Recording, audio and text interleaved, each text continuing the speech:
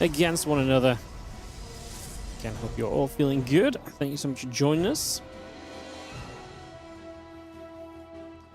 Let me get this ready to start up. And set to play.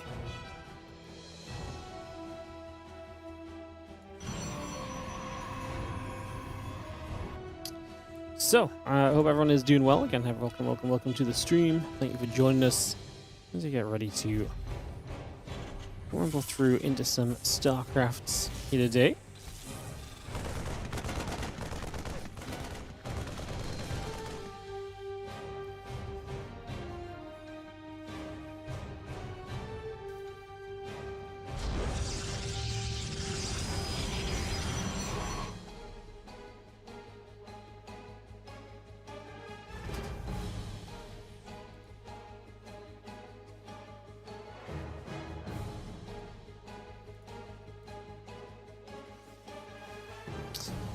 We got ourselves Kira and herO to start us off. There's a command center. There is a Nexus, both coming into place right away here. So just getting that on the go and ready to rumble in these early stages.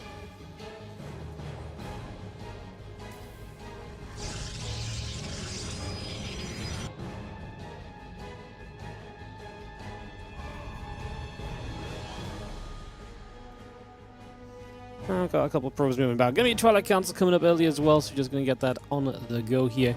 Bring that around into place and see what's going to be happening next as we, like I say, take a few moments early to set this all up and get this into play.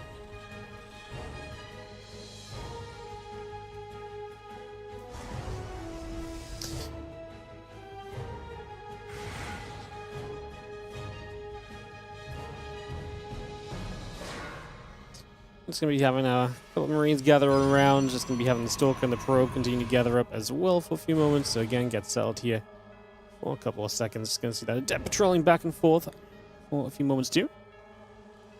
And a couple of Zealots with that charge on the way.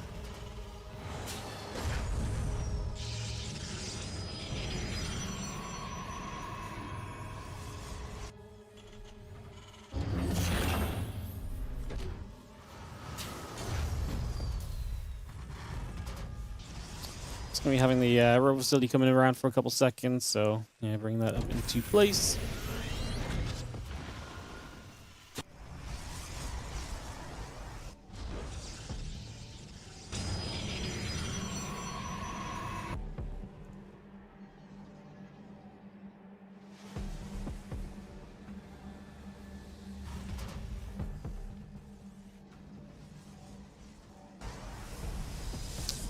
Taking a few moments to get this all rolling in. So again, seeing what's going on, seeing what's happening. And just going to be having the few Zealots and Stalkers gathering up. herO going for quite a few units on the way out here early. herO's been a real experimenter when it's come to these kind of matches lately, especially in this matchup. I feel like he's been very fun to watch, kind of, you know, like I say, as a player, kind of playing with all these different ways and shapes and forms and different ways to set up in the matchup and everything. And let's just see how a couple of barracks are still going to continue through for a few moments. Need to bring that into play just for a couple of seconds. I'm trying to see what might happen next. Just going to have our Prism is chrono boosting out of that robo facility, so coming straight along with that. Just going to have the robo bay going to be on the way up as well. So here it is going to move into the Colossus for now, as we settle ourselves into the first few moments here and try to see what's going on. Gateway coming through, robo bay, Nexus both coming up, the Observer and the Zealot coming along as well. So it's bringing a lot of this into play at the moment as that probe continues to patrol back and forth. Just going to be seeing those couple of Zealots continue to come over. The probes are going to continue about also. And again, the Observer, a couple of Zealots, the Blink continue to come about, and that Prism building up as well. Is this the right bracket? Nope. I've been caught up at the start of the day. Sorry, guys. I took I went to update the 24/7 stream with something I wanted to do that should fix it at times, and I've broken it, so I was busy right up until we started. No, I will never have a bracket link for replays. I would not spoil it for you guys. It doesn't make any sense to cast something I'm going out my way to spoil, essentially, so... Yeah. Yeah. Doesn't really make sense. Orbital command. And it's just going to be coming over. The prism coming through the bottom. The Cell Turret and the Cyclone going to both kill on the prism, but the Zealots will kill the Cyclone, so the prism lives. It's going to go after the Missile Turret, which is an easy grab, I guess, at this point, and it guarantees the prism will be able to evacuate and potentially have access to come back in again later. So, pretty interesting to have a Missile Turret there so early as Q, and it nearly worked for getting the prism, but the fact that prism survives is then obviously a bit of a feels bad. Then it does not feel great that that has been taken out. It's going to be seeing the blink, the thermal lands, and that +1 again, all coming through. Colossus and a few Zealots on the way about as well. It's going to be seeing that prism dropping in. I'm just going to be going after the tech lab as well. Do I know the results before casting from replays? It really depends on which tournament it is. Like, usually, no, because usually if players send me replays from my tournaments, they get sent in a spoiler-free way, they get thrown in a folder, or they just send the matches in the map order and I label them, and by the time I come to cast them, I don't know what's what anyway. Like, I just click on the next game. You know, I label them 1 through however many maps there are on the day, and we just click through the maps. So, generally no, but obviously sometimes we cast replays of like another tournament. It's hard to ignore when I can cast on other things, and people are like, "Whoa, did you see Maru beat Clem?" And then we cast the Maru Clem, like, then I kind of know, you know. herO got a lot of SCVs there. I am worried for this army, but the Colossus have been putting in work so far. The Zealots get back in front. The Colossus are going to re-engage to make it a pretty nice fight for a little bit, but it's just not going to be enough. In the end, Q is going to claim those Colossus, which was kind of what I was afraid was going to happen. A couple of tanks going to shuffle over to the sides as the ByuN army continues to gather up. We just have the Colossus still coming through. +1 attack upgrade about to be done from herO. +1 armor upgrade on the way for him, but yeah. Losing the Colossus, losing your tech here is rough. However, he does have a Dark Shrine up, so he's got a couple of DTs he can utilize, and he's going to try and make use of those, I guess, in these next few moments as well. As the Colossus will fire up for a little longer, trying to see what else is going on. Widow Mines firing. Just going to see the couple of tanks hitting that Colossus. The Bioforce pulling back the DT, trying to step forward and is not going to be able to see too much success there. That Colossus still trying to fire from afar. I mean, Q is obviously in a great position, killing that low ground base, and has the position of these other bases just locked down. Just needs to make sure these DTs don't do too much. Do we have a scan available? We do, so we save our first siege tank there. Now the Zealots and the Colossus going to come in from a couple different angles. We're going to start charging into this. Extra few ByuNs coming up from the back. And you have both tanks starting to take some hefty damage. I mean, we've saved the Colossus as long as we can, although that one high ground vision was there, so the Colossus actually dies to the tank. And Q looks as though he's got plenty, as herO misjudged the ability to fight across the other side of the map as the few Zealots continue to chase on forward. I'm just going to see, yeah, this Bioforce continue to try and go back and forth. The Sentry going to get caught here as well. It's just going to make a grab on that for a couple moments too. Let's get another little jump for now as you see the Viking is still putting the work in. A couple of ByuNs are still unloading. These probes still taking some damage. And Colossus goes down. The Zealot and the Sentry. Well, the Zealot and a couple of Sentries are both going to be in trouble also. And we've got the DT still here. I mean, trying to do what we can realistically. Q has probably a ton of units back at home. I mean, I guess a lot of his supplies in these medevacs, but if he saves a few units here, reinforced with some more, it should just be a pretty comfortable situation for him in the grand scheme of things over the course of this.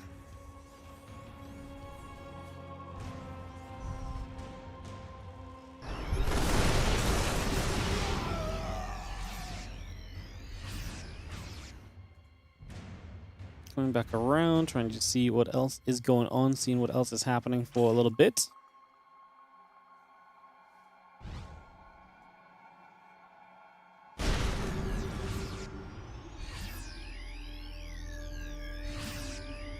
You can see the Vikings, the ByuNs continue to gather around. Just going to see a couple of Zealots going to go swinging through as well, trying to see what else is going on, trying to find a little extra.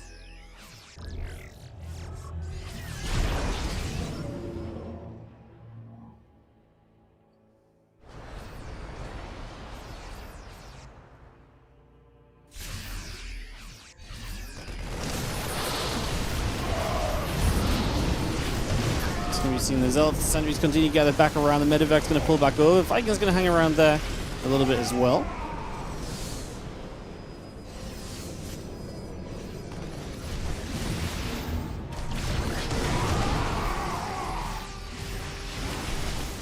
Fire pulling back. Medevac's and the Vikings gather around as well. Disrupt shot trying to fire through, not able to do too much.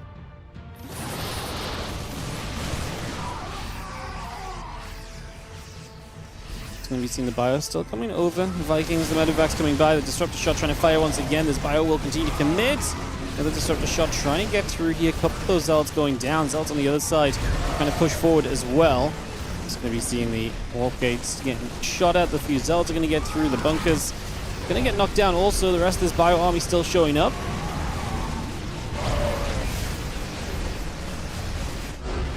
It's going to be GG's. Kira is going to take it down. That is going to be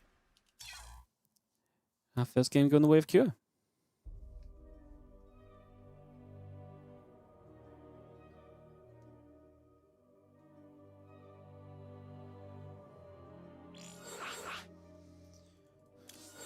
Alright, let's get this started and see what may happen.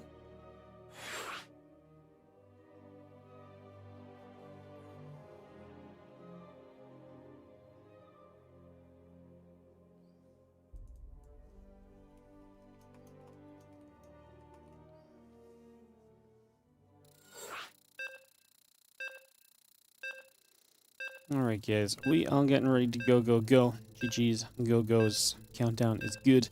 In game number 2, thanks for joining us today. Good to see you all. My camera's frozen. Oh, good start.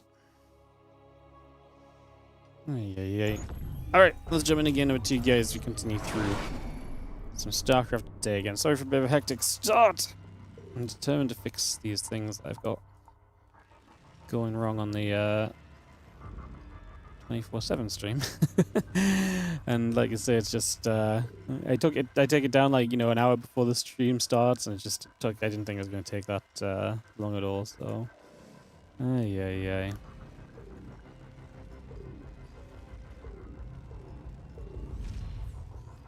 alrighty.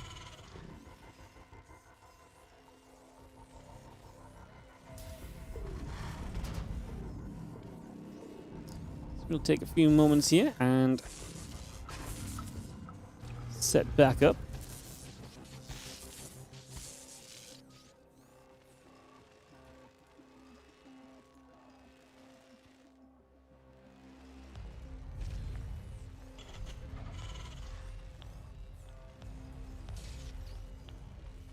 Couple SCVs chasing the probe around, just going to be seeing the Harax and the SCV coming about again, queue up this game. At the moment, heading into this game too, to see what more we can find, what more we can do over the course of this.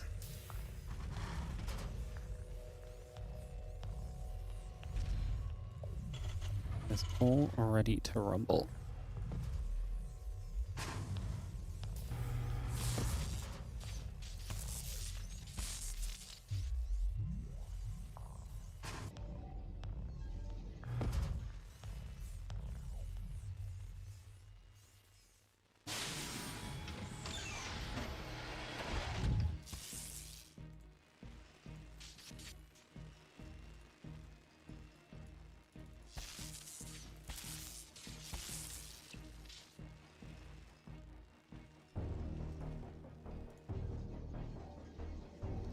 Reaper, Orbital, Cybercore, and that Nexus all continue to come back through. So again, we bring that over for a little bit here, trying to see just what else is going on. It's going to be having that probe still stepping over. Reaper, Factory, and the SCV continue to come through as well. There's that Factory, continue to settle down at the moment.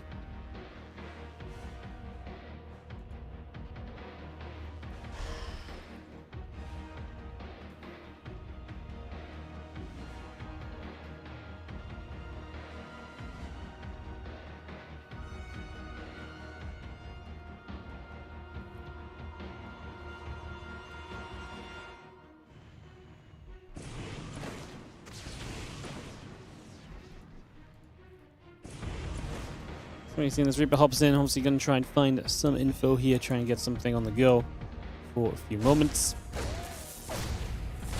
Just going to be seeing that Reaper firing, the SCV stepping over, command center coming through as well, and again taking a couple more moments to continue with this.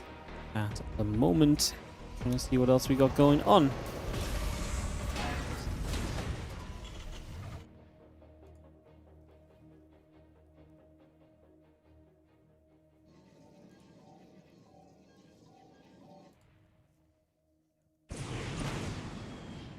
Stargate coming by as well. Just going to be seeing herO switching it up once again, going into a Stargate opening this time to mix things around. Got a couple of Reapers coming about. Not going to be able to do anything else at the moment.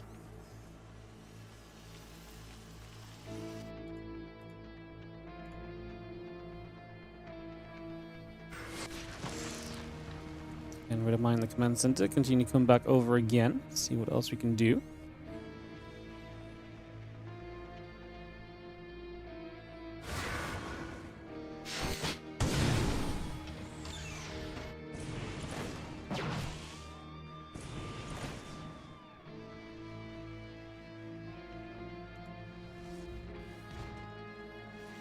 Having our again medevac, a couple of Marines continuing through, and just going to be having the Phoenix coming about as well. So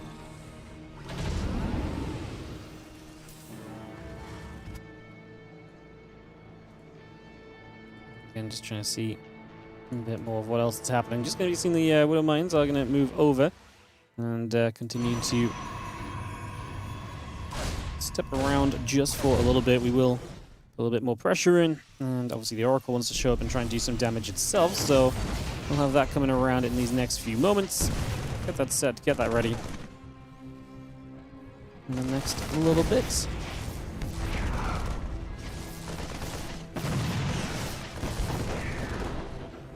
6 SCVs go down. Big damage from herO. I mean, 6 SCVs is pretty darn noticeable, as we are going to see the Widow Mine drop on the other side. Phoenix, I mean, if it was just Phoenix and not the Oracle, then it'd be very good at dealing with this. Wow, that's bad. 2 Stalkers. I mean, I guess the good side from the Phoenix... I mean, it's pretty bad just for the fact that it's... oh, this is really bad. It's bad for the fact it's Phoenix. Phoenix are meant to be very safe. Obviously, you went for the Oracle and you did damage, which is nice. All of that Oracle damage undone and more, because we lost the 2 Stalkers as well, so that's minus 2 gateway units early. And Stargate styles are already so fragile that the fact that now we're going to be seeing this Stargate set up in such a way that it's like... you know, you've lost a couple of extra units. You're maybe even going to be more fragile here in the future. I think that's only going to make things, all matters, worse for you in the next little bit. So, yeah, that is going to make this tough. As just got the Cyclone locking on, the Oracle taking a bit more damage, a few more shots coming through. The Twilight Council continues to come on up. The Nexus coming into place for the moment as well.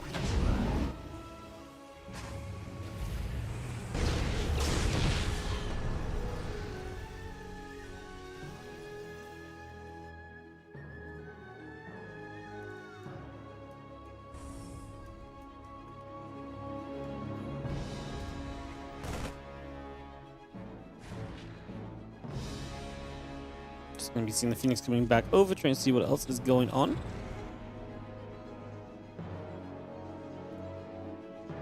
Again, the Phoenix stepping over. That's Zell going to be there as well.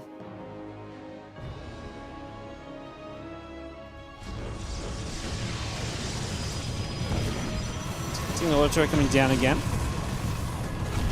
Trying to see a little bit more of what else is happening just for a little bit.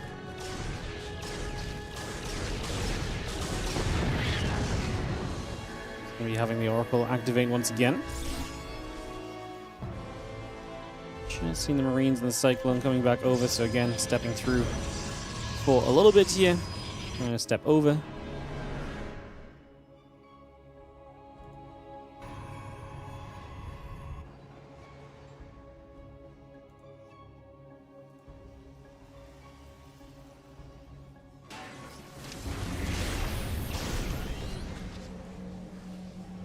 You have a good amount of bio. Looking to try and get across the map. So, I mean, this is... I don't really disagree with it at all. Being super aggressive in this situation, I think, is completely correct.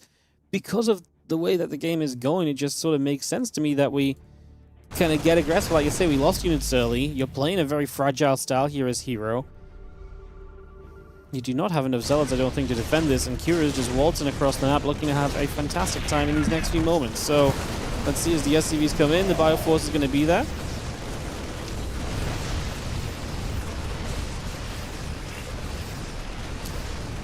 Already 13 workers going down, seems pretty brutal right from the very start. Just going to be seeing the Zealots and the Stalker gather up as well.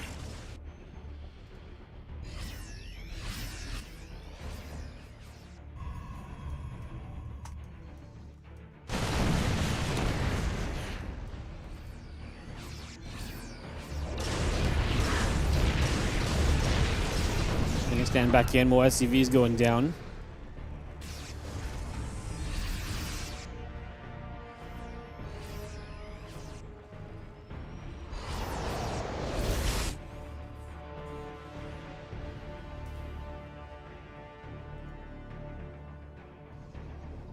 Coming back through, coming around a little bit at the moment.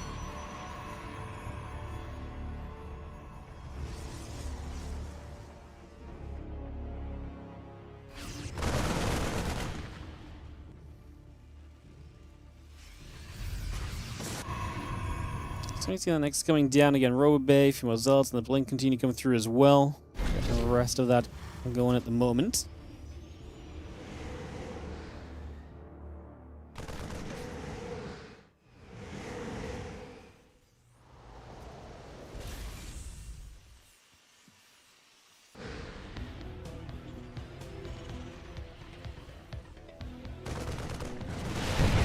Just gonna see the missile turret flying away. Just gonna see the few Phoenix taking some damage.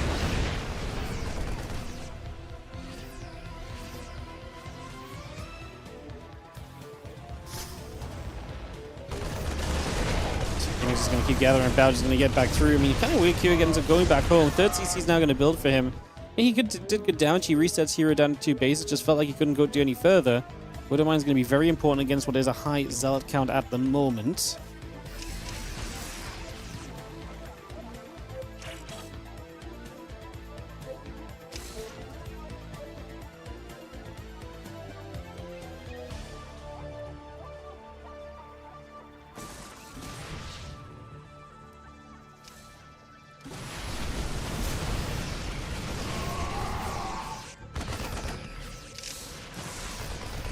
Just gonna see those few Zealots stepping back forward. Gonna be seeing the Bioforce. Gonna burrow the Widowmines as well, so just gonna reposition that a little bit also for the next few moments. Bring that back around. And resetting things momentarily.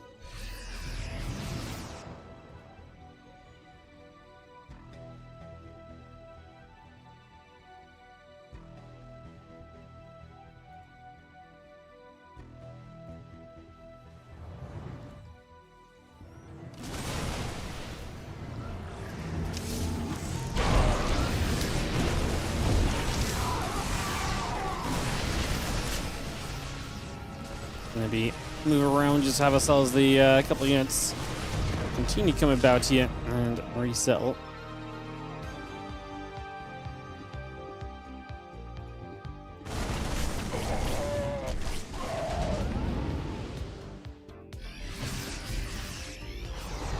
Bit of Bio just going to continue to come back over. I mean, we just play the defense on the 3 bases. Both players have very similar supplies at this current point in time.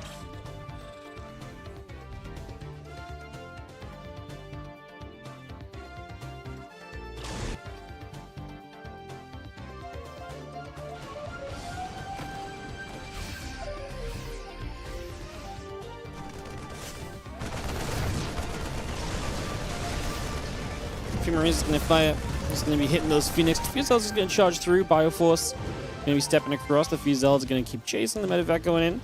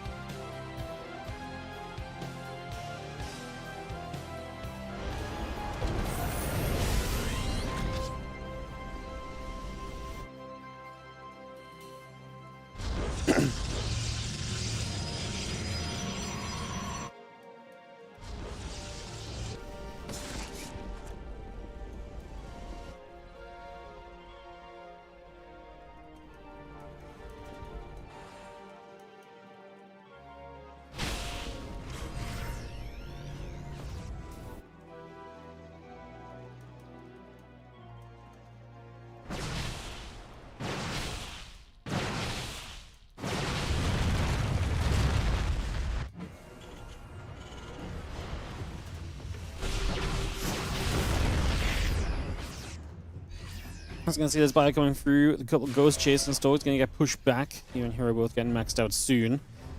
As you see, Q already mined out the main base. Kind of a long game here with everything that's going on.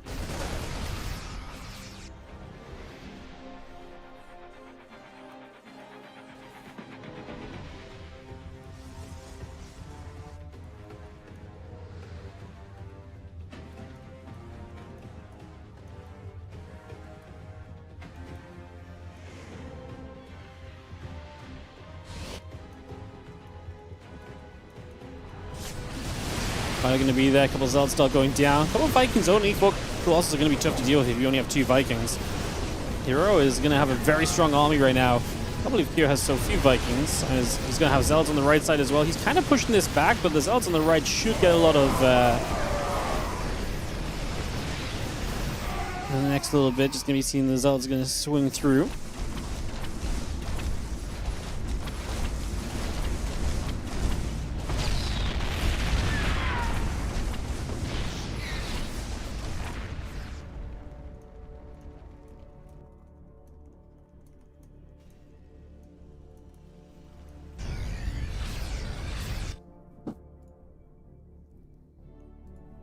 It's going to be seeing the 2-2 upgrades all coming about. Disruptor continue to produce 3 more robo facilities coming about. The Bio Ghost Force there. Going to deal with the Zealots for a few moments. Battery and the Cannon continue to come into place. And again, Zealot, Stalker, Colossus, Sentry, and Disruptor continue to make a move toward the upper right-hand side. The Guardian Shield popping. Disruptor shot fires through. Disruptor shot lands for just a couple of units initially. You're not going to see that one Marauder still hitting those Zealots. We pull back around. We relocate a little bit. Just going to see a few more of these Zealots being picked off straight away. Now these Stalkers taking some more damage. +3 attack, Disruptors and Zealots continue to produce. 3-3 coming in. Just gonna see the Disruptor actually just land nicely as well. I'm surprised herO wasn't able to... I mean, don't get me wrong, he did a fair amount, but I'm surprised he didn't do more when there was only 2 Vikings. That Marauder heavy force apparently still strong enough just to stand through some of that Colossus fire and to kind of stay on it. As we are going to see a push back into this position. We have a Disruptor zoning the right side, expecting something of a flank from Q. And there it is. Those units start to show up right now, starting to arrive into this position. The Vikings, the ByuNs will continue to chase. And we already see this Disruptor shot going to whip completely. As the Bio gets all the way through. Another Disruptor going to land for just a couple of Marauders. Those couple of Marauders just going to take some more damage. Well, I mean... Q pushes it back, though. I mean, I honestly think that's still impressive, given the setup of things at the moment. It's going to have the +3 attack upgrade on the Forge. Again, a couple Libs, Marauders, Marines continue to come around at the moment here. And we do have Prism Speed. The 3-3 upgrades all coming about. The Bioforce will step through once again. Getting ready to come forward here once more.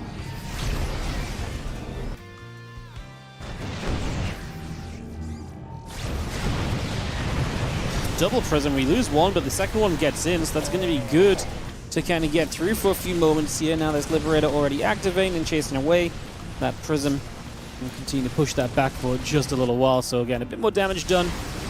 This Bioforce still coming through, and a couple more of these Colossus going down. Disruptor is going to land nicely, though, off over to the side. The Vikings continue to chase. Another Disruptor or 2 going down. One more Disruptor shot is going to land short of the mark, unfortunately. Vikings are going to come through once again to see what else is happening. He's still pushing through, so herO having a much worse time now, absolutely struggling a little bit more than he was at first. This is becoming a much more difficult situation here. As we continue through, just going to see this Bioforce splitting up, spreading out. Going to play a little bit of defense. herO now only on 165 supply, and he doesn't have the money to rebuild into it either, so Q is coming across the map, swinging at the moment. Liberators are going to be sieging, getting themselves set. And we do see the few probes escaping away from that left-hand side as well. Double Prism up around the top. Away we go.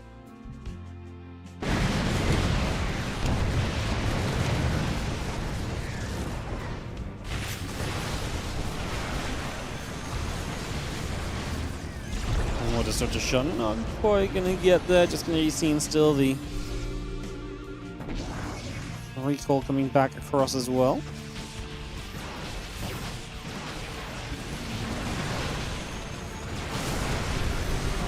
This feels tough for herO. If he didn't see success before, I feel like his army is significantly worse now in comparison to A, what his army was, and B, to what his opponent's army is, with the Liberator count here as well, able to zone in a big way. This seems kind of massive. I will push in. Nex is already taking some damage here, so a few shots coming through.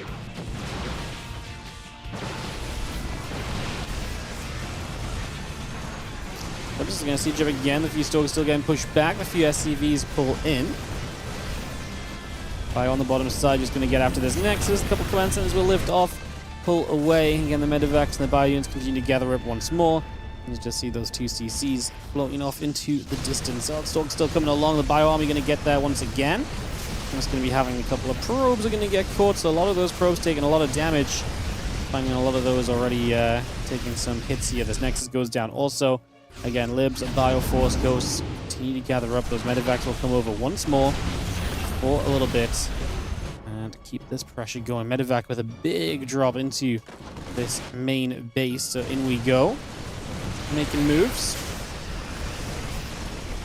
Out of Cure into the main base. Bioforce pulls back. A couple of these Zealots already dropping. The Colossus continues to swarm from behind. The other Zealots are going to charge forward. The Medivacs load up. Oh, that's good disruptor shots from herO, though. Gets a lot of the Ghosts. As we have the Stalker's going to be there. The Medivac's going to regather up for a couple of seconds. Let's see, Stalkers, 5 of them still producing die, as we have Cure is I mean, Cure is not winning this as easily as I thought, first of all, but I guess he's still in control. I'm just surprised. I'm kind of just surprised how the whole thing has gone, right? It's been a very interesting situation, that much is for sure, as we see the Libs going to turn around and siege the Bioforce, the Vikings in a reposition as well. The Colossus will take a few moments to knock down the set of rocks over here. They're going to see the blink forward, and a couple of these Liberators begin to go down. Zealot's going to come charging down this ramp. ByuN will kite backward. Hits a good EMP onto a chunk of those Zealots once again. Stalker still coming through. A few more Vikings going down. The Colossus and the Disruptor still get chased out of here. Another Disruptor shot trying to land. Doesn't quite make it just yet, although I think about maybe re-engaging back up that ramp. Not going to do so for now. I was just going to say GG. Wow, what a absolute scrap between these two, I think is the best way to say it. Just didn't really, I mean, it starts with an SCV pull. It starts with a bad opening for herO, first of all, but then it continues with an SCV pull, and we just go from there, and just absolute chaos arises across the course of that game. That was actually a little bit crazy. You're going to go to At Eternity's Edge for the next map here, guys. Get this ready to go. This off in a few moments.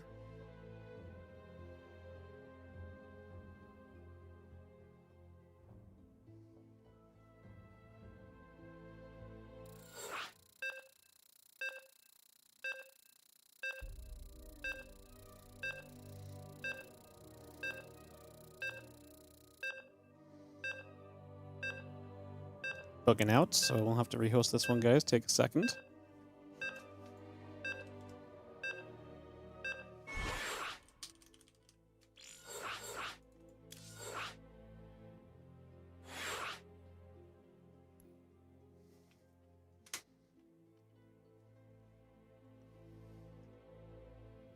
All right, not a great place for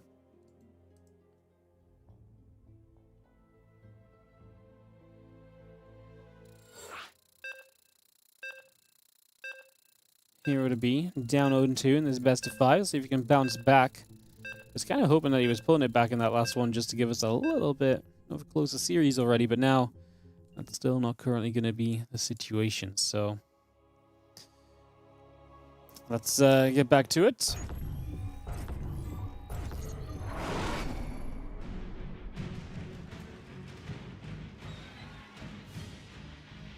In the bottom right-hand side, our red Terran player with a 2-0 lead, it is going to be Cure. As this TVP matchup has definitely been swinging, I feel like, heavily into Terran's favor recently as they figure out how to play it. It's seeming quite strong. herO's still kind of freestyling a bit and figuring things out, but I don't... Yeah, it feels like he's not really getting anywhere still at the moment.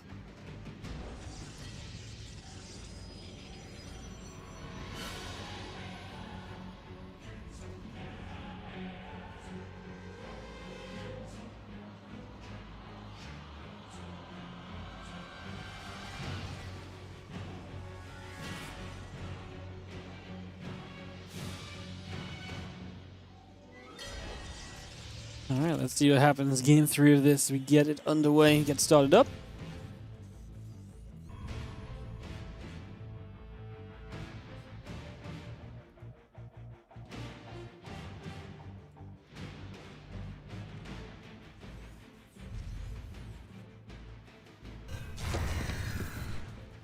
Ropehead's down at the bottom right-hand side. So just going to scatter across Gateway and the assimilator, continue to build. Rocks double gas from QS, so double gas, a little bit more aggression here potentially.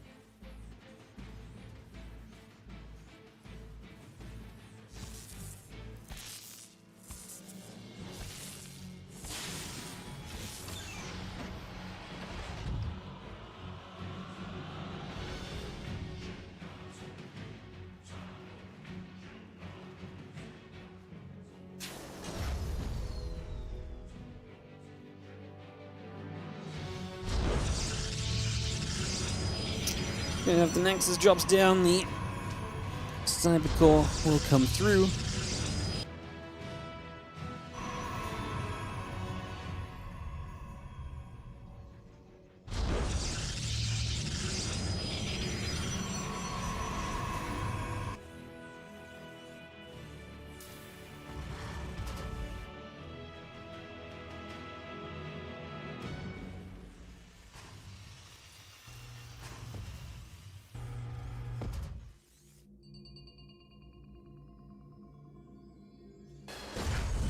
Trooper will pop in a few moments, that factory coming in, and the CC will come in a bit later.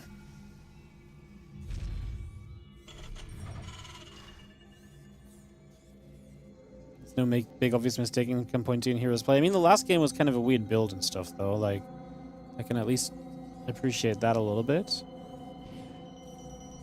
But I do think that Terran's... I feel like it's crazy. I really don't feel like 300 mineral CC should feel this crazy, but like... I feel like Terrans are expanding like they've never expanded before, you know?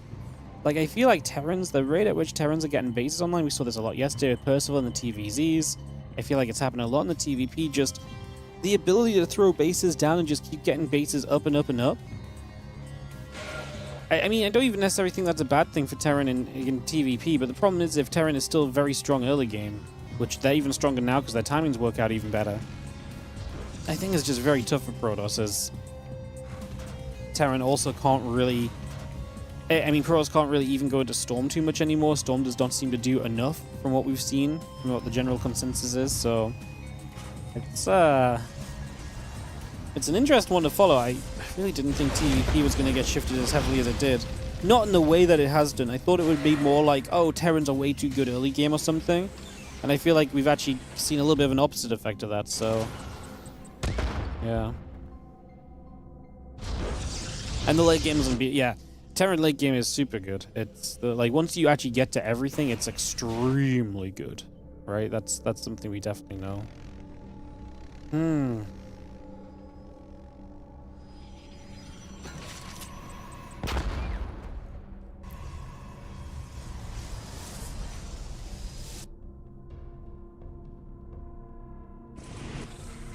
It's gonna come around medevac loading up. What's up, Durant? On the YouTube super chat for the 15 Australian dollars. Please say hi, Freya1138 or Monique. So my missus lets me keep watching. It's a weird thing. You pay me, and that lets you keep on watching because well, yeah, there you go. Shout out to the missus for letting StarCraft be consumed. That's what we need. Thank you so much for the generosity of the super chat. Appreciate it. Thank you very much.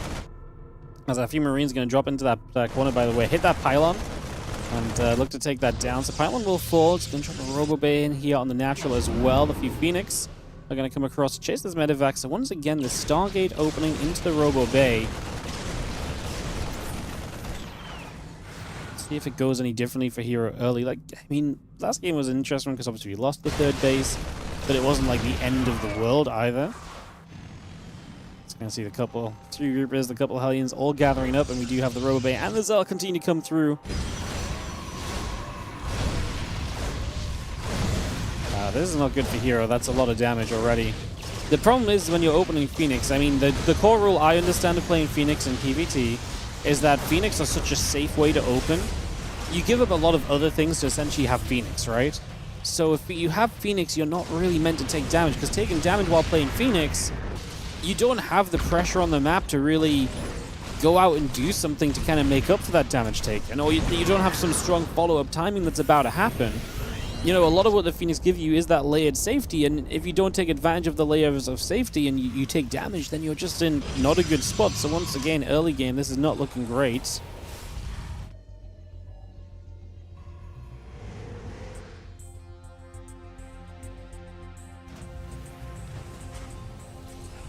Stem combat shield coming through.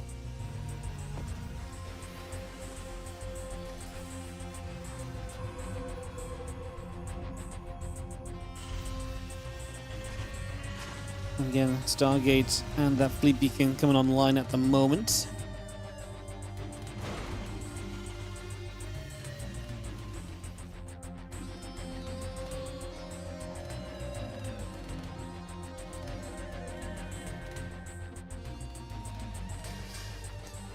So we're going to go second Stargate with the fleet beacon. We have the Colossus and the Thermal Lance coming through. So we're going to double down into more Phoenix this time and be a little bit more Phoenix heavy.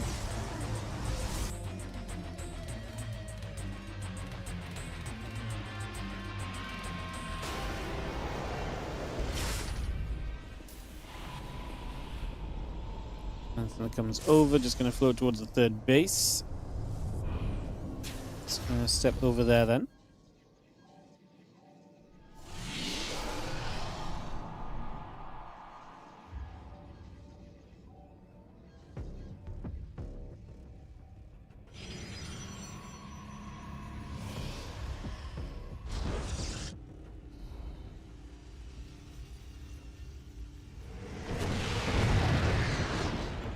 Things coming around again. Medevac's gathered by. Just going to sit there for a few moments.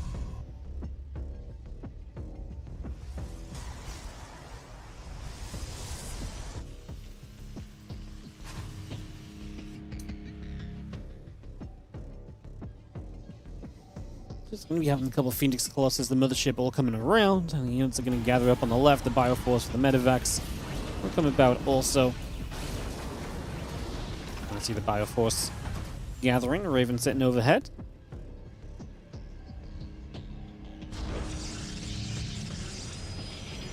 Well, we just wait and see what comes next. I mean, with the Mothership popping, like I say, it definitely feels like herO's still coming into this with like a lot of intriguing ideas of how to approach this and what he wants to try and do and so on and so forth. Colossus will continue to chrono boost out for the moment. Just have ourselves, again, that Mothership joining us here. Bit more of this continuing by.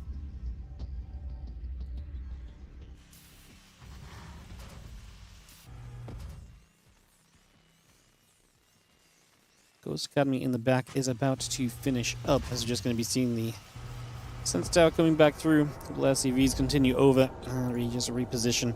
Again, +2 attack and the armor upgrade coming by. The ship weapons, well, yeah, we have ourselves a setup here from Cure that looks good. Now herO starting to go into carriers. Wow. One exciting first 10 minutes. Oh, we had the Reaper Hellion run by and the Phoenix killed the Cyclone drop thing. I mean, well, what do you expect, guys? It's an 8-worker start and the guys decide to play slow. I mean, to be fair, this one's not even I say 8-worker start. 8-worker start isn't even as much of the issue as it maybe once was either, to be honest. The game has sped up a lot since they initially cut the work count down. But this is definitely a case of herO just not wanting to move out. Q says, well, if the way you're playing, I can't really afford to move out either.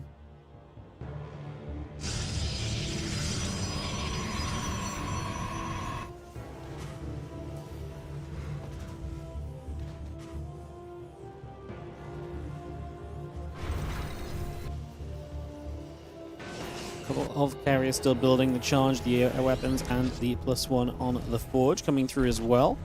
Bio ghosts gathering around.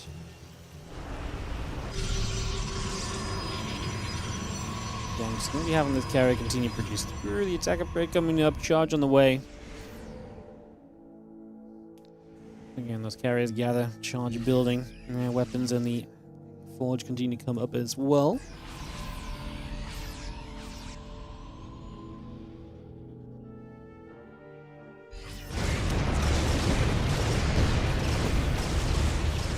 Through for a bunch more SCVs.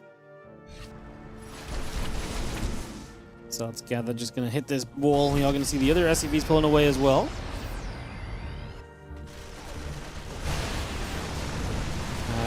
And obviously massive shove. herO is off to the left-hand side. So the first carrier goes down quickly. Good time warp slows down some of the attack of some of these units. Cross is obviously trying to wipe out what's on the ground. I don't think Pure really has enough in this, guys, to really continue fighting this. I mean, the tanks are nice, but they obviously don't do anything once the majority of this army disappears. And Pure lost 14 SCVs on the other side, so it makes one big attack, but that is going to be about that, apparently. GG's. herO brings one back and gets a map on the scoreboard in this series. There you go. All right, that was, yeah, not the most thrilling of games, guys. I know. You wait 10 minutes and bam, the game wraps up. You're so far behind on upgrades. I mean, Q just shouldn't ever attack into this, realistically. This is not a position you need to attack into at all. I just think this is a scenario where you're meant to be playing for as late a game as possible, and we just don't really play for that. It's not the right way to approach it, I suppose, is what I'm saying. All right, we go game 4 of Q versus herO then. So this next one is starting up in a few moments. Bring this about momentarily. Get this ready to go. We've loaded in correctly as well, which is always a good sign. Wonderful. Alrighty. We are on our way in, my friends. Reverse sweep, let's go. Wouldn't be bad if herO actually won the series, because the other matchup is TVZ, so it guarantees us a non-mirror matchup final today.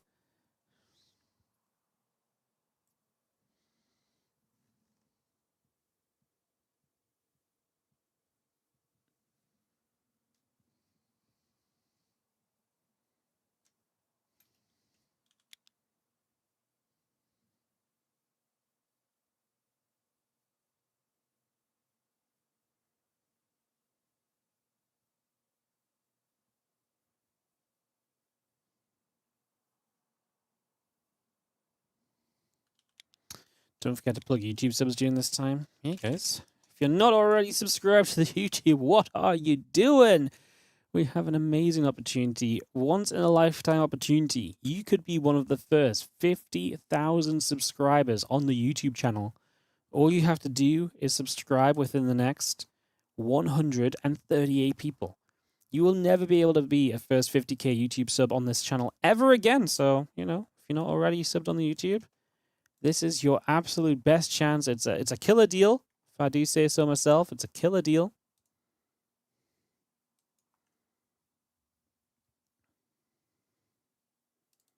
Take advantage of it while you can. Exclamation mark YT in the Twitch chat will give you the YouTube link if you want to subscribe over there. If you're already on the YouTube, click the button.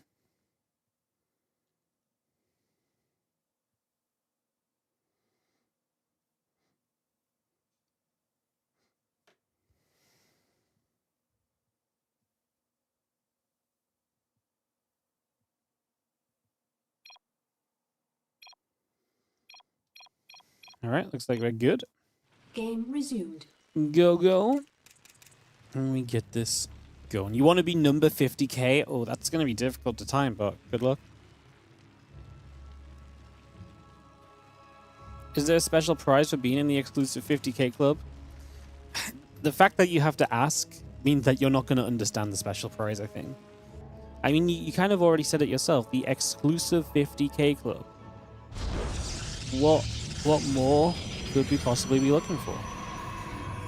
it's exclusive, and it's a club, you know?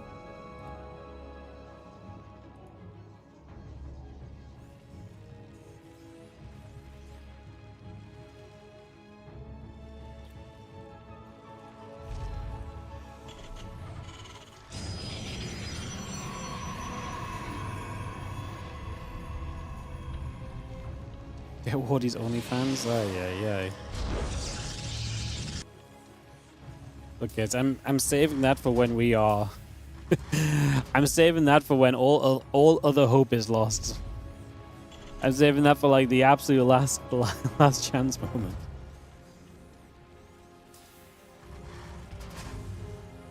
When we've got nothing else to play for anymore.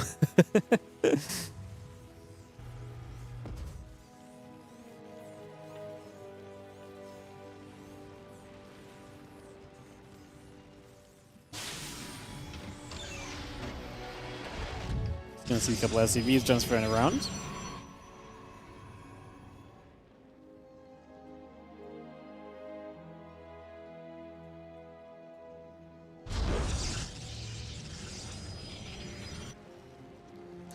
Nexus, Cybercore both coming through, the Reaper and the Orbital coming up as well.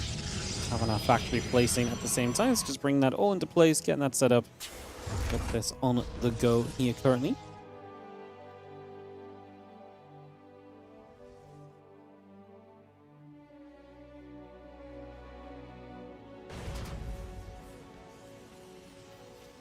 Reaper will just be building on the barracks, just going to see the factory is about halfway done.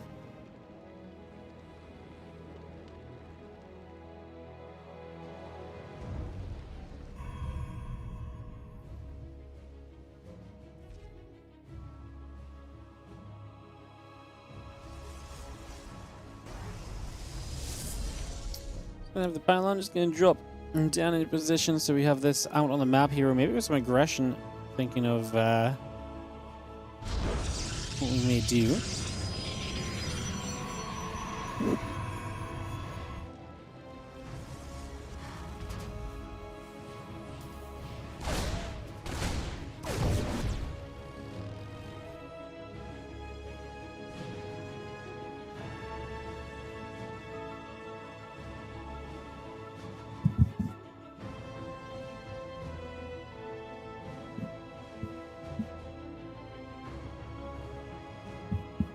Couple of stalkers just pulling back over to that upper right side, just going to reset a little bit.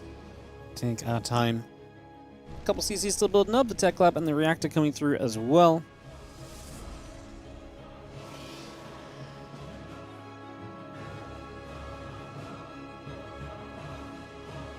Just having that Oracle still coming about again. Corona boosting for the moment, couple CCs. Continue to move along.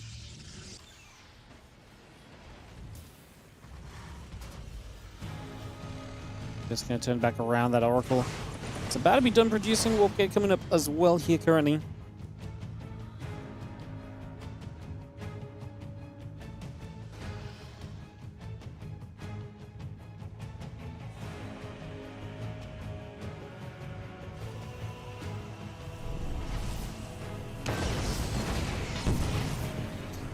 Using the Oracle activating a few more SCVs, taking some damage. Just going to have the Oracle. You go down though, so that's not really super effective in all honesty.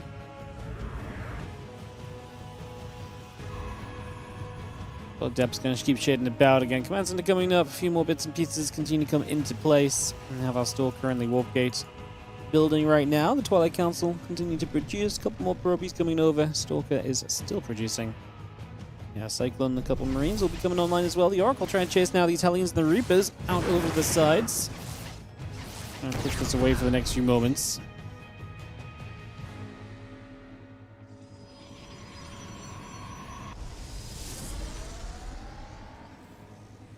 As a 2-for-1 deal, I can also be the first, one of the first to be in the future 100k subscribers. Well, yeah, I mean, look, I'm trying not to make it too lucrative. You know, if we make it too lucrative, everyone's going to subscribe at once, and then how do we get more people to subscribe on the next one? Yeah. I can't just give up everything all at once, you know. Can't just give up everything all at once. Got a few SCVs and the mules coming back around. The siege tank Gonna get sieging that as well.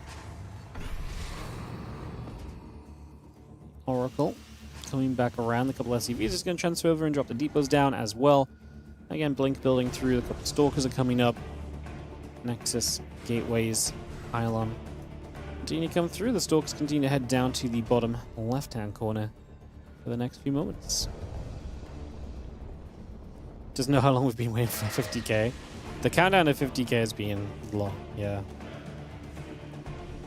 We had a real surge from like from like around 10k to like 30 to 35k, and then it's been slow going-ish, but it's been even slower going recently.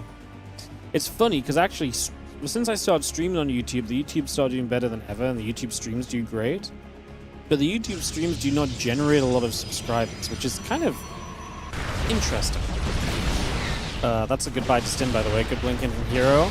Go straight after the next tech lab. Rebuild it, you say? Absolutely not, says herO. Oh, okay, maybe you will. Lost a couple Stalkers trying to get the secondary. I mean, obviously, that would have been a nice extra delay, but not too meaningful. You've already cancelled the majority of the build time on this Stin. Yeah, I always find it interesting that, like, we have... I mean, right now we have more viewers every day on the YouTube than ever before. And maybe it's just the same guys showing up every day, which maybe it is. It's just... I find it crazy that the... I find it weirdly low, the amount of subs we get per day, despite how many viewers we have on the YouTube. It's interesting, you know. Maybe it's bots. Yeah, I'm just getting botted every day on YouTube. Damn. That sucks. Apparently 6% of viewers don't subscribe.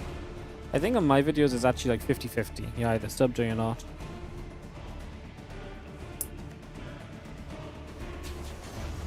It's just you at work. To be fair, I guess you have a lot of people who just, like I say, just don't log in necessarily on a work account, and yeah, it makes sense. I think really, it's just it's different than what I would have guessed, I suppose. Beep boop. Oh no, you've made the bots talk. Ah.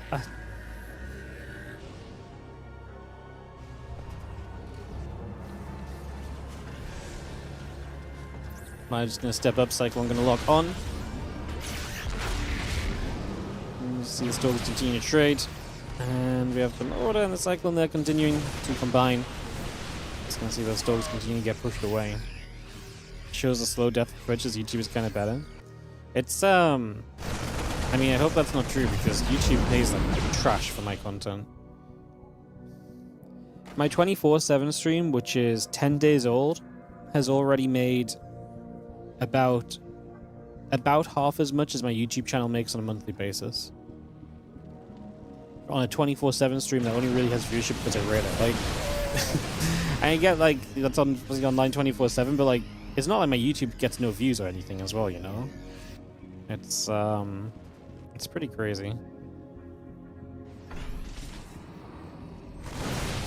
But you have this information out there. Every time you fire up YouTube, you have live videos being front and center. I mean, that's awesome. That's great. I mean, I love that. I have no idea why it's doing that or how I made it do this, but I love that it is. I was just going to be snapped by. I'm trying to fight here. There's a lot of units from herO. Seeing a game that obviously looked pretty well. Good for him across the board early. I mean, we have the upgrades now as Cura and herO. Wow, what a blink to go on top of the siege tank. Again, playing the Storm here, going to use the Storm to zone. There's a lot of low HP bio. We need the Medivacs to do some healing, but the entire mineral line's going down. Now hero's going to recall a few units back. Will help deal with that drop and also protect those units that were kind of stuck in the main base. And we turn this back around. These Stalkers are slowly getting the defense made. Hero's down by about 16 workers, but he is going to have an army that benefits him quite heavily. So Kira has the chance to maybe come chasing across the map. Going to kill a couple of tech units at the tail end of this as well, which is always a good thing.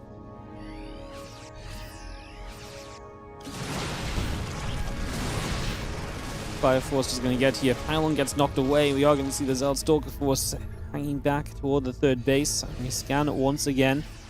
Keep an eye on what's going on.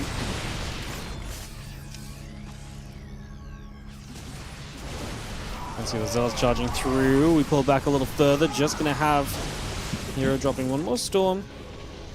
Upgrades are heavily in favor of Kira. It's funny because Zealots are usually... When you swarm Zealots like this, usually the Zealot swarm is the thing that... Usually the Zealot Swarm is what kind of pushes you in the right direction and so on, and gives you like all of these units to work with and whatever else. But yeah, this is actually kind of fascinating. Because now the Zealots are not going to be upgraded, I actually don't feel particularly good for them, to be honest. I do not feel particularly good for them. Which is a strange experience. Usually I feel very good about masses of Zealots in PvT. We just have the High Templars getting EMP. That's going to be one of the issues. You've got to be very careful about that, obviously. Otherwise, you end up in a lot of trouble very quickly. So hopefully we can make that a reasonable sort of position here.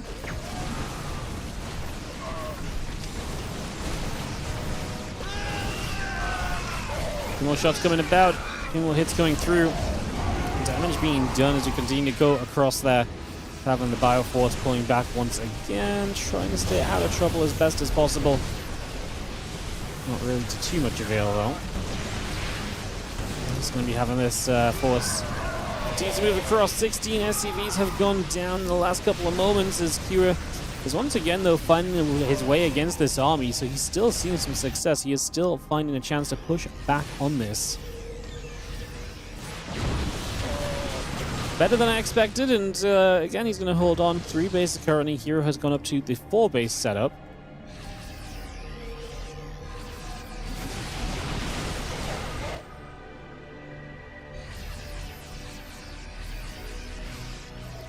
Being up to them 4 bases is definitely a pretty major benefit as well. Just going to be seeing the storm coming through, a few more shots coming about. Just going to see the Bio army is still going to sit there and again continue to push out for a little longer. Just going to have the kite back. It is 1-1 to still just +1 attack. +1 armor done soon. +1 armor, typically speaking, is the more important upgrade for Zealots. So I'm still kind of missing that. Feels pretty bad right now. The Bio army again is back over here and getting a little extra. Just going to be seeing a few more shots coming through. EMP is obviously massive in these scenarios. Pure supply is good, but medevacs are getting very low on energy, so that's a lot of supply that might not be able to do much in the near future. Just having the 2 upgrades still coming about from both players. It's going to be armor finishing from Kira a little bit sooner than it is going to be armor finishing on the side of herO. So again, I find that kind of funny, just the typical expectations of the matchups and so on.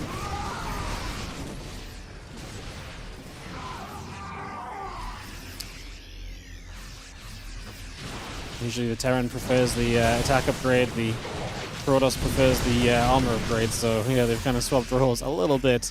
And Skua getting to 2-2 in total is going to be great for him. Upping the upgrades into his favor should be very nice once more to keep these trades going as herO tries to find yet another storm. We haven't seen pretty decent success on that in the grand scheme of things right now, I'd say.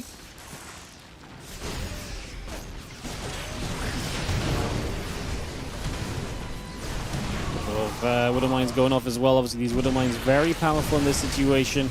Splashing onto those Zealots is a big deal. Being able to get so much done from them is an absolutely massive factor, major part of why we're going to see Kira continue to have a lot of success in these trades.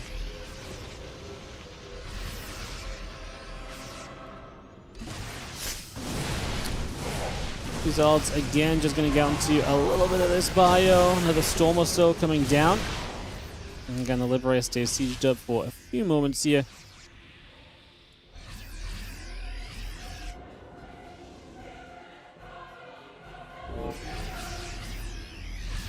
Of course, gathers once more. Zealots are going to come through. Big storm onto this bio army yet again. We'll get rid of a couple more libs towards the ends of this as herO is once again pushing. Has kept up a good base count.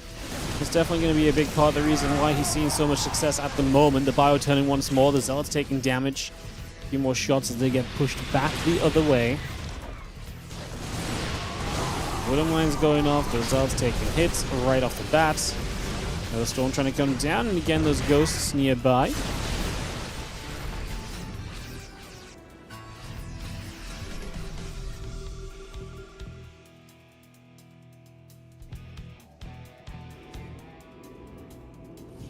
Bring a lot of this about. We take a couple of moments and see where we are getting to. Lovely's gathering up over here with the force coming around. It is going to be herO pushed back once more. More shots finding their way onto him pretty quick and easy.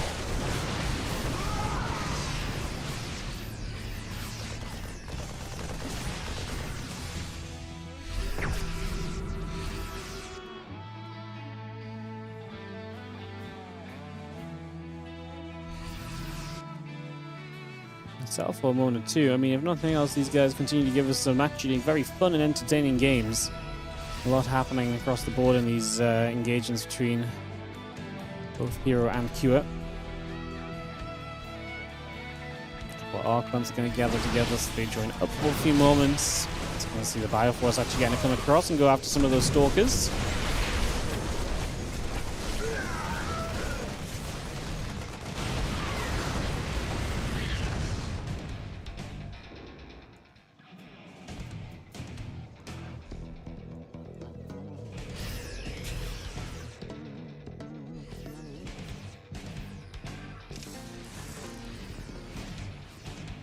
Yeah, handling this fairly decently at the moment as we just have the Bioforce setting up the high ground. A couple of EMPs are going to come out as well for this, so a couple more moments of opportunity there as we are going to see this Bioforce having to pull back, trying to use the CC as a little bit of coverage as well. That command center goes down, so goodbye to your 5th base. Now we've got another CC building, so that's not the end of the world.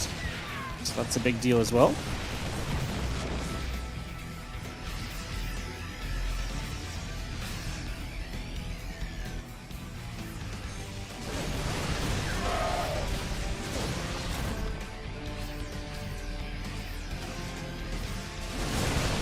Still holding up this ram again. herO just throwing waves after waves of, I feel like very specifically just like a lot of zealots coming toward the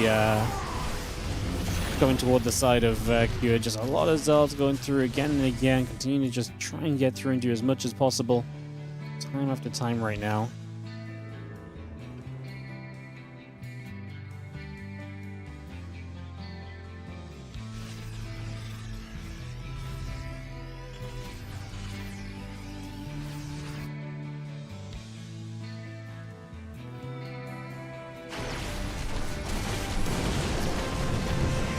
Shots coming around, a little bit of damage done once again. There's going to be a lot of SCVs actually going down this time, so herO's finding himself a little bit of a better time than he's had previously, I would even say. Treading a little better on that than prior. 22 SCVs go down once again, though it's herO's army that just does not seem to be able to maintain itself, and that is, again, a big part of the issue. This army going down on a repeat is not going to be doing you any favors at all. And ByuN just going to stem across, moving over already as well.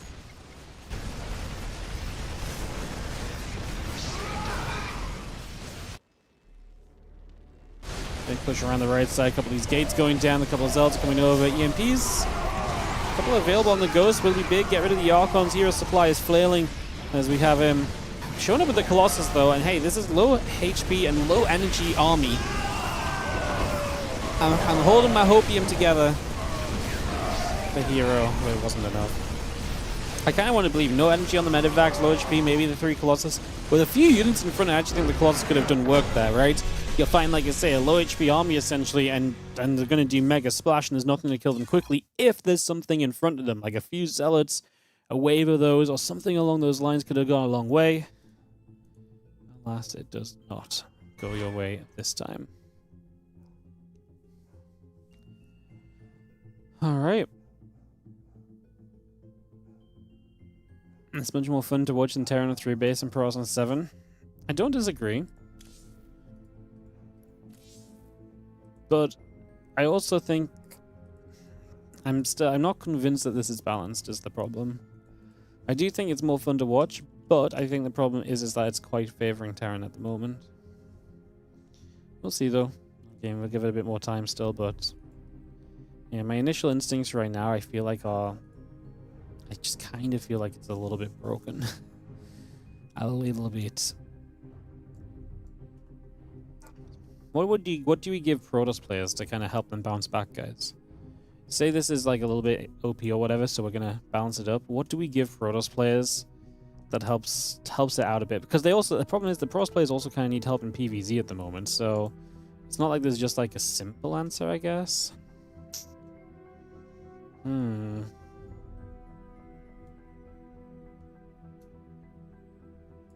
don't really know. Free Dark Templar instead of the hit worker. Oh, that'd be okay.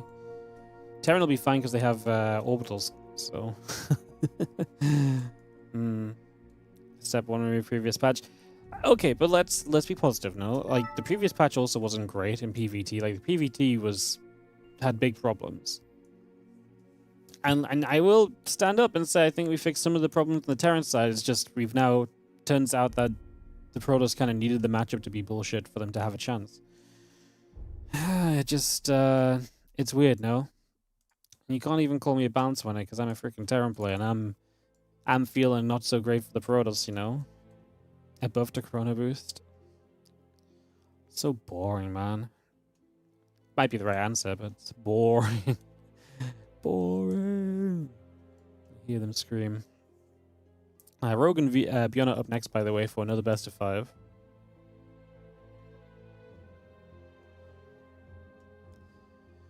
Yeah, like I say, like at this point, we're probably just going to be keeping the economy that we've got and stuff. So I think we look beyond that in terms of what we change.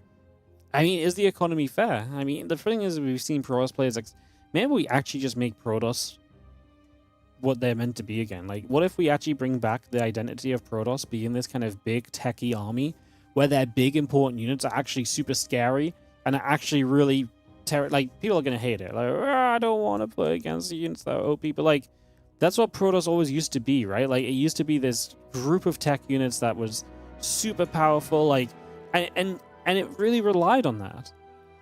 Maybe we need to go back into that instead of letting Protoss just expand forever and try and be Zerg with, you know, technology. I don't know. I mean, maybe none of that's the answer. Probably isn't. I just spitballing. A perfectly balanced game would be boring. That's fair, but I also think it's going to be very boring when all the Protoss players stop playing like they currently are.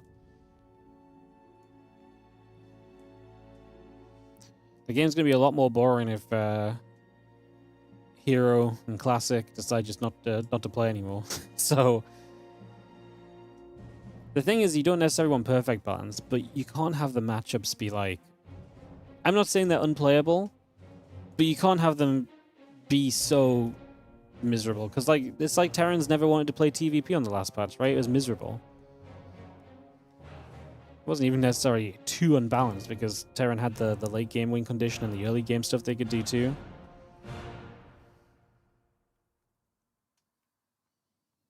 Yeah, I don't know. Mara and Clem are good Protoss players. Yeah, we'll keep those guys playing if nothing else. Good idea, guys. Good thinking. Good thinking. Maps are being picked: Blackrock, Old Sun, Temple, Rainfall, Sanctuary, and At Eternity's Edge will be the 5-map list. Rogue has been a killer in ZVT lately, though, so be very interested to see if ByuN can actually come up against him. He's not really won many maps against Rogue recently. And Rogue was on fire yesterday. Rogue played great yesterday, winning a WardiTV Monday. Sorry if you just got spoiled. It was yesterday. It's a Monday Cup, as if you're not caught up already. But actually winning a Monday Cup is something which is really doesn't happen a lot, man. Like it's the first time he's won. It was the first time he's ever made the finals in 97 editions. So pretty crazy. All right, players are readying up. I'm gonna get this to go. Let me get those ready to rumble. Those Percival games are insane. That game 3 where I don't think Rogue has any right winning the game was kind of crazy. It's really wild.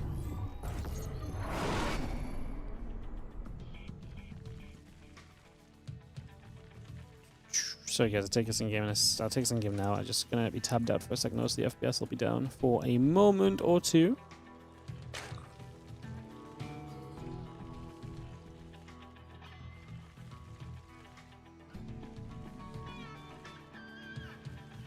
In the top right hand side, as we start up on Blackrock, our blue Zerg player is going to be Rogue.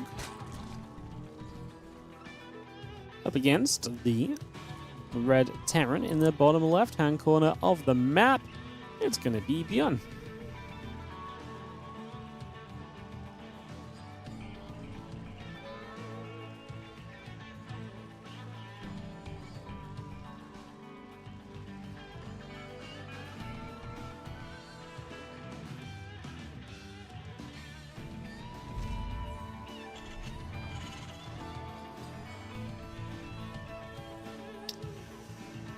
Best of 5, of course. Winner gets to play Cure in today's finals. Could be back-to-back ZVTs if herO continues to play well.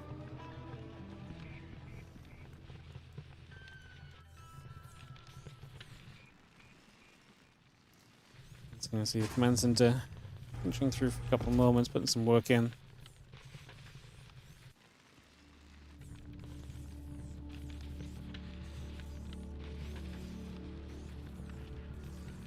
Low ground racks, but we're not actually doing anything else just yet. Kind of intrigued as to what our plan is about to be. Entry coming up. Yeah, just the one racked on the low ground, so just a single racked Reaper, but just going to get it across the map a little bit more quickly.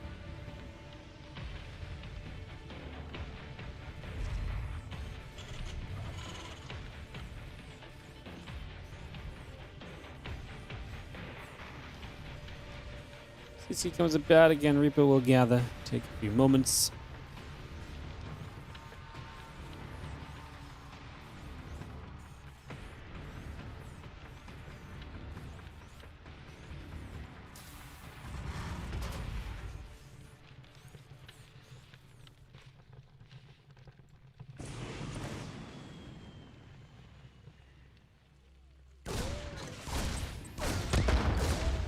Is going to try and get the drone, trying to get some work in. Not quite going to see success at the moment, so not going to do too great there for a couple moments. Just going to have ourselves the Reaper still being chased for a couple seconds.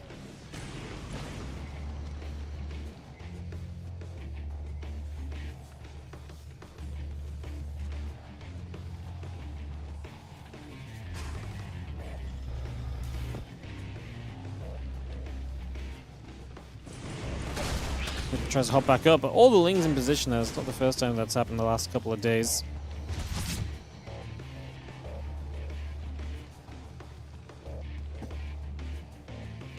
Seen those Reapers getting forward quite a bit recently. Quite a bit.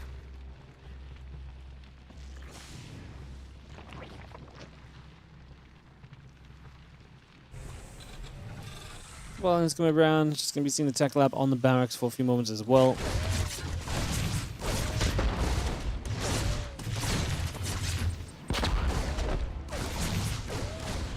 Reaper's actually going to combine to try and work their way through the Queen for a second or two. Not going to get there, but puts it low, which is still kind of fun on the aggressive side of things, right? So we'll see that. And a couple of Reapers just gathering together for a few moments. The Queen going to be there as we spread a little bit of that creep around as well. A couple of Hellions and the Reapers going to come in again. Still putting pressure onto the Queens, and most notably getting rid of some of the creep tumors, getting rid of the creep spread. Is obviously very nice. It slows down the Zerg's progression. It slows Rogue from getting too well set up super early on here. So I'd like to see that. It's a very responsible way to get settled.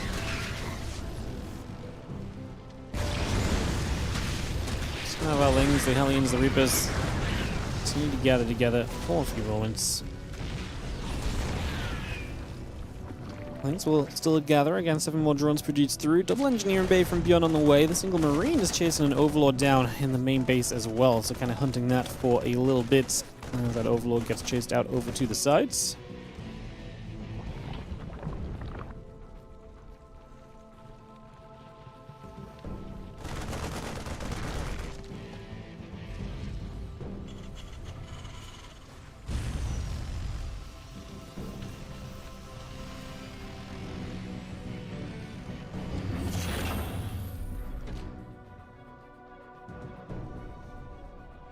And Queen's gather up. That hatchery is about to finish. Our lair will be done fairly soon as well.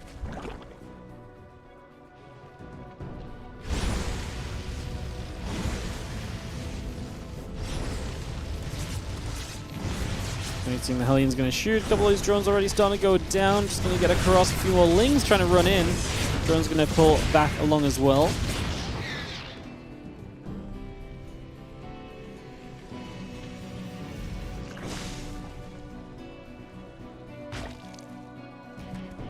And 4 drones going down.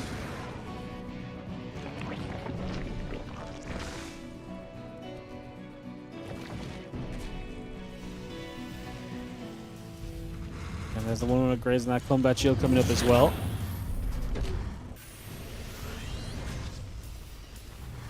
Again, get that 1-1 on the way. Combat shield coming by. Spire's about halfway done. The crew spread and the extractors continue to come out here as well. Just going to have ourselves the chance to play mutas, which is something that we've seen a lot of out of Rogue recently. That's generally been his kind of progress that he's been making. Kind of getting towards those mutas and playing Lingbane muta.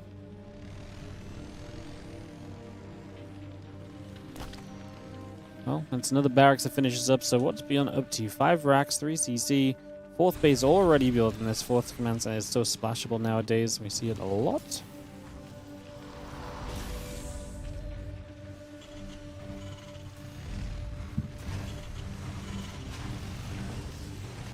And the Marines just gather up again. The upgrades will finish. Combat shield will be done soon. Do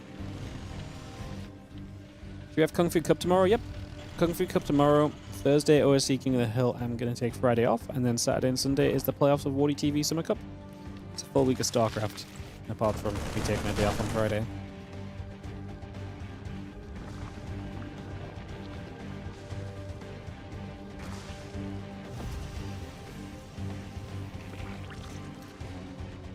Well, let's see ByuN pressing in with the few Marines. That's Hatcher already taking some damage. A couple of Banes get targeted.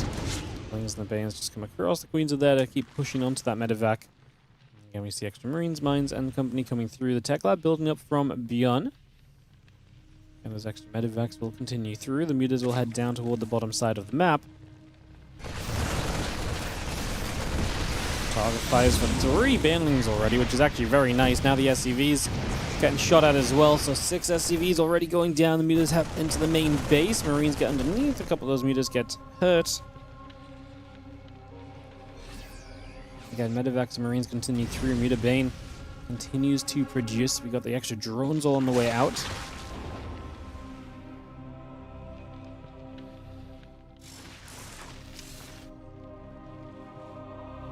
One Marine still producing. The Bane's going to work around the right side of the lanes.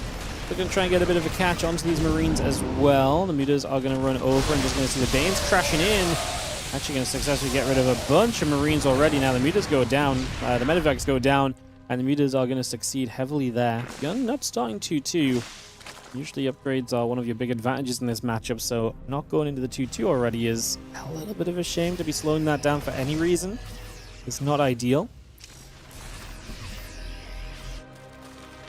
2 more Marines just come stimming across. Again, the rest of the Marines pull back over. Hellbats are coming around.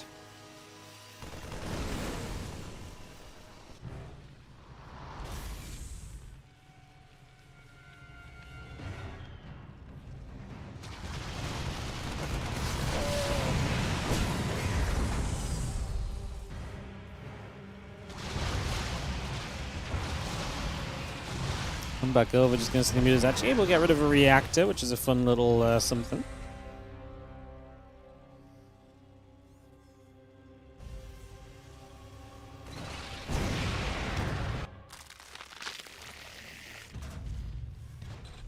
Yeah, the TG upgrade, the drilling claw is still going through. The mutas are still going to be nearby.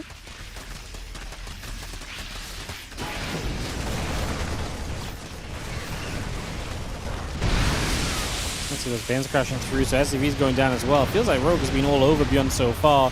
I guess that's kind of what muta styles are meant to be, but it means that the muta style is being successful, right? I mean, this... I wonder if this is actually just going to be a situation where we essentially, as the Terran, just say, cool, anytime we play against mutas, it's just trying to sit back and tell. I mean, ByuN's attacking right now, though, so clearly not.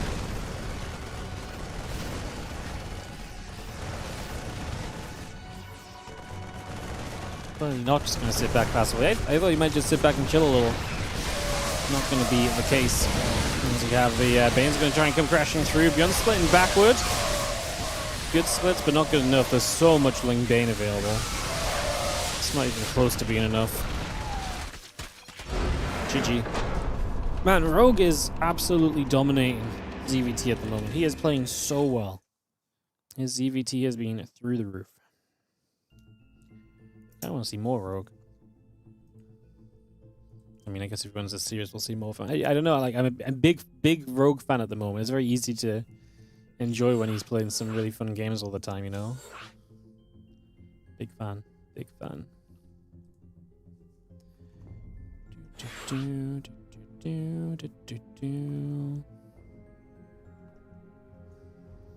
Second map going to be Old Sun Temple. Big one if we get cross spawns, of course.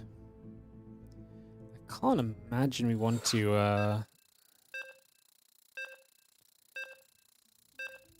I can't imagine we enjoy cross spawn here as ByuN unless you're just gonna sit back and turtle up.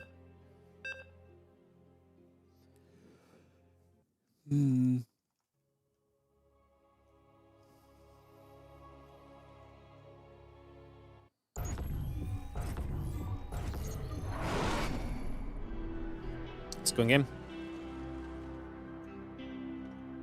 As we have ourselves game number 2 here.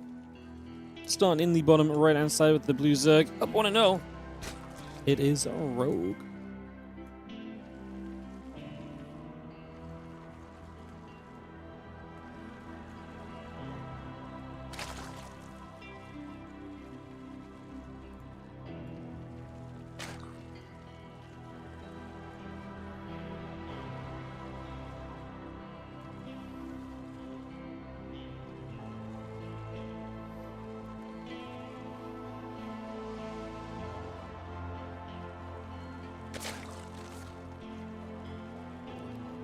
Alright, so another game, my friends, and we will see if Rogue, like I say, has a way to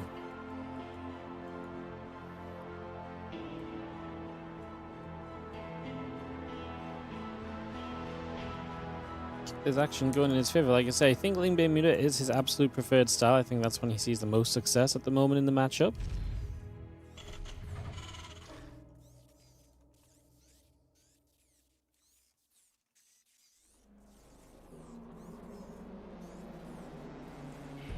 And Command Center, the SCV coming through, the Swarm Pool coming up as well for a couple of moments.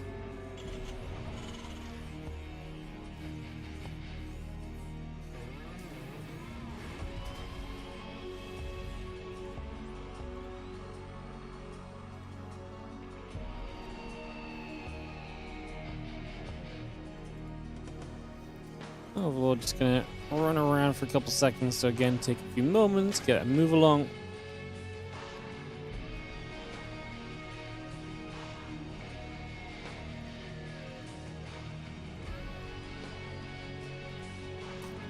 And we have, I mean, cross spawns, like I said. I don't feel like ByuN's gonna like that, considering how Rogue has been playing, but we will see very soon, at least. And that Overlord gathering together. Just heading towards the upper left-hand side, seeing what's going on at the moment.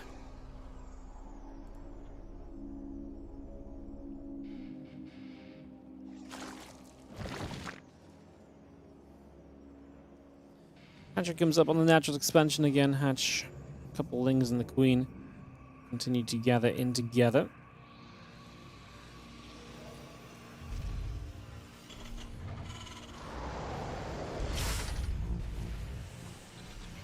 Command Center on its way up. A couple of SCVs being added on as well.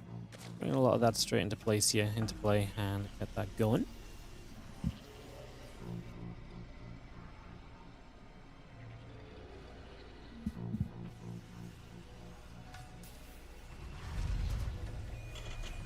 Just bringing BC now reactor building up into place. Again, the barracks continues to come through, getting that set up at the moment as well.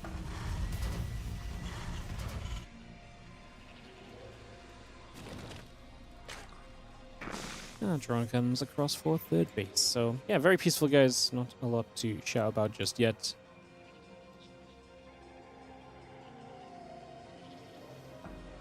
How's everyone in the chat doing? How's everyone feeling? Hope everyone's having a good day.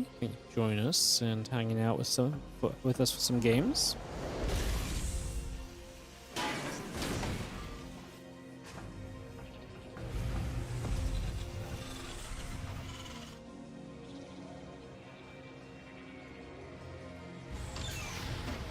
So let's see LCC moving into the orbital in the main base. Again, this rack's going to finish you up. Refinery on the way through. Been playing the triple CC 3-racks. We've seen so much 3-racks lately. Rather than playing into the Hellions, so many people are playing Marine Heavy. I guess because of the threat of Roach attacks. I guess also because of the Muta Heavy styles. People are preferring just not to go into the Hellions anywhere near as much as they used to.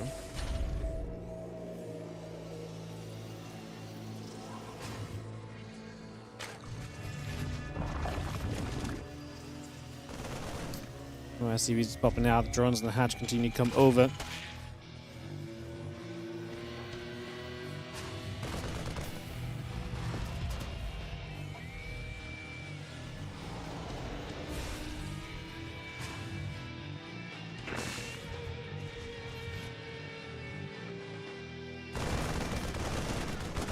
Couple Marines is going to try and keep the Overlord out, trying to keep the information from being gathered.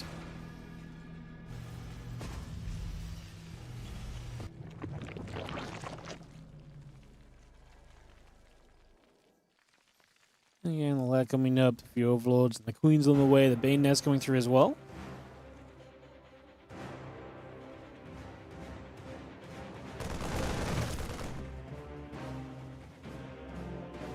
Marines just going to step into the center, just going to see a Ling there, going to get pushed back pretty quickly.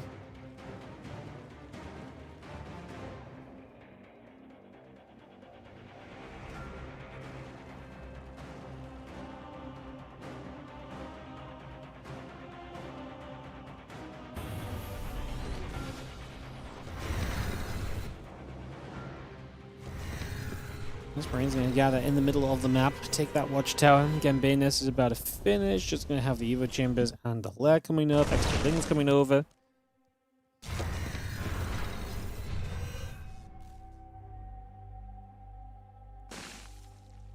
Just hang around next to that watchtower.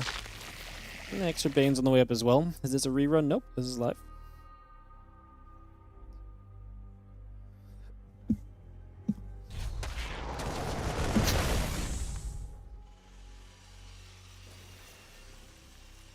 This stream is pretty much always live.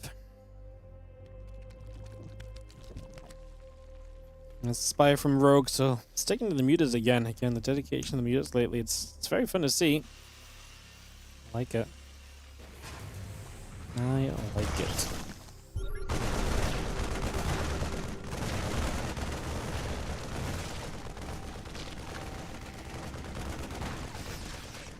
We're still trying to push through the few Lings, trying to escape away.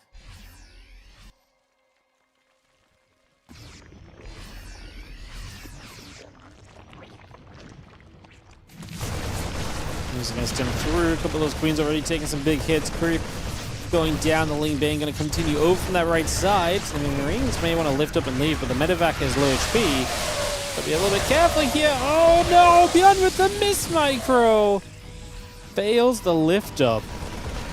You should never be leaving there with less than 60 Marines.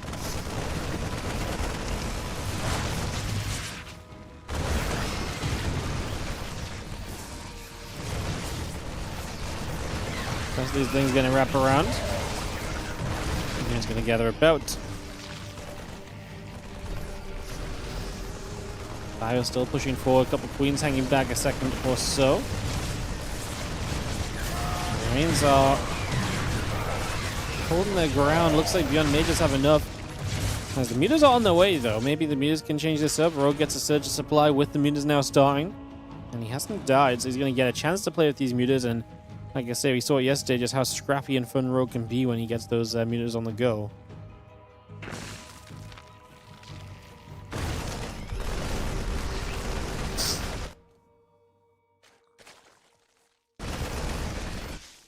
So, excuse me, as the Ling Bane runs about against the Widowmine starting to drop around ByuN. The supply lead really was just Rogue waiting to make his mutas. Now mutas are out. Well, that's the first good connection with the Widow Mine. Oh no, into another Widow Mine. As we obviously chase for the cleanup, we lose a couple meters already. That isn't fun. Every meter is going to count, especially if you want to get to that point where meters are helping you really control the situation a lot of the time.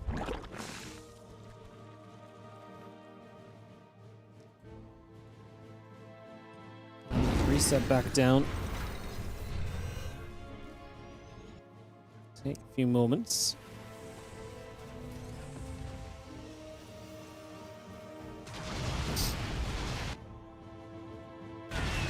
Come across, just going to be having our meters continue to put some pressure on as well for a couple seconds here. A little bit extra action happening currently.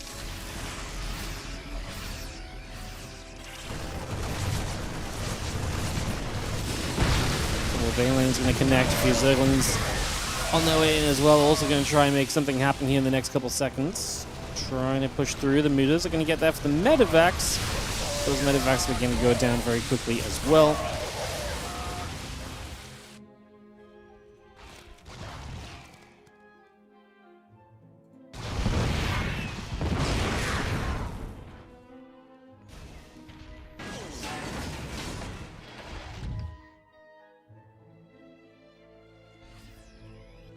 And we just see ourselves the +2 melee upgrade coming up. Continue to come around. Take a few moments to resettle everything as we have the meters again able to jump on top of a medevac. Supply not looking great for Rogue, but also so many scenarios be terrible for him yesterday that I'm not going to be a non-believer in his position until we're very deep in this. Again, the 3-3 coming up, the Marine count still building through, extra drones all on the way, the Hive is coming up as well.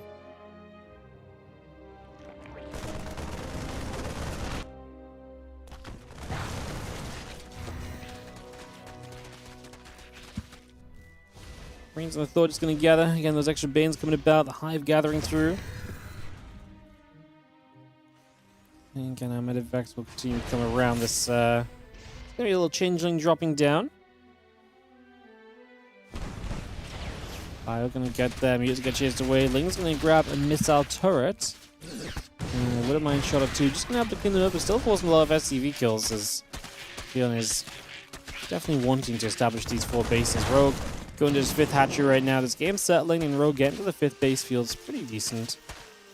Getting into a nice comfortable spot as this Ling is gonna keep nibbling after a few more SCVs. Is now just going to fly overhead, and Banes here will help make sure that that goes down.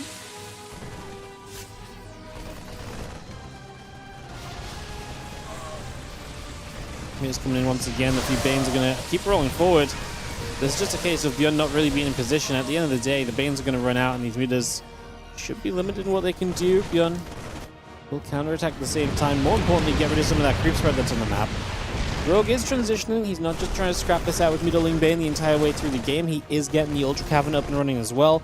That would be a big step forward in the right direction for him.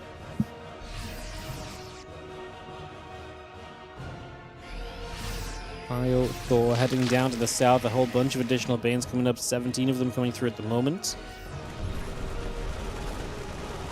Unloading. Those Lings are going to get there. Marine's going to grab the Banes. Rolling up. Connecting straight through into a bunch of ByuN. Hatchery taking damage as well. Just going to be seeing the Thors, the ByuN force continue to gather around.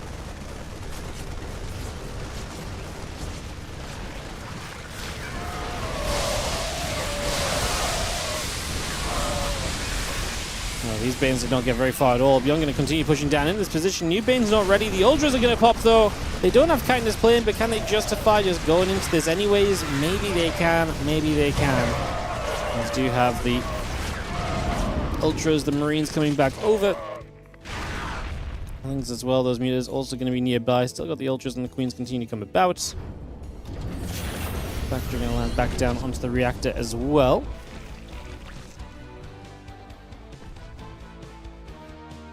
Just come back through again. The Overseers gathering. Banes, Queens, the Ultras joining. Just got that chitinous plane finishing in the next few moments. +3 carapace about to be completed.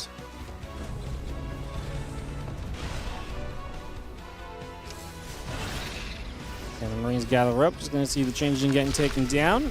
Still got this army force from Rogue ready to send it here.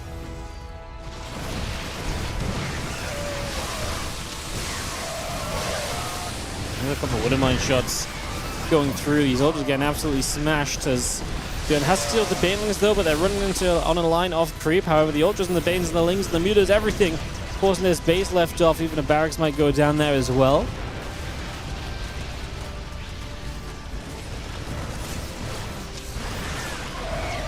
Widowmine shot that could be massive. Hits a lot of the banes.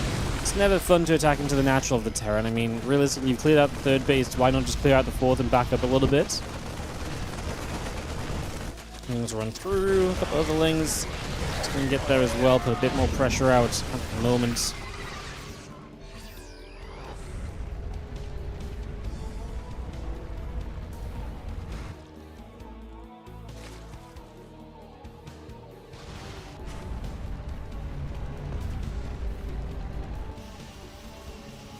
Six SCVs go down, but the reality is that ByuN, without the third base, is just in a very difficult place. He's got to retake that. He's got to hold on to the setup on the left-hand side as well, which is difficult. Not a fun position to be in all.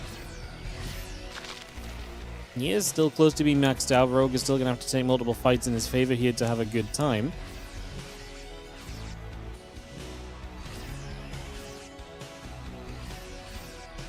Back comes a bell, a couple of Widowmines included.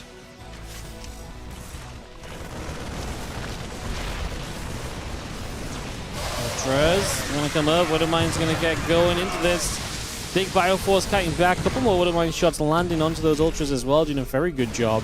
Just going to see the Lings gather up for a few moments too. A bit more damage out for now.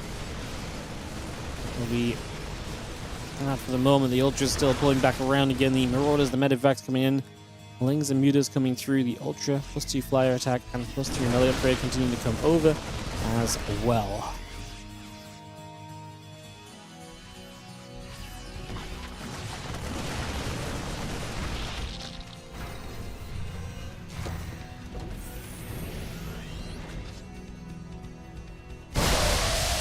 So Bane's going to connect.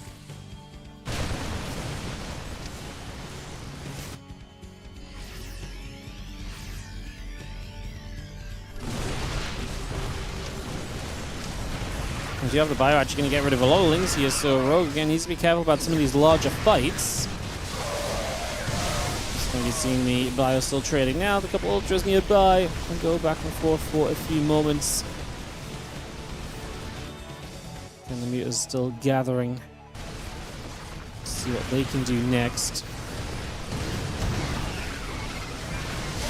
Banes are going to roll up. The ultra going to be there as well. We chase straight into this. More shots coming through. Widowmine's hitting the Overseers.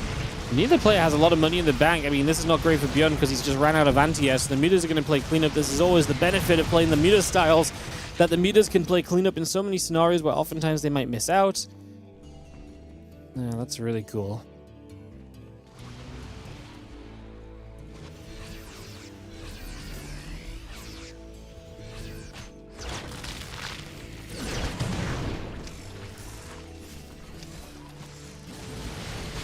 Going to see this Bioforce still stepping in for a couple seconds. Couple Widowmines trying to aim up for a few moments as well.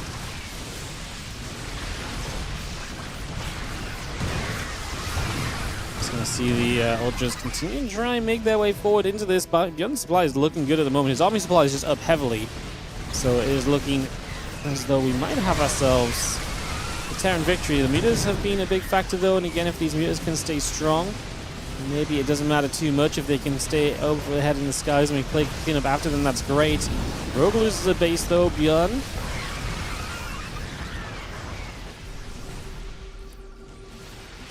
is just going to keep going forward. He's got double army supply, so I think he's just going to be good to wrap this up. Honestly, it is looking great for him. Nice. Man, TVZ is always the best when you just play big macro kind of muta sort of styles. Like, there is just nothing better than TVZ when the meta kind of shifts towards this sort of setup and so on. It's just a beautiful thing. It's super enjoyable. ByuN gets it done. And ties us up 1-1 in this best of 5. TVZ is great when this is the meta. If this remains the meta, then I'm a very happy caster.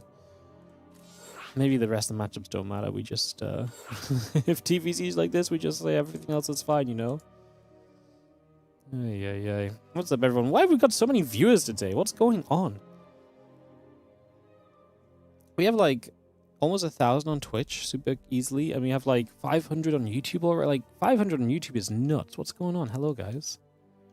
Why? What have I done differently?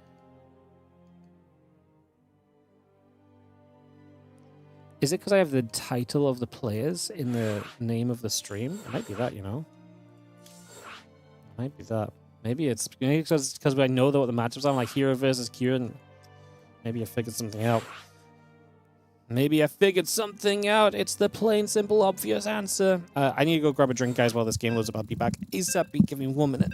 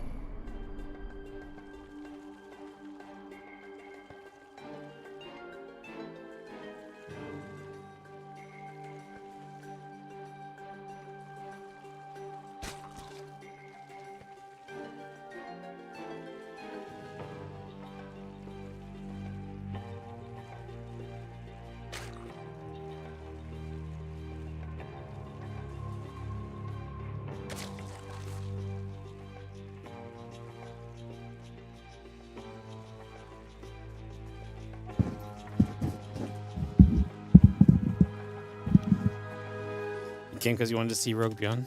Fair enough. Alright, bottom right side. It's going to be Blue Zerg gets Rogue. In the top left, it is going to be Red Terran ByuN.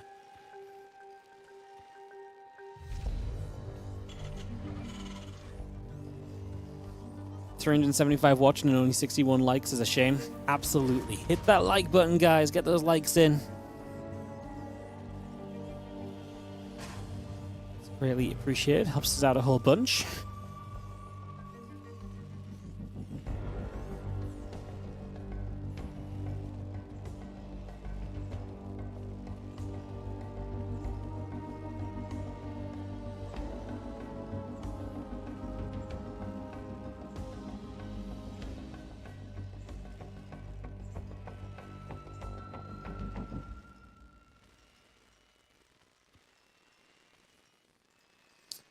Alright guys, take a couple moments to get this ready to go.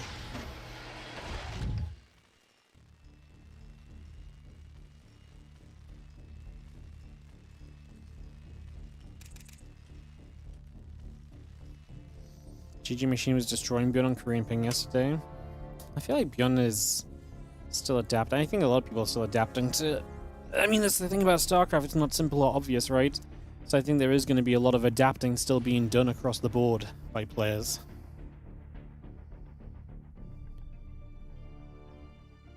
I think ByuN is one of those guys who really likes figuring out what works and then going from there.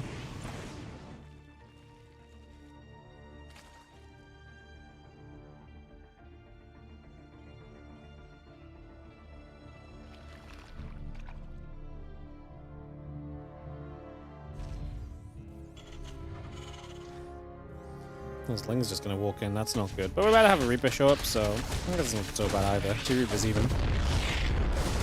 Cancels the base? Was that actually in need of cancelling? Maybe it was. It's crazy.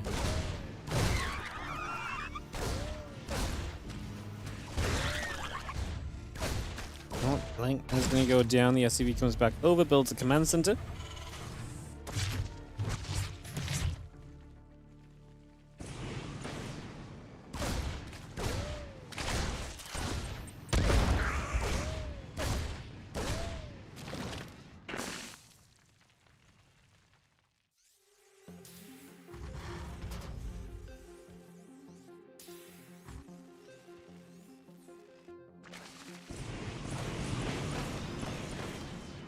Marines is on the way out from the barracks and go into the third racks again. Couple grenades going down to bop the queens around.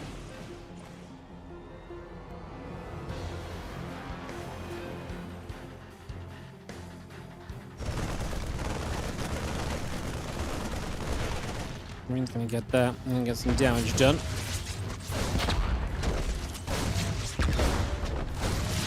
It's gonna be seeing the few Reapers are gonna be here fighting for a little bit.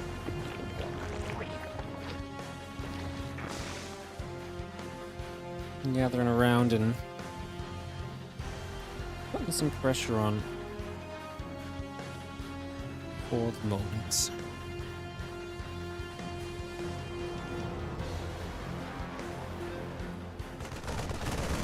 I'm just gonna hit an Overlord, take some damage, gonna fall. Let's clean up.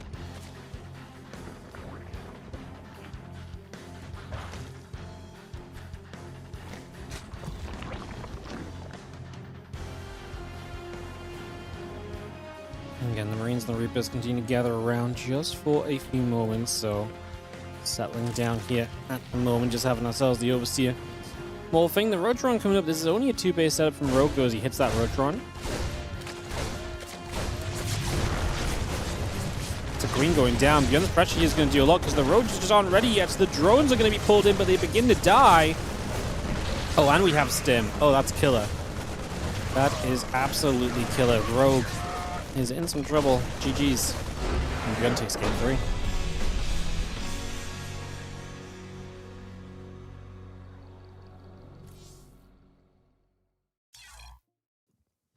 Damn. Crazy business. Alright. We'll get going into the next one in a second, then, guys. That's a fast one. Let me mute up. I need some crisps for my lunch. I didn't get my lunch because of the 24/7 hecticness, so let me eat these while we get into game 4.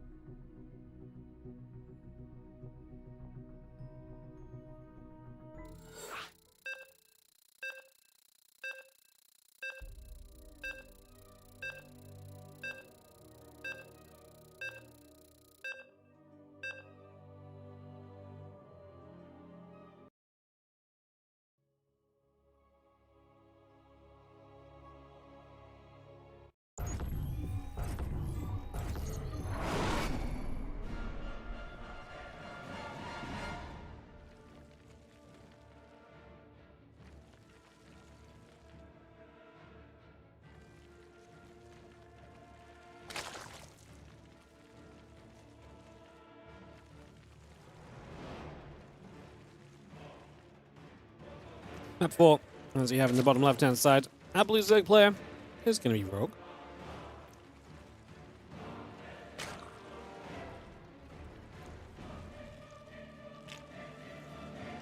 Now down a game, as ByuN has taught the series into his favor.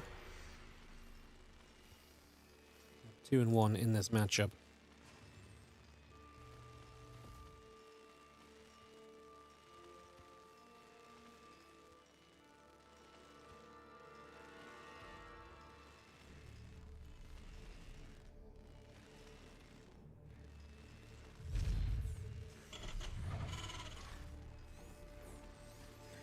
Few moments, get settled in.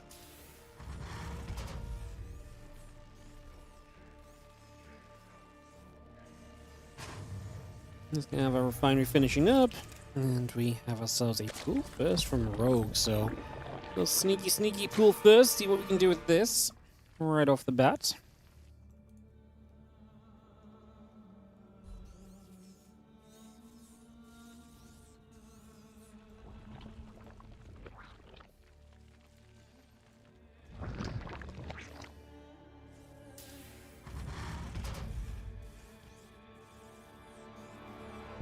On the way through, Barracks is in production, so going to go multi-rack Reaper again against someone who is obviously playing that early pool with Lings actually on the way as well is going to make that intriguing. We have a little cancel coming through already.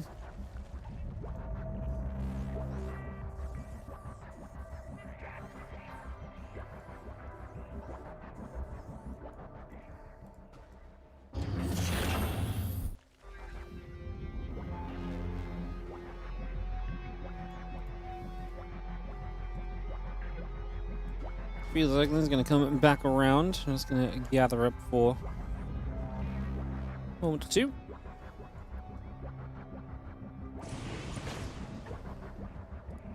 And obviously we have the Lings that have made their way to the other side, so we're going to see kind of a similar start to the last one. Let's see what the follow-up is like this time around, expecting that to be fairly different. Surely no two games are the same in StarCraft.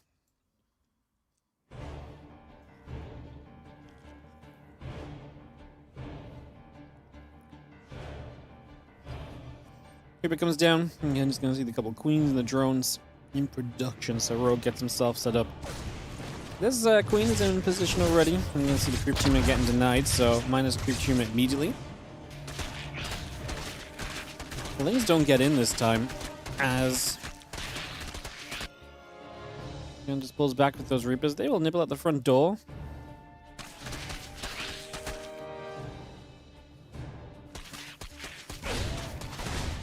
Obviously get a couple of kills. The Reaper's coming back. They're going to get all the kills. Did they see the last Ling turn to the bottom? I guess you presume it has to be there. Where else could it have gone to, realistically?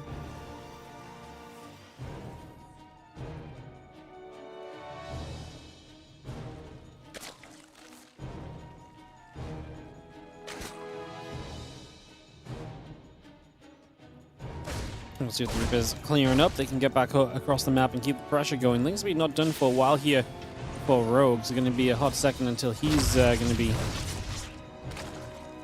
kind of free to kind of get back on the map. And take that taking that third base is going to become very difficult as well then. So it's also not ideal.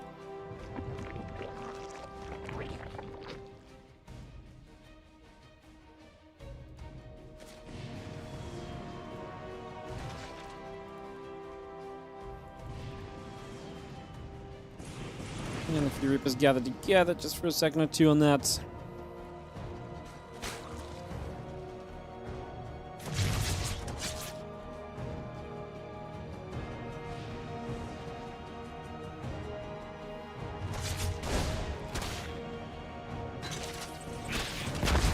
Having those things still gathering together. Just take a couple of moments. Just going to be seeing the stim pack, the Marines all coming through, the SEVs. The Lings after the speed, like I said, going to make a bit of a difference here, make a little bit of a difference as they can finally shut down the Reapers. And can get onto the map. The stim about to be done as well. I'm able to set that through.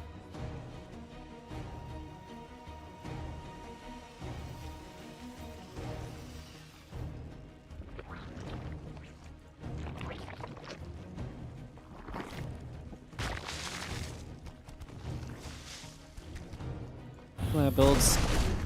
The Marines step forward already, so they're just going to be looking to see if they can have some success pushing themselves out onto the map. I mean, we've seen this kind of movement from Terrans a lot recently, ByuN especially, who's playing a lot of the 3-rack stuff. Just this kind of move out and trying to see what we can do.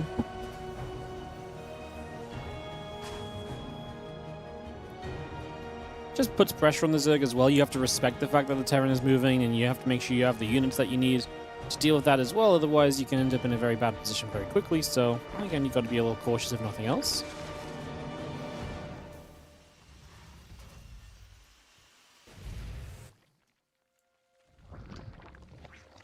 Those things still gathering, and the 4th hatchery coming online in the very near future.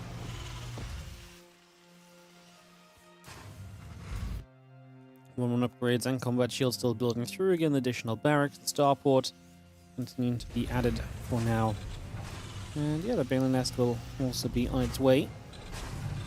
Obviously, likely expecting that to be a big part of Rogue's defense here. Get those Banes up, get them speeded.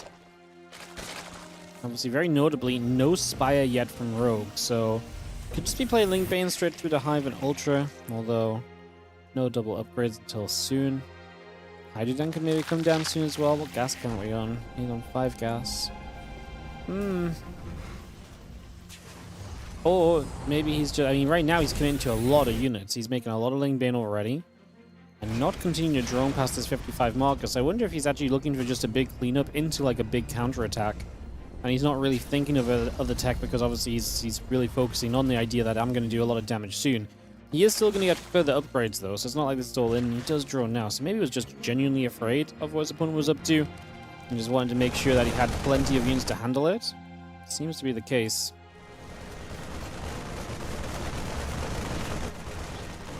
The lane comes about, the rocks all get knocked.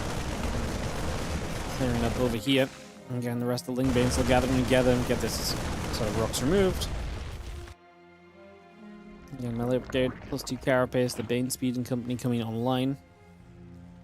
herO Den is building up as well. Lings and the Banes to start pushing through. Again, melee upgrade, +2 carapace. What about the 2-2 upgrades coming in on the side of ByuN as well? Just gonna get taken down. The Marine's gonna be there. Nice comfortable pickoff.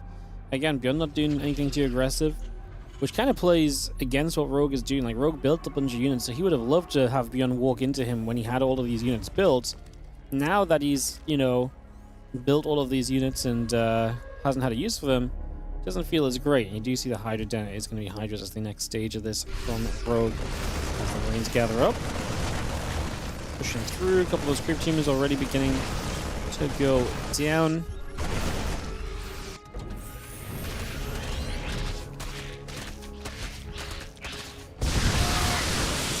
Just going to counter-attack straight in. So we're going to bust through. The Lings on the third base as well. To gather this about. A few Bane's going to continue looking for a few more of these SCVs. The Ling's still in that mineral line, hitting the SCVs up to the top. 16 workers going down so far. That missile turret is going to burn to a crisp. And these few remaining Marines continue to try and find a cleanup. But that's minus 17 SCVs. Good little run by from Rogue. He does a lot with this. The main base not mined still even so. And some additional damage that is essentially still coming into place. The teacher upgrades are finishing very soon on the side of ByuN. So he is going to be 2-2 to 1-2. No second attack upgrade. We're actually going to prioritize a missile upgrade here for Rogue once the Hydras to be a little bit more meaningful across the course of these next fights.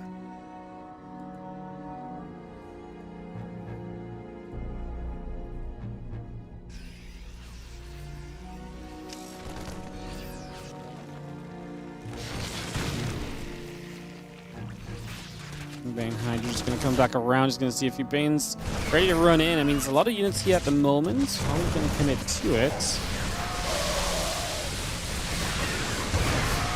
And so not just yet, as we are going to have the Marines still stepping down, going to hit this hatchery. It's going to come straight through as well, and just going to continue to apply the pressure. Hydra Bane continues to make its moves.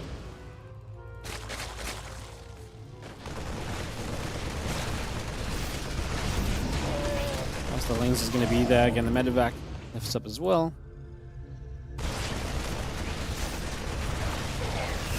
Going back for a little longer at this point, as we do see the Lings still going to settle right in the back and a bit more pressure in.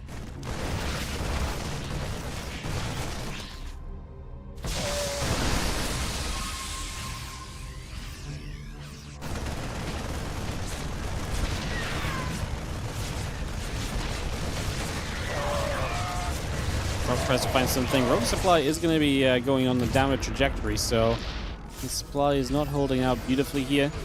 It does seem as though this is becoming a ByuN kind of game at the moment. ByuN continue to gather back together once again. It's just going to be bringing that back through. And drones are going to transfer over. A few of these Marines are going to get through on top of these drones, so Rogue supply continues to plummet. This game's getting out of hand for him. He's trying to reach the Lurker Den, and the Lurker Den just came online, but it's not exactly going to be a great place to be, having been kind of relying on that and hoping for that to come online and so on. Let's say it finally gets here, just a little bit late to the party, realistically.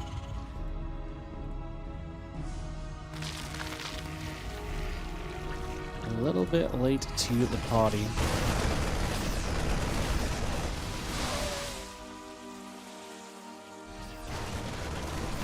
Marines get rid of another hatch, so again, a little bit more cleanup for a few moments.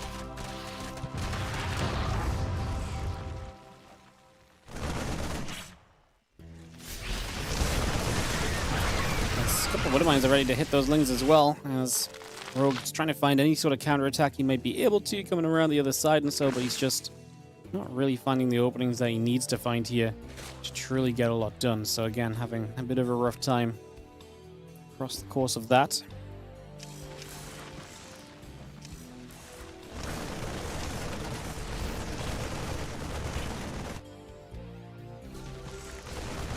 Marines are pushing this hatchery, and they'll probably be in some pretty immediate trouble. You see the bio cutting backwards. The Marine's going to have to get away. ByuN's actually going to be able to get a bit of a jump, but we run out of creep spread for a few moments. Gives ByuN a little bit more distance, letting the Widow Mines do some of the work at least. So at least the mines come through and find a little bit of value. The rest of that Ling Bane still coming back over once again. So again, seeing what else we can do. The Marines, Medivacs keep gathering together. A couple more of those Banelings morphing in and sitting burrowed on the ground. I mean, we need those tricks at this point to kind of really help us out and get back on track. So needs to try and get a few more of those tricks up and running.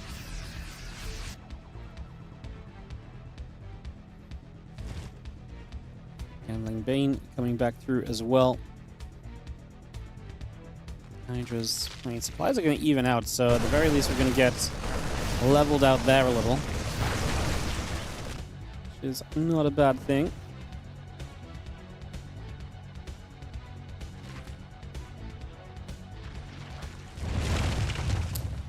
Lurker's being out as well, just change the pace of the game. We find a full medevac. Rogue gets a few bits and pieces going in his favor, so actually gets himself a little bit of momentum on his side. That's going to be a major benefit. We're going to enjoy seeing that. That is going to be an absolute plus at the moment.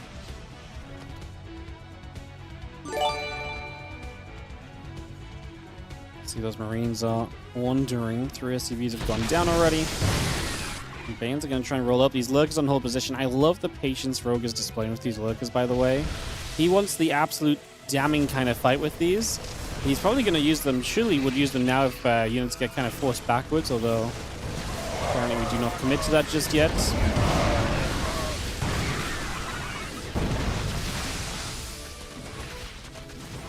Again, the Banes, the Lurkers continue to come back in for a couple of moments. Just going to reset there. As we are going to be seeing the Lurkers ended up moving forward.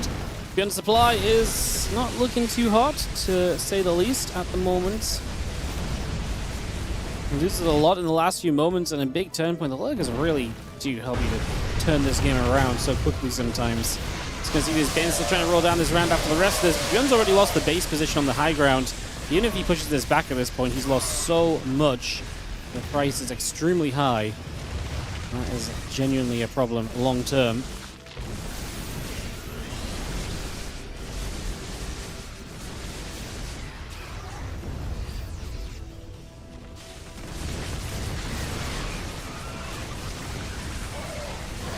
More Widow Mines coming off, but ByuN supply is not looking great. Rogue looking to give us a game 5 in this series, which I'm all about.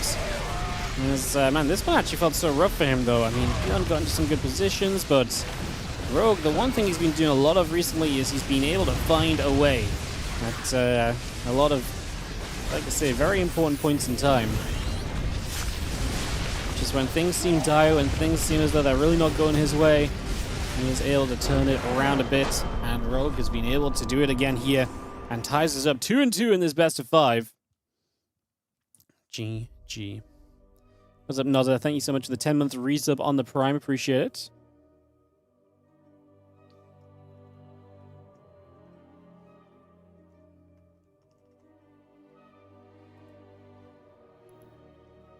Felt like ByuN had the momentum to take us through on that one, but was not able to get there, and hence we end up here. Going to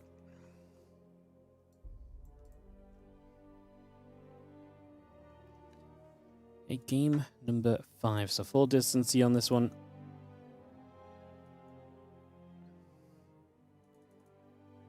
Let's throw some ads up. That's ready to resume again, guys.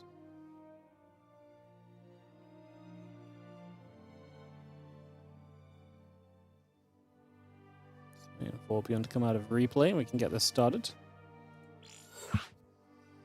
Felt like ByuN could kill Rogue before they got Lurkers out. I kind of thought he was just going to. I felt like the aggression was just there. And I felt like you had the supply lead to just send it. Obviously, Lurkers are always the game changer, right? Especially against a Terran who is playing a little bit less tech. He's playing a little bit more on the aggressive side. If you're set up to be aggressive and your opponent's just like, bam, you know what?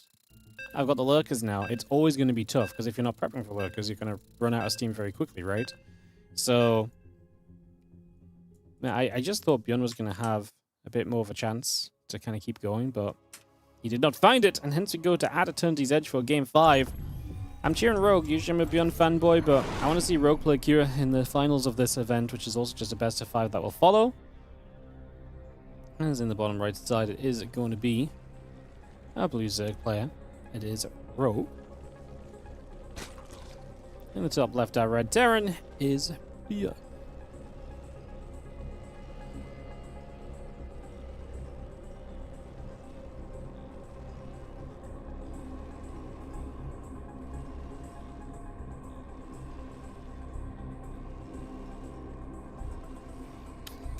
Final map of the series.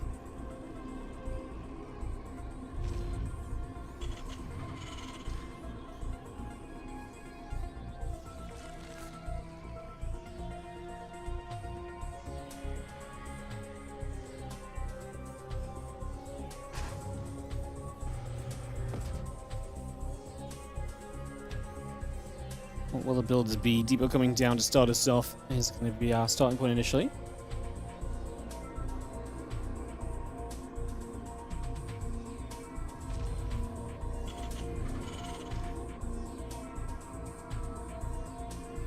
Overlord just coming by. It's going to be moving a little bit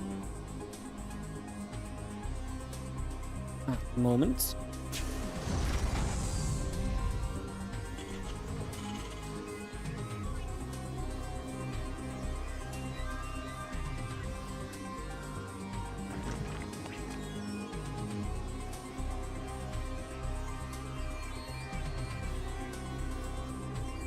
It's going to be a Command Center first this time from ByuN.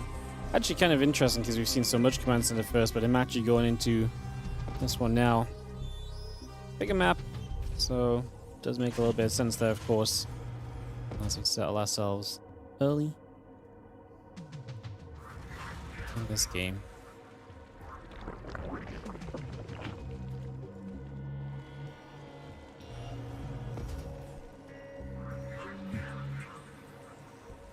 Yes, he's seen that gas coming through, hatching the pool coming up for a moment.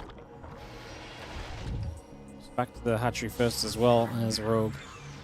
Obviously had a little bit of time playing the pool first in this matchup.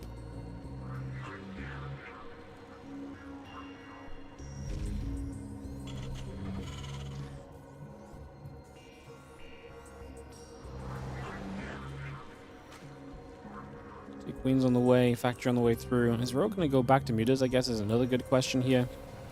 I mean, he has obviously shown us a variety of styles overall in his gameplay. He's not exactly... He's been very focused on mutas, I would say, for the, you know, in a big way, but it's not just been mutas. Like, he's been able to obviously just win with the Hydras and the Lurkers just in that last game as well, so there's been that kind of variation from Rogue. He's not just been, like I say, hard stuck on this one idea that it's do or die on.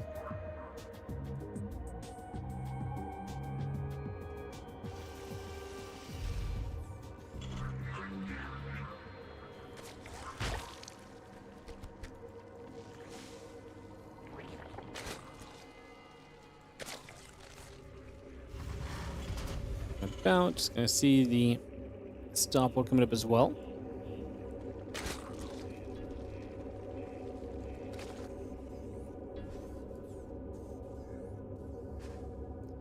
There's one Hellion is actually gonna go on the map. We've again also seen a lack of Hellions in this match, to be fair, so it's also kind of interesting to see some Hellions getting to come up and online. So fairly fun. Let's just see the couple queens coming about and dealing with that first Hellion. We've got the medevac from ByuN as well. And also reactoring... No, he's still just building single Hellions and reactoring Marines. So he wants to go for like a little Marine drop, I would guess. And if he goes for the Marine drop, I guess we follow up with the Hellions trying to run by into a mineral line or so at the same time would likely be the most powerful combination of plays you can make in that. So see if that's exactly what ByuN wants to go for or not. As Rogue, defensively speaking right now, 4 queens, 13 lings. Let's maybe now move the factory to the reactor. As that next CC comes up from ByuN, but he is starting to move out on the map, most notably. Getting ready to go there.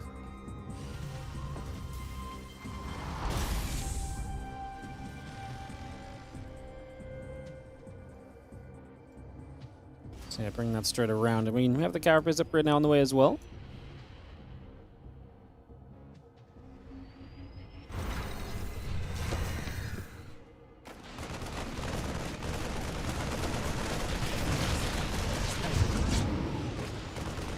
Seeing the Hellions just going to have to pull back a little bit. The Marines dropping over the sides. Seems you okay, but not super crazy. Obviously, the Queen's pushing them back, but you're forcing a response at least, so there's something that's going your way from this overall, if nothing else.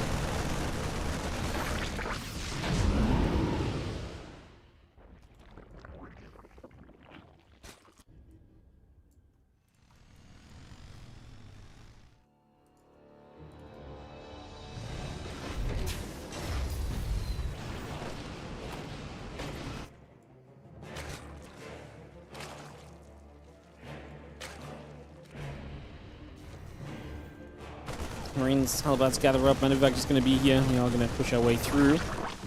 An Overlord. So we turned this into a Hellbat attack in the end. I wasn't sure if he was going to go Hellbats originally because, again, obviously he wasn't really getting the high amount of Hellions.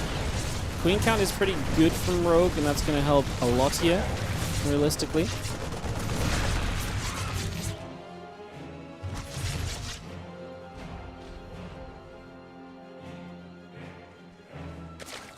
That is going to help a lot. And we'll just have the Marines and the Hellbats coming back through. 1-1 upgrades, the Stimpak continue to come around as well, so you bring that into play right now.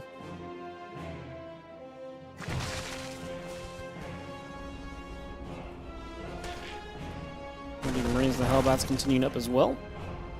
And we just get back home. So ByuN at the end of this kills what? Quite a lot of Zerg in fairness. The efficiency is real for ByuN. 4 queens, 25 lings, lost the medevac, lost only 3 Hellbats. Actually doesn't really feel too bad.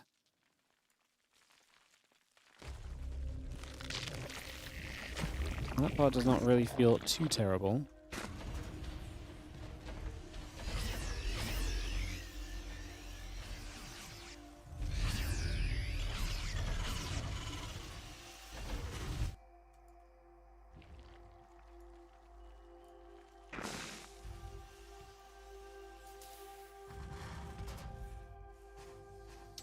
I'm going to come with a secondary attack. This is the moment where you see if the efficiency that ByuN found earlier is really going to have an impact on it, right? Because this can already be where we are able to do a lot of work in the next couple of moments.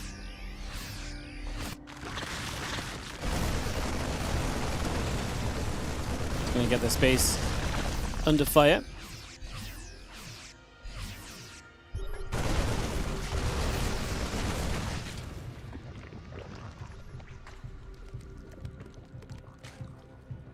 Bane just pulling back, so we get rid of a hatch. I mean, we're still playing 4 bases already here as Rogue over on the other side, so this does not really seem to be too much of an issue in the grand scheme of things, I would say. This feels very reasonable at the moment.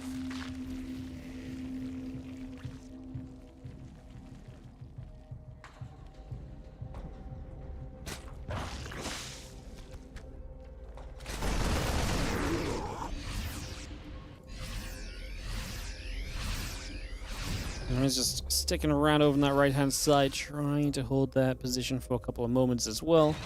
Hanging around.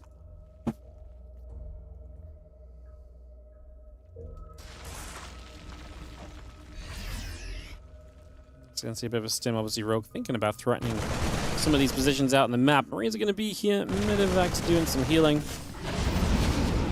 Holding the positions up for a few moments, if nothing else. At this current point in time.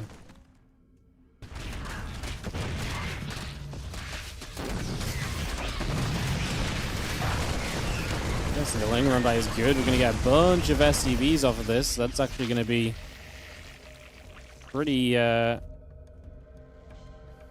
sizable bit of damage as ByuN is going to stay at 169 to 168 supply. Again, supply-wise, it always feels as though Rogue is on a little bit of a dangerous position, but I feel like that's almost the magic of Rogue in these games. Like, it feels like he's a bit endangered, and then he just hits the tech, and he hits what he needs, or he finds the value with the meters or something. In this case, no meters, but gonna have the lurk dead on the way up, so similar kind of vibe to before.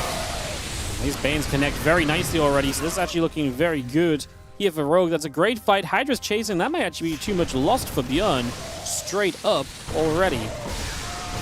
So yeah, that might be a major problem. That was a lot of damage taken for ByuN, and the thing is that Rogue can just come straight across the map, has a few Banes left even. Gonna use those on the SCVs. I don't hate it. Slow down ByuN's rebuild, may allow you to just keep on being aggressive in this scenario, just keep on going with more and more damage essentially, right? So yeah, I don't hate the idea or the process of that from Rogue, just sending those Banes in rather than maybe trying to aim at the bio. I think this is absolutely fine for the moment.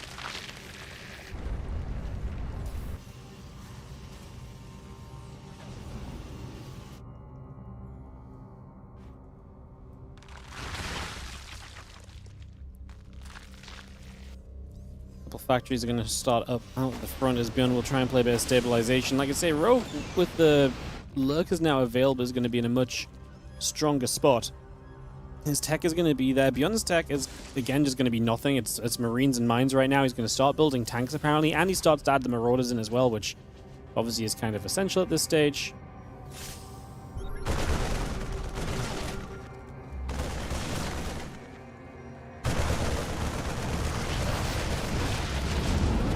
Artifacts get pushed back, so the damage on the other side not going to be able to do too much either, so we continue to do pretty well here from the perspective of the Zerg, not letting ByuN do too much right now.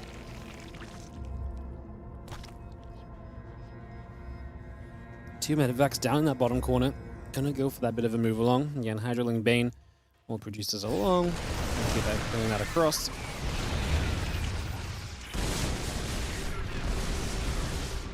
Let's get burrowed up, and now aggressively placed lurkers are going to be in for a good time, it would seem, as they start to do very well for themselves. Banes are just going to roll at this army. Is that too far? We're rolling past the siege tanks. We're taking a lot of splash on these Banes. Some of them do get through to connect, and the lurkers are still here. I don't know if we've got enough just to run back onto those lurkers. That's going to be quite the challenge, I think it's fair to say. As the lurkers sit here, the few lings are going to be standing strong.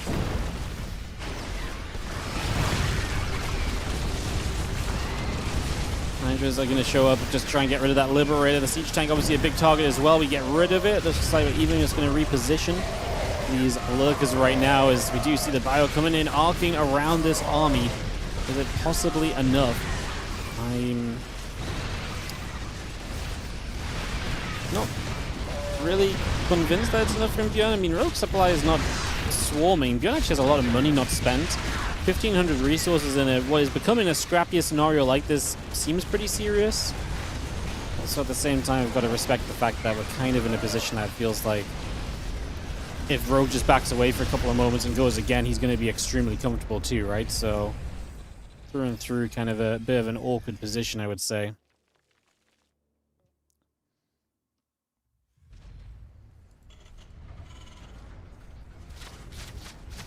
I just continue to move moves as you gather up. Just going to be seeing the commitment come straight through onto this, so we are going to be seeing once again just Rogue sending it and looking like Game 5 is going his way. A finals against Cure is going to be the case for Rogue as he makes it there. He gets there and he finds himself the success necessary. Fun series between ByuN and Rogue. Lots of back and forths, lots of kind of big turning moments of these games. ByuN, I think, a couple times over, caught in that more kind of aggressive position where he just doesn't quite make the killing blow, and if you don't make the killing blow, bam, you're in a lot of trouble. Yeah, GG's. GG's, my friends. We're going to set up into Kua versus Rogue for the finals. Akira and herO playing on another stream. That was the first series of the day. If you rewind the YouTube video, you'll be able to see it. Although you're obviously about to get spoiled because I just mentioned who won. It was a pretty fun matchup, though. I would definitely recommend checking it out if you didn't catch it. But yeah, it was the first series of the day. It was the first series. The one thing that's a little bit awkward in the YouTube stream is like changing the title as you go along. The final YouTube VOD title saves as whatever you leave it as. If I update the title to like, oh, it's X versus X in the finals, then anyone who watches the VOD is immediately spoiled for the first matches. So it's hard to update. As Kira is going to join us here, and we'll get ready to get this one going, my friends. Get ready to get this one going. Cool, cool, cool. Boom, boom, boom, boom, boom, boom. We're going to throw the first veto down in a few moments. Get that ready to go.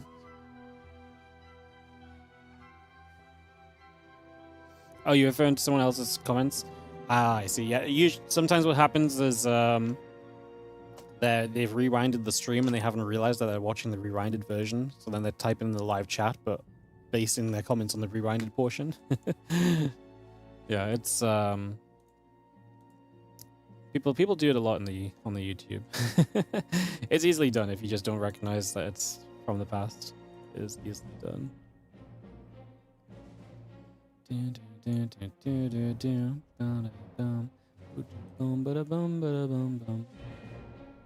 Needs temporary titles. It'd be cool if we could just like have like an overarching, like in theory, if I just remember to change it back at the end of the stream, it'd be fine as well. But it's something I'm not going to remember to do. It's one of those things where it's like we could make a list of all these things to do, but this list, if I do all the little things that help at the end of the stream, it becomes a very long list, and then ending the stream is like an entire chore, you know. So yeah, like I say, we just usually my stream titles are like live, WardiTV, Mondays, whatever, blah blah blah blah blah blah. I make very generic titles usually for the YouTube streams. It just makes sense, basically. It just makes sense. Washout going to be our map.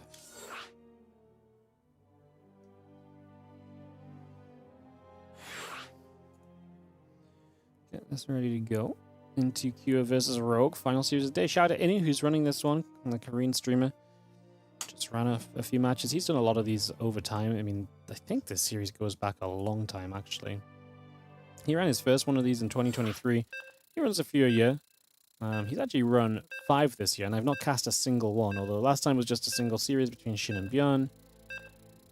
He usually uses them to kind of fill time between kind of events, so if there's an off day where he wants to stream and stuff like that. So he has actually just launched a weekly cup that'll be starting soon. Unfortunately, we're not allowed to cast it because it's sponsored by Soup, so you're only allowed to cast it if you stream on Soup, which is kind of a worthless endeavor for us. So unfortunately, that's a little sad, but yeah, hoping that we can maybe at least get the replays and cover it also. It's going to be on Fridays. It's going to be an awkward thing to kind of re-stream or to cast from replays of, because yeah, it's kind of an awkward one because of the fact that you have the Basilisk bouts on the Friday evening, right? So it's a little funky to kind of like cast something on a Friday afterwards, basically. So yeah. But we'll figure something out, guys. Rogue in the bottom left and Kira in the upper right of this best of 5 game number 1.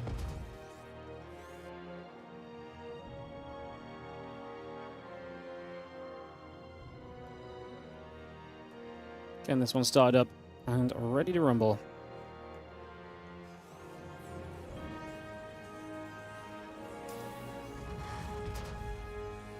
Let's see if Kira can find an answer to Rogue. I mean, Rogue actually has had a bit of a tougher time, I think, against Kira than he has against ByuN. I think Kira's had a little bit more of a stylistic advantage over Rogue in some of the games that they've played. So we'll see how it goes. We'll see what happens here. Let's make our way into this game.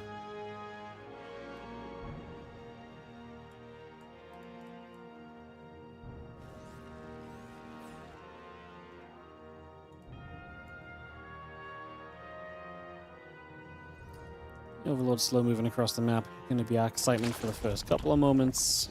Super crazy.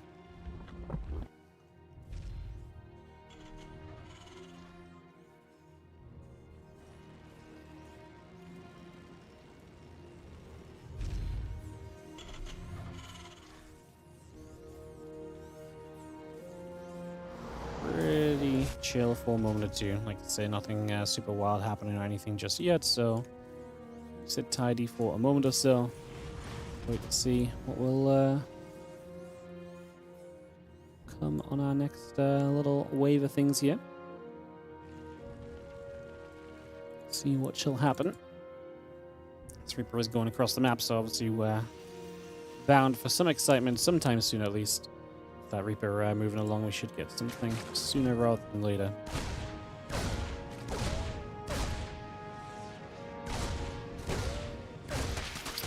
Reaper is going to start fighting. The few Zerglings are out, so we just go back and forth. Obviously, back to some one-Rex play. We've obviously seen a bunch of resources first in the end from ByuN, but we saw a lot of multi-Rex Reaper, so on and so forth setups, so it's kind of interesting as you just see this Reaper gathering back around for a few moments at the moment. And again, CC, Orbital, and the SCVs continue up over the next little bit, and let's have this Reaper still moving around too.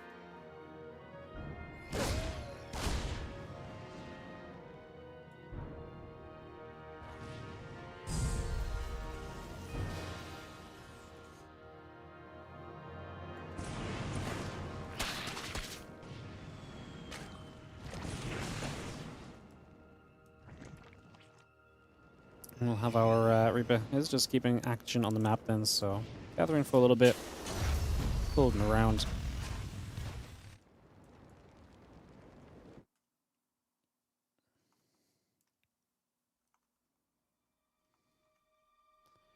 And that is where we sit right now, just again waiting for this game to get a little bit more intriguing.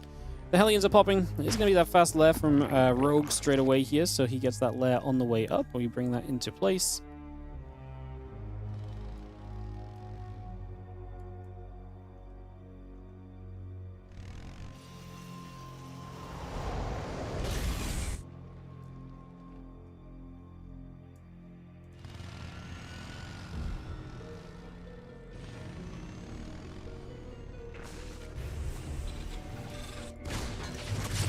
Coming back over a couple of moments, is going to see the Reaper and the Hellions to join together. Put a little bit more pressure in, a little bit more out of this, a little bit as well. Continue to look very reasonable so far. Just going to be having the Hellions, the Reaper gathering back around. Spire and the Baneling Nest all continuing up into play. So again, no surprise really. We've talked a lot already about how Rogue enjoys playing the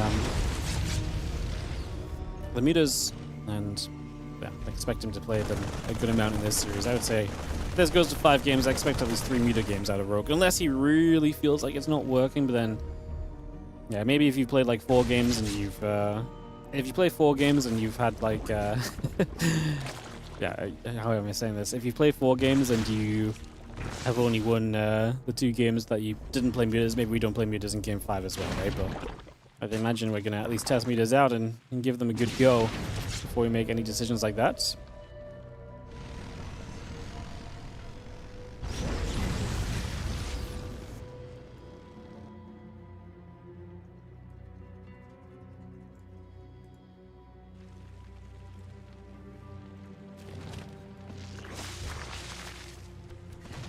Banshee just sitting in the corner. Obviously, that's one thing the mutas can work on very quickly here, you'd imagine. Don't think that's going to be too much of a problem.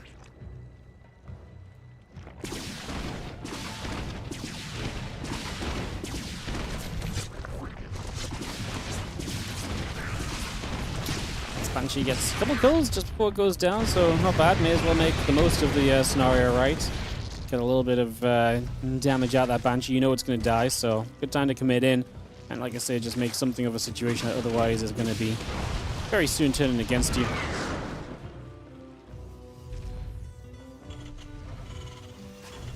So yeah, that just makes a whole lot of sense.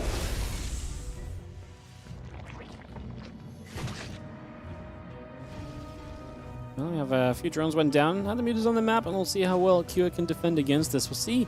Cure has a very different style usually to ByuN. Cure is typically a lot more patient, a lot more held back.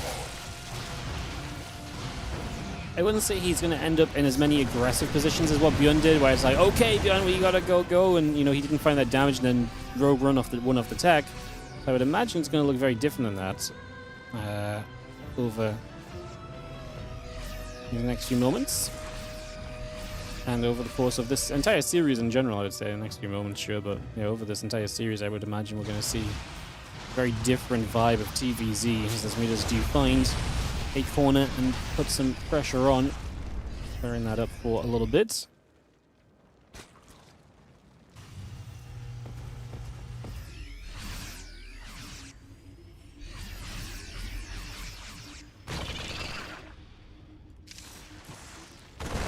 Good amount of Marines out. Those couple change-ins getting knocked down. So again, we make some progress there and have ourselves a decent little time. And as you can see, the meters still being zoned away. A few of those Marines coming through and able to apply the pressure.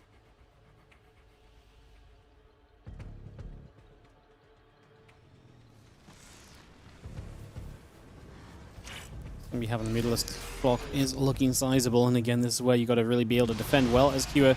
These meters are going to try and find corners of damage, or they're going to get rid of a couple SCVs here. These depots both taking shots. There's multiple depots going down just initially.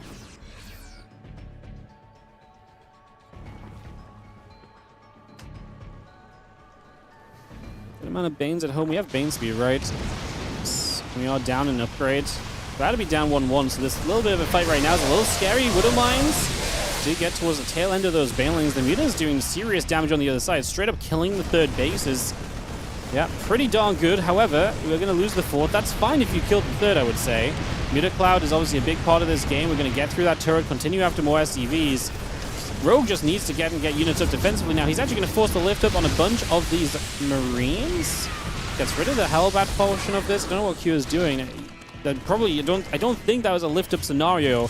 I think the only reason we lift up here is because we are not paying attention, because we're ready to look elsewhere and ready to, yeah, I think we're like ready to look elsewhere basically. I don't think we're expecting to kind of play in that moment, because otherwise I think you actually just try and fight those Banes, and then you, well, I mean, I guess if you fight the Banes there is the scare factor if you lose them, but I just don't think you can be scared in that moment. I think you've just got to try and fight through and be like, haha, you don't have all the units you thought you did, you don't have enough stuff, and just try and take that advantage, because I think if you don't take that advantage, you end up in a bad position, and that bad position is just going to expand itself right now as Rogue is quite clearly putting himself in a very good place, and is going to be very comfortable over these next few moments, I would say.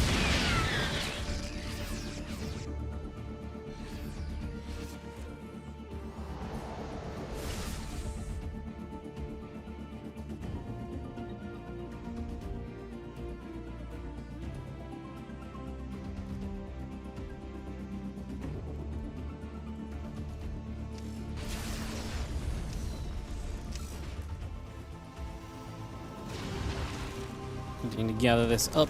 And take a couple moments. Just going to have ourselves the Ling's going to return back home. Kyo definitely taking a moment to stabilize himself here. That makes absolute sense with what we've been seeing. Take a moment, get yourself steadied. Get a little bit better, back on track right now. Just get stabilized. So this early stage of the game has been now a little bit rough for you. I mean, having to replace your third base is obviously pretty brutal. You know, getting your third base cleaned out of SCVs is one thing, losing the workers, having to rebuild, yada yada. But actually losing the command center is a pretty painful factor, surely. It's a pretty crazy thing to have happen. Just from mutas, just having no answer to those mutas. I get it, you're across the map with the main army, but to not get anything there to kind of stop the base from dying is pretty wild. 5 base for Cirque Terran taking third. Yeah, I mean, if you lose your third base, it's going to look like that, you know? It's going to look like that.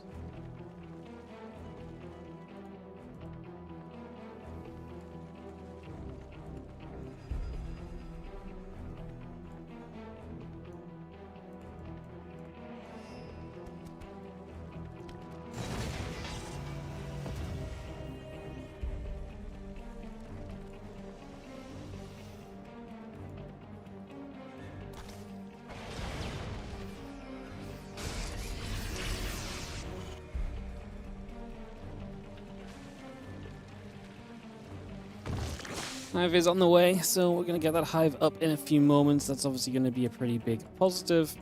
So that Hive online is, generally speaking, a major goal of the Zerg play, and it's going to give you a lot of possibility, a lot of possible tech, a lot of possible units to make use of, so that's going to be a big part of this next few moments, as we just see the mutas are coming once more for a little bit of a fly around, and just trying to see themselves what is going on at the moment. Again, they are your map control here as the Zerg player.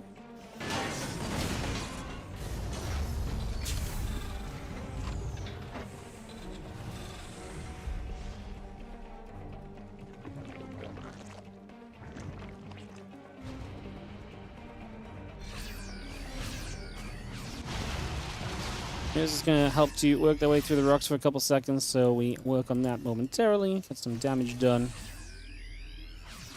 CC coming through, the 3-3 upgrades coming up as well.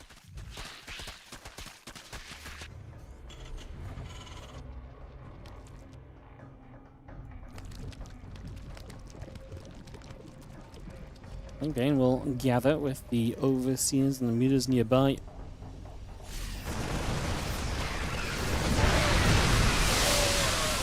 The Banes is going to roll out this blue gold base. Going to get up towards the top. Oh, I wish the Banes had gone down bottom right. I actually think they could have just done a lot more if they just stayed in that direction. I don't think they had to kind of try and pull away as they did there. I think that was a little bit of a lost opportunity maybe, although I'm not going to really complain. It still feels very good for Rogue. But yeah, I think he could have got rid of a bit more of the army. Instead, he kind of gets rid of the base. I mean, getting rid of the base is a factor. You do typically want to be knocking the base down. It does a lot for you, obviously, so... yeah, I'm not gonna complain about the base dropping. It just, yeah, I think there could be more. Now the muta's actually taking a bunch of damage as well. This is the dangerous part of playing mutas, that if you do end up losing them, it's gonna be pretty brutal for you pretty quickly. So definitely becomes a quick problem if you're not on top of it.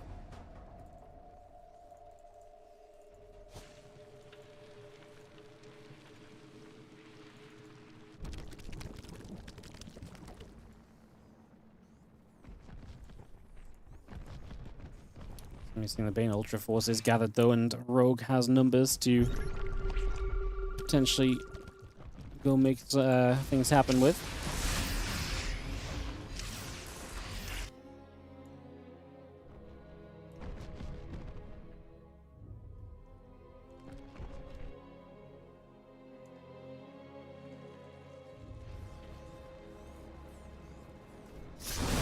We've seen the army is again still settling and ready to try and make this push in. This Thor's going to try and SimCity it. We kill the command center. The Bane's going to roll. Hard to really see this not going well for Rogue again, but the supply is not super crazy. These ultras just going to start chomping. They get up close and personal, but again, is it enough? Will be the question. 9 SCVs go down. We are going to get, I mean, a good amount of the SCV kind of guess taken out here. So I suppose that's already pretty reasonable. 14 workers. Q supply is plummeted. Obviously, Rogue has the rebuild, and Rogue has the money to rebuild with as well. I think is always going to be a very tough factor at the tail end of this.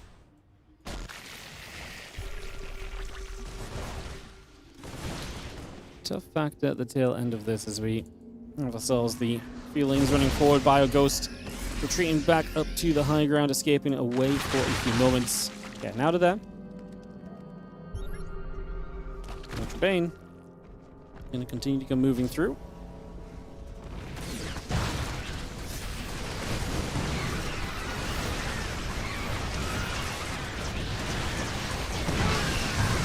This is a lot of Zerg, and again, you just don't really have the resource to really deal with this properly long term at the moment. As Cure, that is your biggest issue, is that you just keep getting reset. And your economy doesn't stay active. You're obviously having to spend a lot of money to rebuild time and time again, and it's just not going well enough for you. You're not able to get enough done, and that is very clearly, very quickly becoming more and more of an issue. For a while it was fine. Like I say, the longer this goes, the more problematic this seems to be.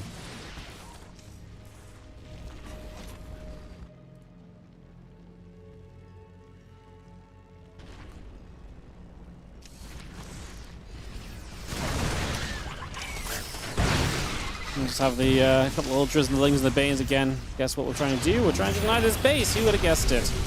I mean, Q has pushed back to 3 bases. But obviously, the main and the natural are 17 minutes deep. We're talking about mined out scenarios here, essentially, on a lot of this. So, well, that is in troubling places for sure.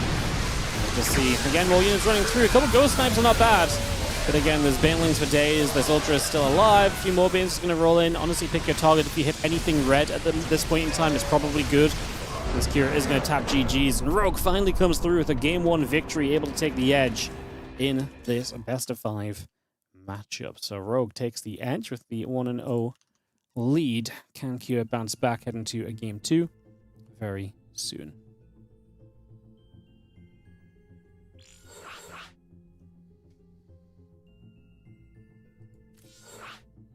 Alright, I'm just going to throw some ads up, guys. Man, the viewership's crazy. What's up? Hello, YouTube. We've got 550 people watching on YouTube. That's usually, like, YouTube caps out like 300-ish. Lately, it's been going a bit above, but 550 is crazy. What's up, guys? Hello. Welcome. If you're watching on the YouTube, if you're a new viewer, hit that sub button. We are on a push towards 50,000 subscribers. We are 128 away. We're so close. In theory, if we all just decide to click the button, we could hit 50,000 in this stream over the course of this best of 5. Now, that's pretty crazy to ask, but it's not impossible. We are 128 subs away from 50,000 on the YouTube, so if we've got a lot of people here, let's make use of that a little bit. Hit that sub button if you do not already.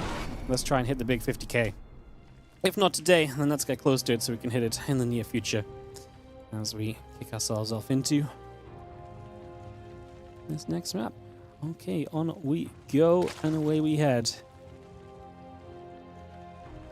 What is our plan going to be? How are things going to play? Those are the questions we're asking ourselves. In the top left-hand side, up 1-0, this is going to be our blue Zerg. It is Rogue. As in the bottom right, our red Terran from Team Liquid. This is Cure. Okay, 2 of our series, you get this. Up and rumbling.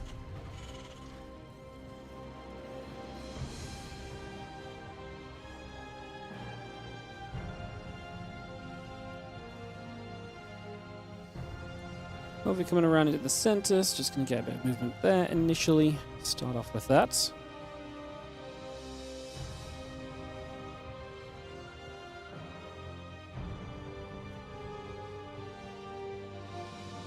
And the Overlord just heading down towards the bottom right, so again, seeing a little bit of what's up, trying to see what's happening.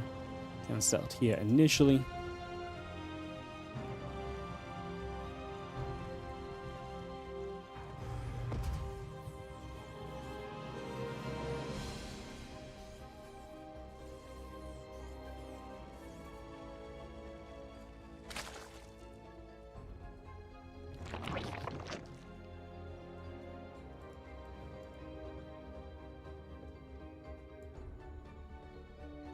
Hatch comes down.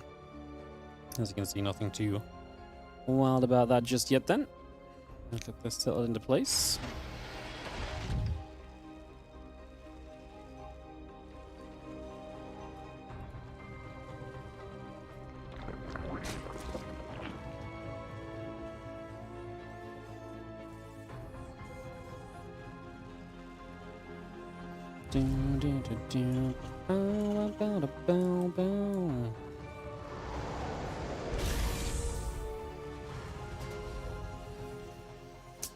Yeah, Reapers are going to come around and get Wardy singing for a little bit as we are just working our way through the early stages. Nothing super crazy just yet. Just figure out where everything is at and where we are stood at this current point in time.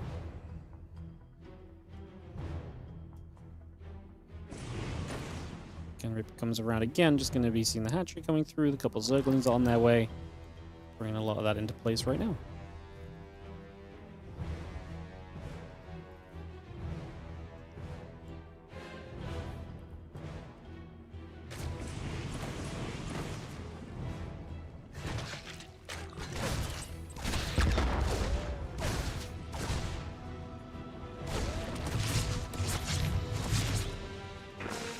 Reaper hops away and is going to be getting out of there, so stepping away for a couple of moments. Bringing this out and about. The Queen's obviously playing good defense, not letting too much happen. We've killed nothing, so pretty successful.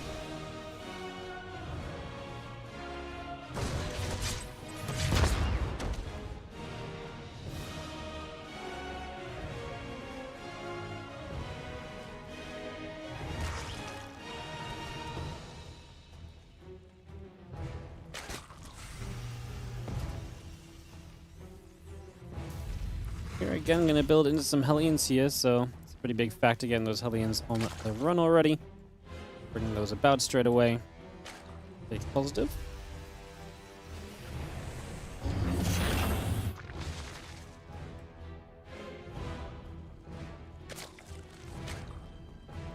Having ourselves, again, a couple SCVs are going to gather around, so they're just going to move through and see a little bit of what's going on.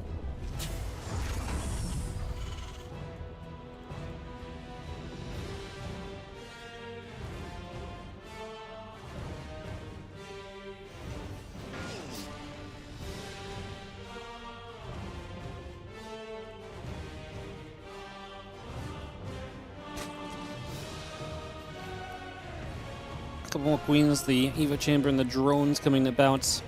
Chamber, maybe just a nice fast carapace upgrade as well, possibly, so something for us to watch out for here for a few moments. Gonna see the two Hellions, the Reaper are gonna poke. Let's see if they can find any damage. Let's see if we can have any success here for Kua right off the bat in these early stages or not.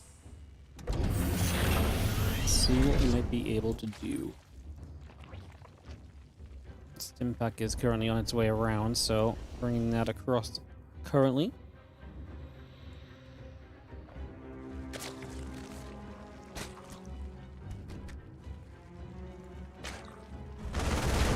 Marine's going to be here. There's a couple of Zerglings already getting turned. Again, Carapace, drones, the Queen being brought up as well. So again, a little bit extra being added on for the moment.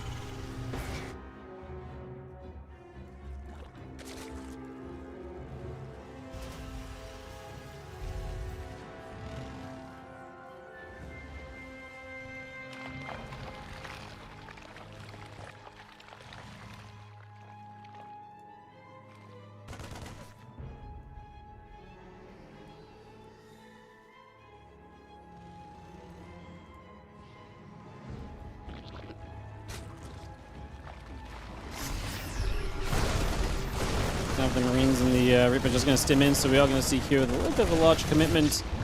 It'll show up right now, coming through. It's going to be seeing drones get up to the top side. It's going to get repositioned for a couple of seconds. Get into place. Single. A little bit of attack being done there as well. And come around for a couple secs. And continue to put some work in. And again, a couple of SCVs already dropping, so it's a nice little small counterattack. There's obviously a lot of units going on the other side of the map and are very ready to participate in some skirmishing, but Rogue's very ready to handle it. He pushes them back immediately, forces these units to turn away, pushes us back immediately, so very nicely done. Good push back right off the bat.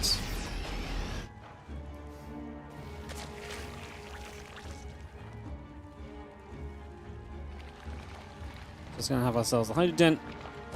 Is building through the hatchery coming up. Again, Bane's melee upgrade and the Bane speed will continue to produce, so we get a few more bits and bobs coming in from that already. Again, 1-1 upgrades and that combat shield will also continue producing. Got that Hydrodent on the way as the choice from Rogue. So again, continuing to see Rogue play a bunch of different styles in the grand scheme of things, continuing to play different setups from Mutas to Hydras and not being afraid at all to mix it up in the slightest, which is very cool, honestly. Very cool indeed.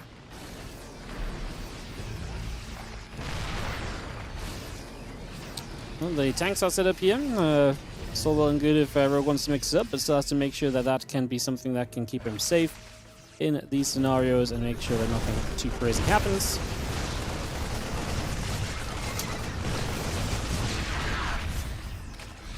ByuN is keeping the pressure up here, actually able to keep this position. The Lings are looking for the counterattack. Kua has a good amount of units on the defense. He has a tank on a good position, Marines nearby. That's going to be good enough for now, at least. So for the moment, we are good.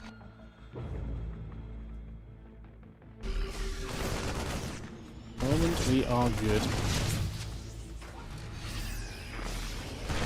Just going to see this Bioforce still gathering, just going to be having the +1 melee, the +2 carapace. Both building from Rogue. He is down in an attack upgrade at the moment, but he's on his way to getting settled at least.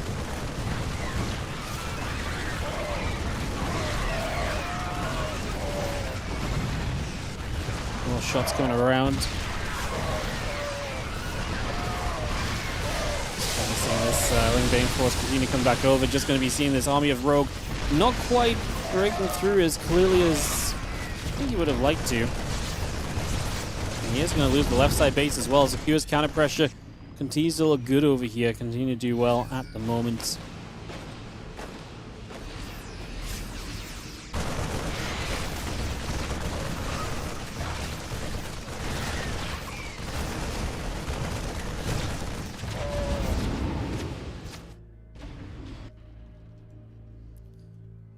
Well, drones went down, but the main thing is just losing the bases. Obviously, not staying on the 4 bases is going to be very tough for you long term if you're only a 3-base Zerg. Especially against a Terran who's comfortably 3 bases. 4th command center is building, so it's getting much better.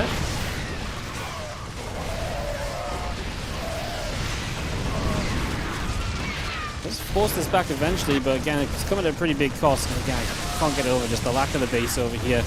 Is really going to be one of the bigger issues through and through that you can't really just fix up out of nowhere.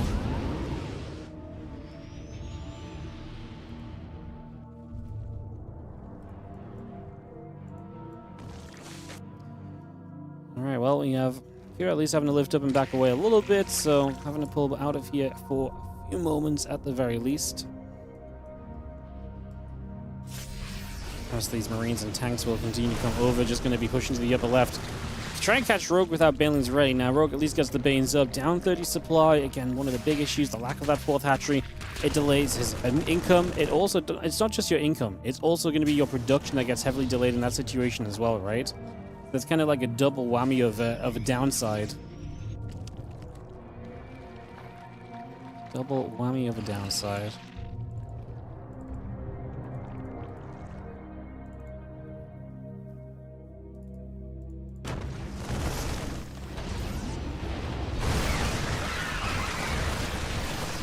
Gather up, take a couple seconds. Just going to be seeing this Bioforce. Gonna have to go all the way back for a little bit. At the end of the world. Just pull away there and reset.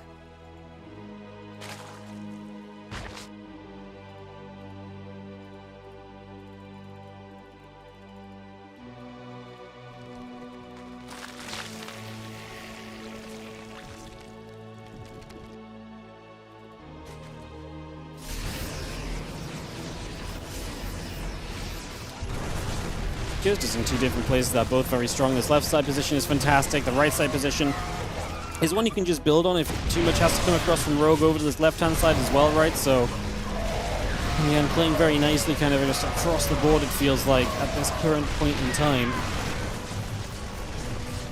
And with this all very comfortably so far. As we have the Lingbane Hydra. I'm going to keep a run at this left side, so we might break through, but like I say, this should be where Kira is able to strike on the right. If Rogue cleans up one position, is it because he overcommitted defense here and doesn't have much over on the right side? It's a good amount of Banes. It's only that 1 tank from Kira, so it's not maybe too much splash damage to kind of keep yourself safe, which is a bit of a problem because typically you want to keep yourself safe. Fungal trying to come down, tank getting caught.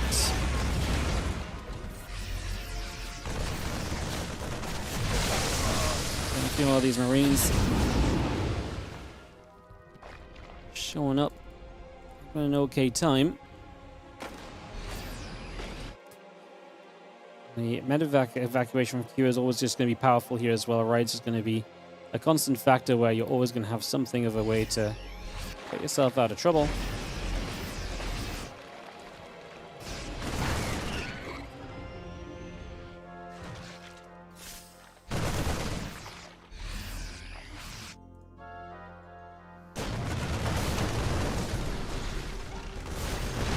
Continues about. Lingbane Hydra going to come stepping through a couple of moments, and we are going to have ourselves the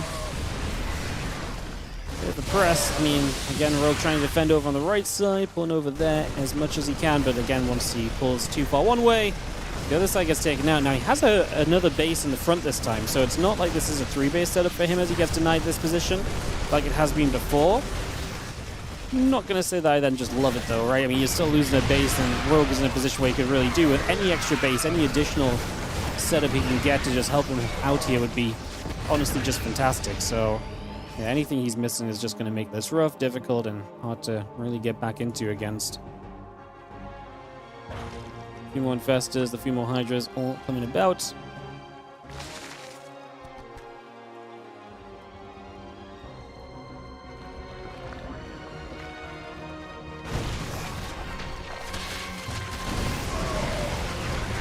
Couple of Fungals gonna help us to give us some initiation at least. That may give us half a chance of fighting back on it. And Microbe will try to help us as well. Honestly, not a bad fight from Rogue. It's one of the better fights he was likely going to find there. So he gets something. He gets a little bit going. I'm not quite convinced it's going to be, like I say, good enough still. And that Lings and Hydra still chase the Bio Army. Has to keep on pulling out of here for the moment. Can continue to try and stay escaped away as best as possible.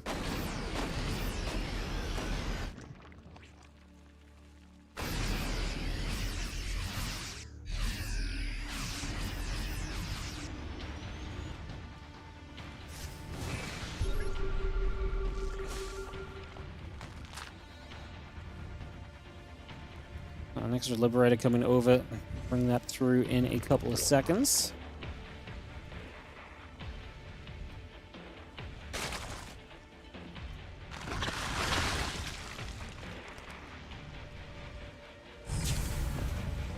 When Sen starts moving the bottom left, I mean, Kira has... There was a couple moments where I was like, hey, Kira, are we building enough up? Are we in a comfortable enough position here? I think if we had any concerns about that, they are very quickly being answered. He's a 5 going to 6 base Terran player who has maintained control of this game more than well enough, I would say, at this point.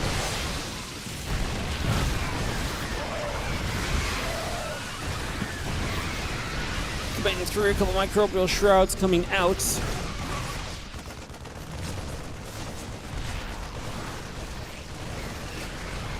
You can see this Bioforce just in the natural. I mean, again, we've been watching what feels like a rogue death animation for... It feels like a long time, I'm not gonna lie. It's been... It's felt pretty brutal, no? Yeah, it's felt pretty brutal. We're gonna see a bunch of snipes coming down. The Fungal still trying to get through onto this Bio Army as well.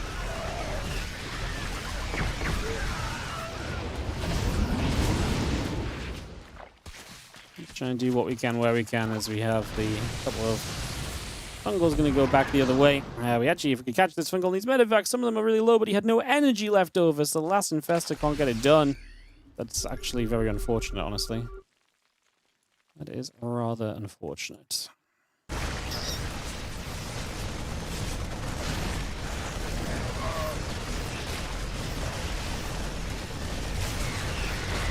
It's going to continue through Hydras as well. We lose another bunch of drones again. It is a painful experience right now. I really am. Well, just asking us when Rogue wants to stop suffering. Some people like to take a few moments to process and to think about the game before they wrap up. You know, take a few moments now to think about it instead of getting to the next one. This has been an absolute massacre, and it's definitely not getting any better. Is the main thing to absolutely take note of. It's getting no better at all. Kua is going to come through and take a second game that ties us up 1-1. It's been a really fun set of games today. The last couple of days have been some really good games on the stream. It's been fantastic to see. It's been a lot of fun. Hopefully you guys have been enjoying it just the same as I have as we get into our next map. It'll be black. Sorry, excuse me. Which will be Blackrock. So, getting into Blackrock here. In a few moments. That's ready to go.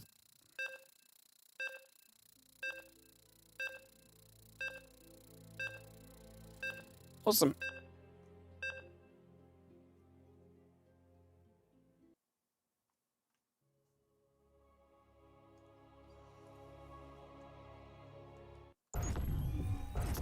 Let's get into the next game as Merham with the gifted subs. Thank you very much.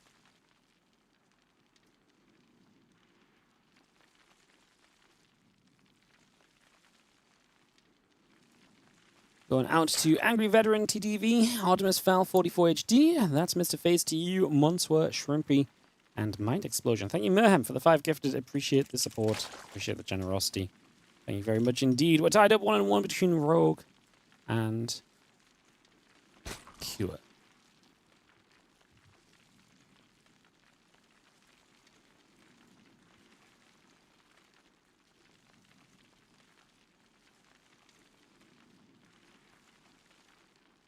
For Post game music. Is that time of the stream already today? Crazy.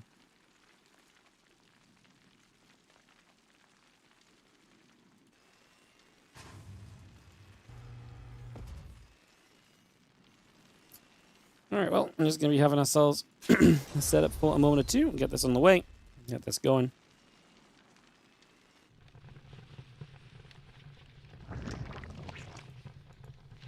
Entry comes down. Again, sorry for the lack of music, guys. I'll try and fix this up after this game.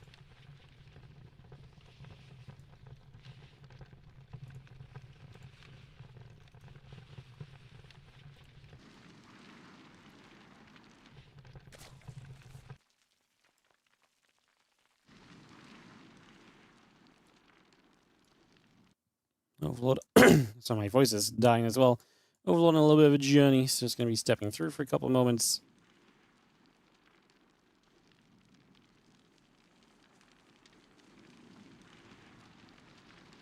Take a few moments and again, slow forward this Overlord. It's always so eerie when the music disappears, man.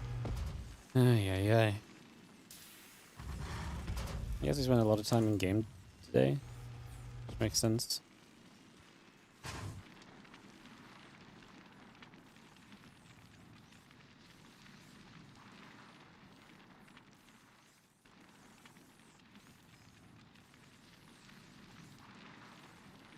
Just gonna have our Overlord continue to move through for a few moments. So again, stepping over a little bit, the Overlord continues to gather.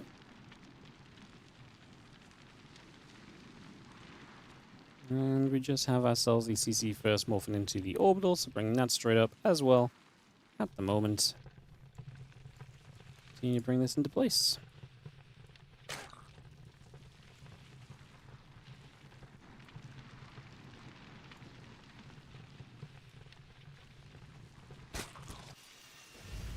Well, the drones just come popping out. It'll take a few moments.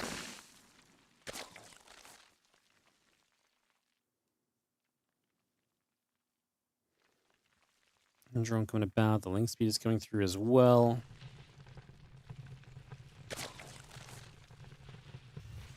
Having the command center and a couple of SCVs continuing about for a few moments, and just going to have the CC. Yeah, it's going to build in the main for a third base already. So again, to 3 bases pretty quickly overall.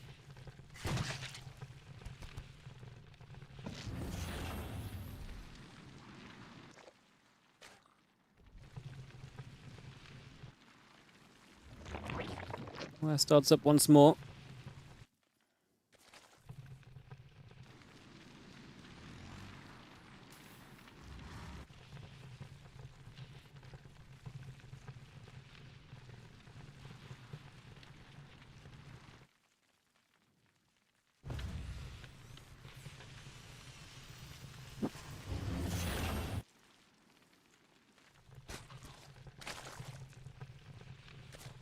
Very peaceful. Lairs on the way.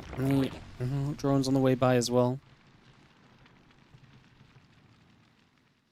This is a best of 3, best of 5. Sorry, it's a best of 5. I misclicked it.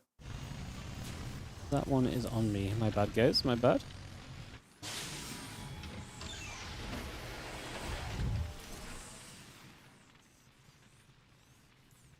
Yeah, oh, look at this. A big change up from Kira. Microfield Accelerator on the way. He already went into the extra factory. Now I'm talking about how peaceful it is, but not in the mind of Kira. He's already decided what his approach of this is going to look like. And he is going to play some mech in this game. So mech against someone who's been going into Spider and Mutas a lot. It's interesting, because Mutas can absolutely still have that moment here, right? Like, Mutas can absolutely still see success and be okay against mech. But the Cyclones are going to be very good against Mutas in the grand scheme of things. So it's definitely going to make this a little complicated, if nothing else.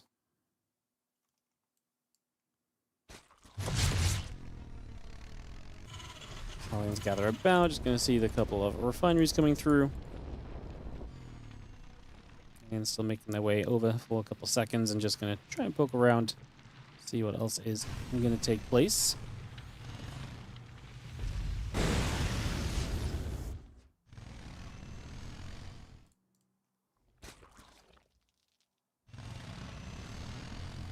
And again, Microfield Accelerator coming through. Those couple Cyclones are still going to build. We do have our Spore Crawl and the Baneling Nest continuing up and into production. at the moment. Well, you have the mutas on the way then. Like I said, I don't think Rogue has really any clue of what's going on, right? So because he doesn't know what's up, he's completely blind. He's seen very little. And that's obviously going to make it very tough for him to step back into this and kind of be okay, because he can't really respond if you don't know what's going on at the end of the day. So, yeah, it's not really a great scenario at the moment, is just have a few mutas gathering up.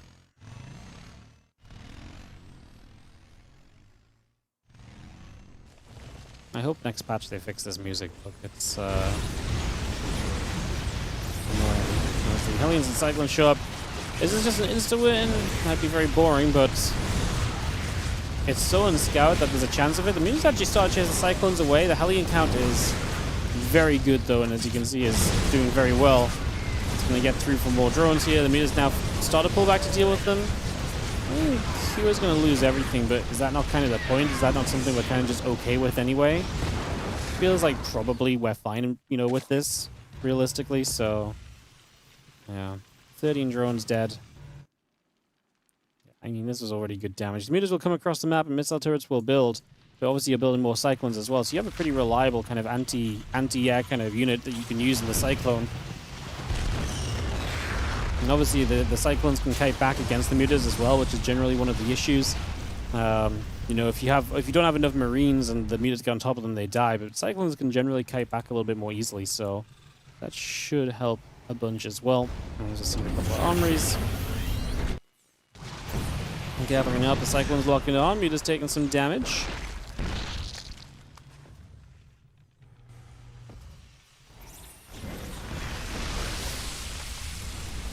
Couple of shots. I mean, obviously Rogue will try and do as much as he can with the mutas. At least for now, he's going to have his opponent pinned back. Gives him some time to maybe think about what style he wants to actually play against this mech force. He's doubling down on the mutas. He's not really doing anything else. So it seems like he's just going to say, I'm going to try mutas. And if mutas don't work, then I don't know. Maybe he's just not going to be a believer. Yeah. Seems to be the plan of action at the moment. You see the Cyclones locking on, getting a little bit more damage done again for a few moments. Again, the hatchery comes in over to the sides.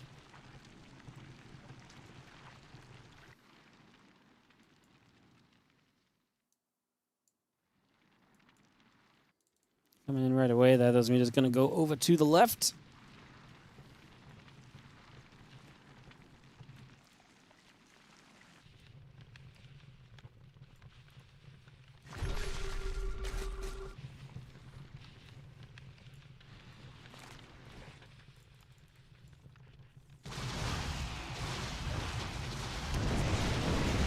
The mutas make their way in, so they can get rid of a couple of SCVs. The depot's starting to take damage as well. The Cyclones begin to step over to try and help out.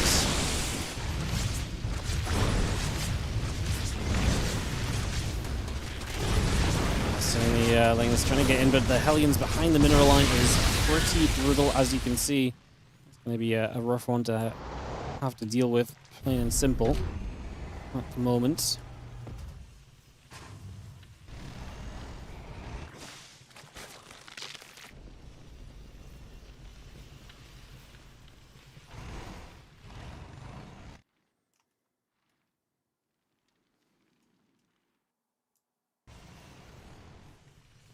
So we're setting for a couple seconds. We are going to be seeing the Banes coming up and around, and we will see what we can do next. Couple of seconds as well. Let's just have the, again, Burrow coming up, the melee and carapace upgrade, so we're still sticking, despite it being mech. Rogue says, I absolutely want to play this Ling Bane Muta. Like, he has absolutely doubled down on this, so Rogue is very persistent in what he's going to head towards. That much is for certain.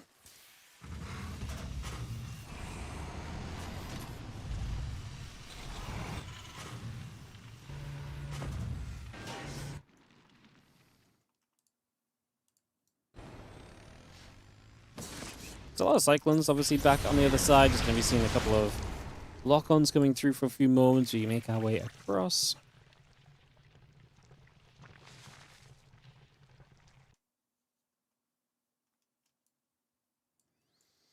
It's a good amount of mutas. I'm just not convinced about long-term how we're going to be able to trade with this, right, is probably the issue. Hey, what's up, Hearthstone? Thank you for the raid. Welcome everybody from the Hearthstone stream. Let's just see the lock-ons onto the Overseers, so I look to do a little bit more there straight away. Some work on right from the get-go.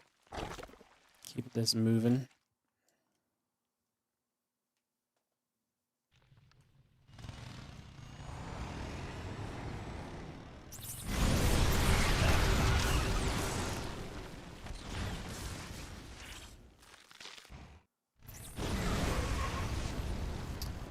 Again, it just feels like everything in this mech army is kind of designed right now to be very good against Mutiling Bane.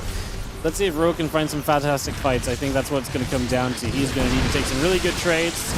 Widow Mines are not exactly going to be Rogue's friends. When you need good trades, Widow Mines are typically going to provide trades that are not good for you, unless you can consistently set them off very effectively in your favor, which, like I say, is not easily done, obviously.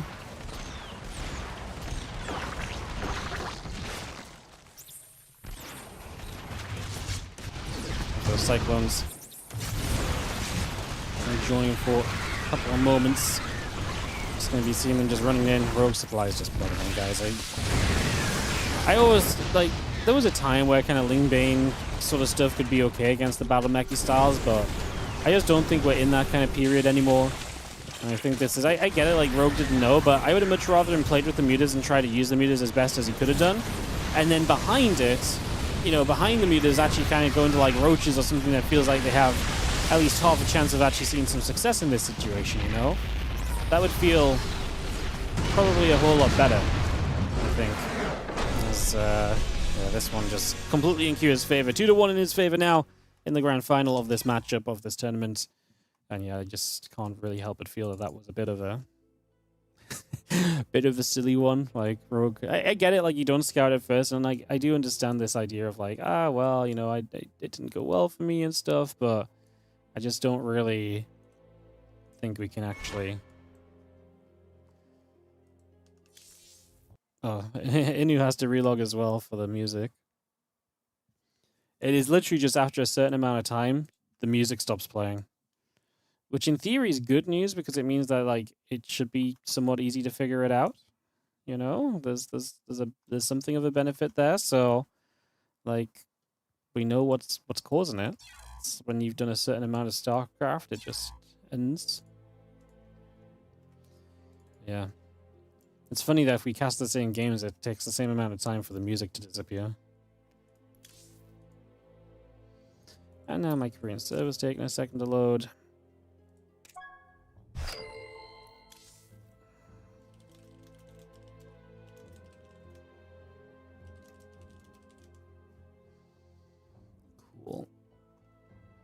Cool. Alright, guys, we are counting down.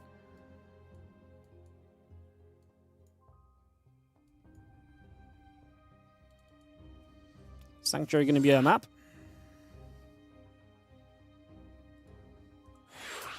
Let me get this ready to go.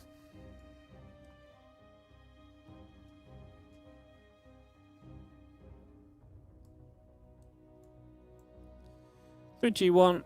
Countdown's going to wrap up, and we are going to be having Hua and Rogue diving into this next game, guys. Thank you for joining us again. I really can't believe the viewership. Like, it's kind of crazy.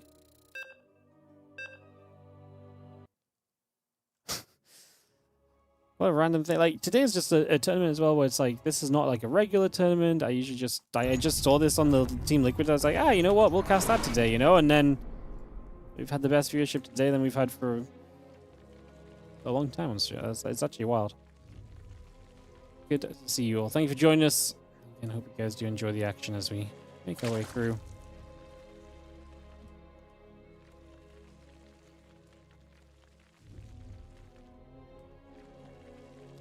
Into game number 4, Rogue looking to bring himself back in this series.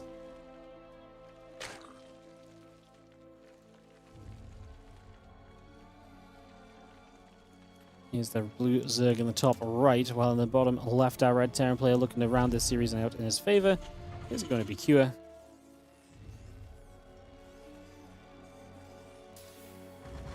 And away we go. Maybe I need more show matches. I mean, I actually owe Lethal BW a show match, because he donated for 2 show matches the other week, and I only managed to run 1. So I actually still owe him a matchup.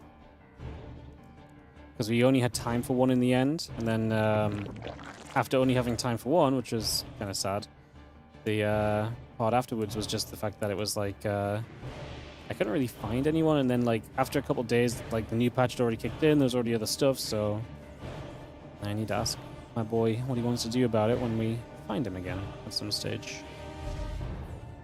If he shows up in chat again, we shall ask. Because obviously we had the Clem Hero Show match on the first day of the new patch. Yeah, appreciate all supporting and watching and stuff.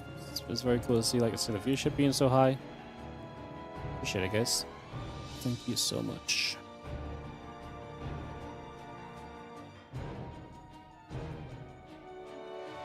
Thank you, thank you, thank you.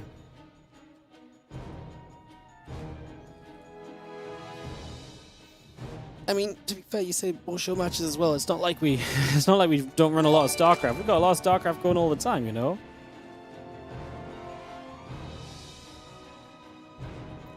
We've got a lot of StarCraft going all the time. It's just not all the show matches. We got Monday Cups, Tuesday Cups, Wednesday Cups. Hey, what's up, Kuro? Yes, Kuroi Samurai. Got your name in the end. Thank you so much for the Prime sub. Appreciate it. If you've got a Prime sub available, guys, be like Kuroi and whack it into the channel. Obviously helps out a bunch. This is not a WardiTV tournament today, guys, but obviously this is a you know, we do obviously, you know, do this full time. So if you're enjoying the cast and if you're enjoying the games, do consider supporting the stream. We obviously have the Patreon page that helps us to run our own tournaments, patreon.com/WardiTV. 100% of anything pledged on Patreon goes directly into StarCraft 2 tournament prize pools. And obviously just any general support, Prime subs, regular subs, watching the ads. This allows us to do a whole bunch more StarCraft in the future as well. So, yeah. Check that out. Appreciate it if you do. And, yeah. Appreciate you guys. And always mention the support is a big deal. Try not to sell out too much. Some days sell out more than others. Yeah, it is a necessary a necessary thing to do, unfortunately. The selling out of the world. Of the whole world as well. Very dramatic. Sell out everything.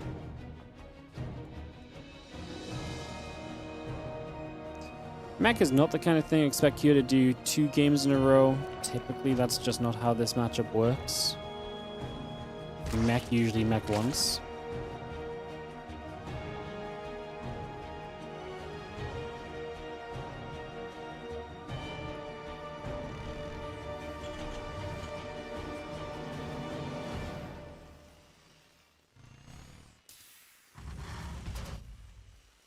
Gonna gather back around, trying to see what we can do.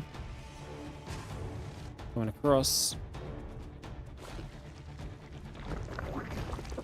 Got the extractor coming up as well for a couple of moments.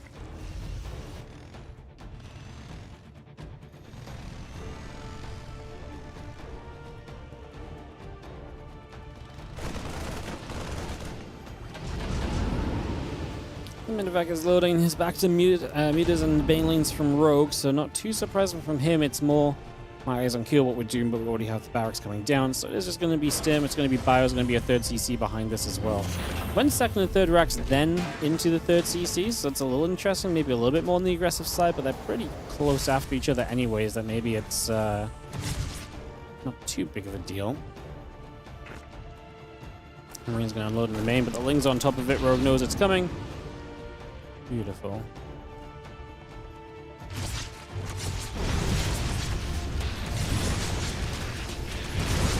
Let's see how things get around the back. Only a couple of drones going down. Very reasonable amount of damage so far. Absolutely seems fine for the moment, I would say.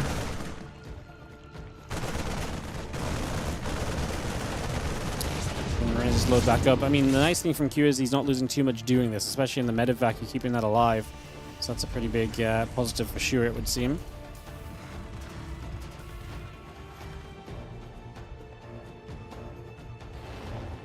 Mutas are on their way out, and that is where we have seen Rogue take control of this matchup in previous games today and yesterday too. Again, you can't really ignore those games Rogue played the other day against Percival. They were pretty awesome, first of all. Very cool, and really kind of set the precedent of kind of how Rogue is playing in this matchup as of late, so...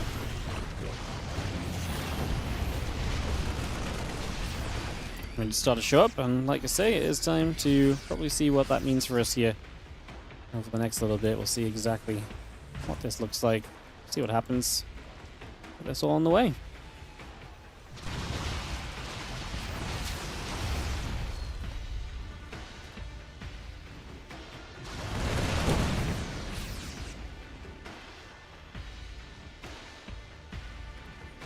Here's we'll gather again, a couple more of them on the way out, +1 fly attack, bailing speed, all building through. We got the 1-1 and the combat shield coming up as well at the moment, so continue to bring that into action also here for a little bit.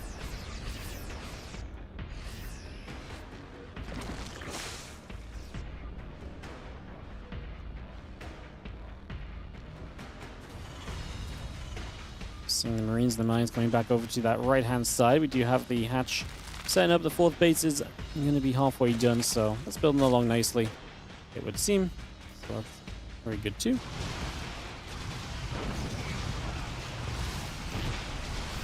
Looking very reasonable at the moment as the Mutas actually try and get the armor upgrade. Would have been really nice to deny one of these early upgrades, but it's not really going to be able to do too much here in the end.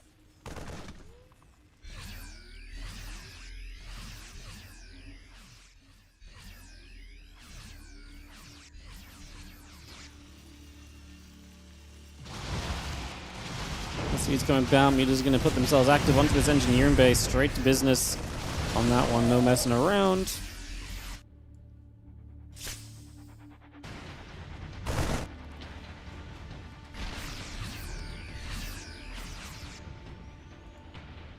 No messing around at all. And again, Rain's going to swim across. A couple of those Mutas gathering together for a couple of moments as well. Take a little bit and get that all set. Just gathered around. We are going to see this +2 attack upgrade gets tonight, so finally this engineering bay goes down. That's obviously not the first time we've been attempting to make something happen there, so actually seeing some success on it is rather nice.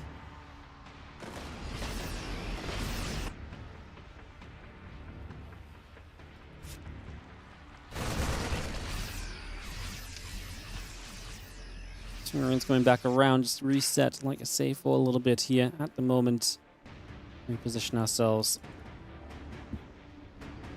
This army will head up that right-hand side. The few medevacs still nearby. Again, Bane's coming up. Melee and Carapace upgrades all coming through. The Mutas would love to get down here and jump onto those Marines in the next few moments. Not able to just yet, though. Let's continue to move this around.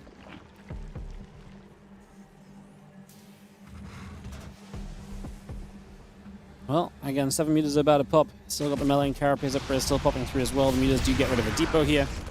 2-2 is on its way from Cure, as the Command Center is also in production, so... Let's get into that 4th base. Would love us to see a Rogue victory. Get us to Game 5 of this series. More games, more StarCraft. Am I being greedy? It's already been some really good games today. I didn't think this was going to be a super long one.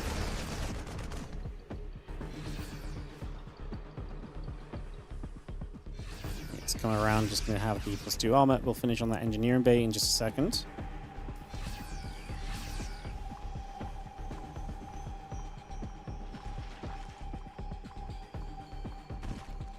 Let's come back through again. +3 armor, +2 attack. Continue to come by. Adrenaline claws coming up as well.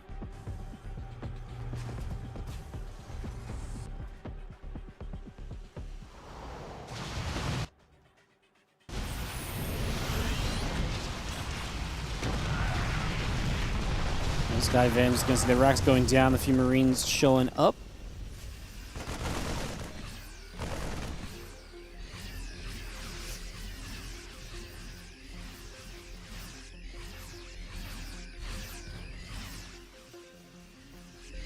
Let's come across here. Actually, would love to get the medevacs, but not going to quite be able to. There's a lot of Zerg in the bottom right, though. If you can force these units to lift, And obviously the mutants could dive in for the medevac still. They're going to threaten here. Looks as though those units are going to get back to the Widow Mine they pulled away in time. Here pulling those back, not giving Rogue that opening to really take advantage of this situation. Two upgrades, the Flyer Carapace. That Adrenaline Claw is going to be done real soon. Plus 3 armor coming up as well. More barracks coming out as top of this.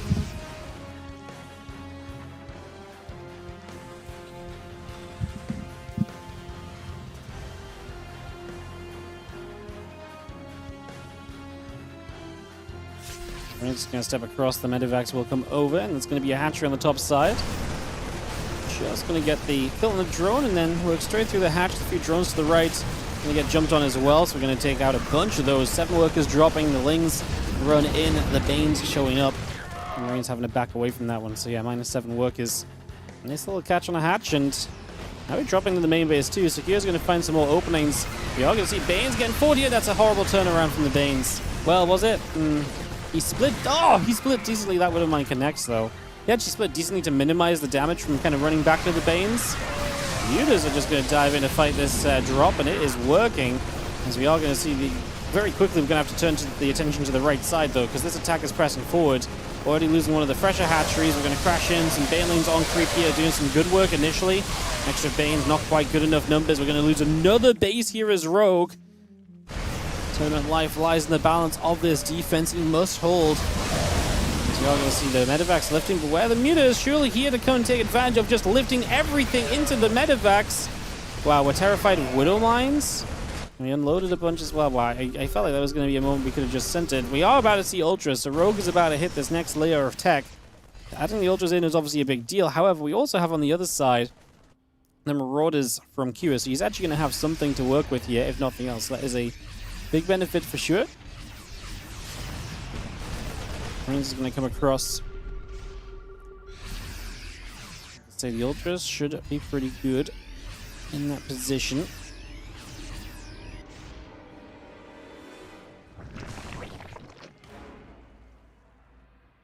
Again, those Banes going to continue coming around. The Chitinous Plating, the +3 melee, +2 Flyer Carapace, +3 Carapace in general. I mean, upgrades just continue through for Rogue.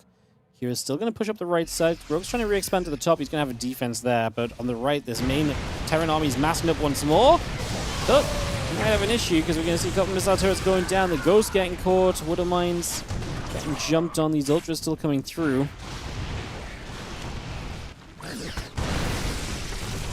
He's already putting some work in now that I'm going to get back over to the other side. Going to put some more damage in as well.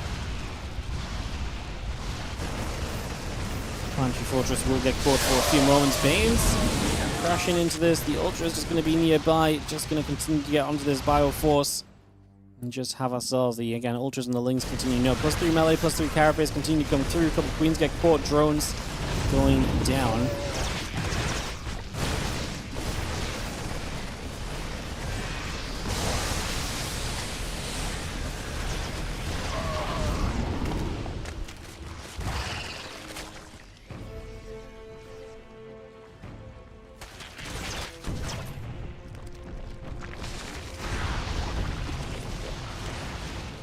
So the music gather up, hatch gathering around.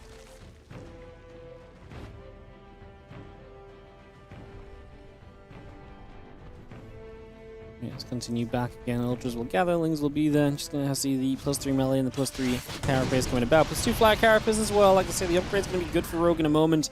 Finally catching up a bit on the Terran side. And as Kira has kept Rogue back, it's given Kira a chance to get up into the Ghost, and the first Ghost already coming online. Medevacs will load up. A couple of Ultras getting blasted by Widow Mine fire.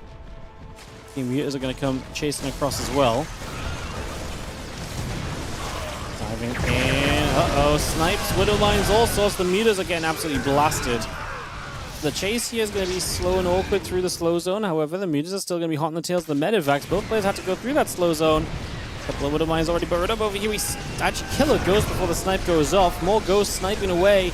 The Mutas kind of need to commit into this and just help, but there's a lot of anti-air, and if we don't stop those anti-air units from firing, then we're going to be in trouble. But it looks like Rogue has found an amazing fight, and after all the pressure he's endured, he's now going to come across, kill a command center himself, force another CC probably up into the skies at the very least.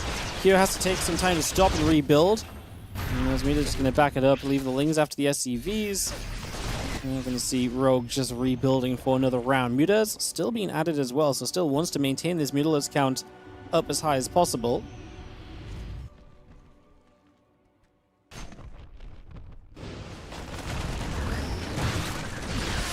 Things have come over. We're just going to be seeing the Mutas continue to come about.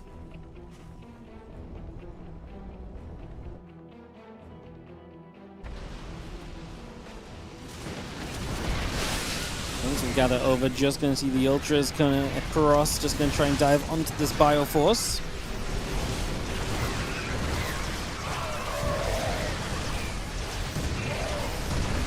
Just chase about a couple of Banes in the front there. I mean, we're losing a lot of supply as Rogue, not as much an advantage as he had previously. Going to have to back away from this one, be content with the damage he's already done, get another rebuild going and go once more.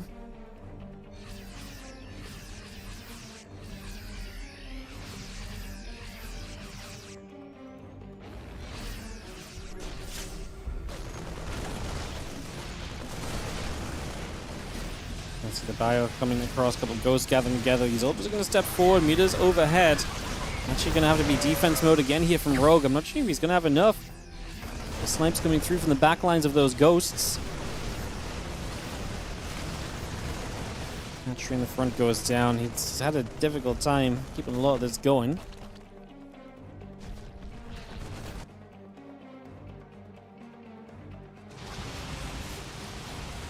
Again, Widowmine's trying to connect for a little bit, just for the moment. You can see the Marines coming about, Marauders as well.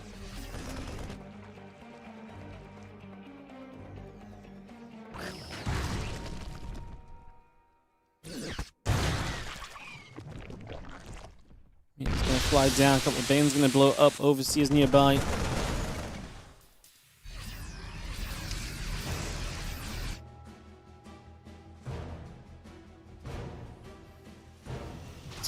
Back over now. Obviously still relying on these mutas. It feels like every time Rogue gets in trouble, the one out he always has are the mutas. I mean, I think that's what saved him in so many games over the last 2 days in general. The mutas being such a force to be reckoned with is so scary at so many points.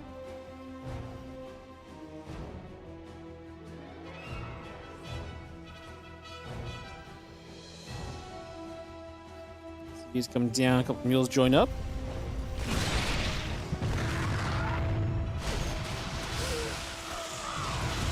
Let's dive in, a couple more units going down, medevacs gathering together.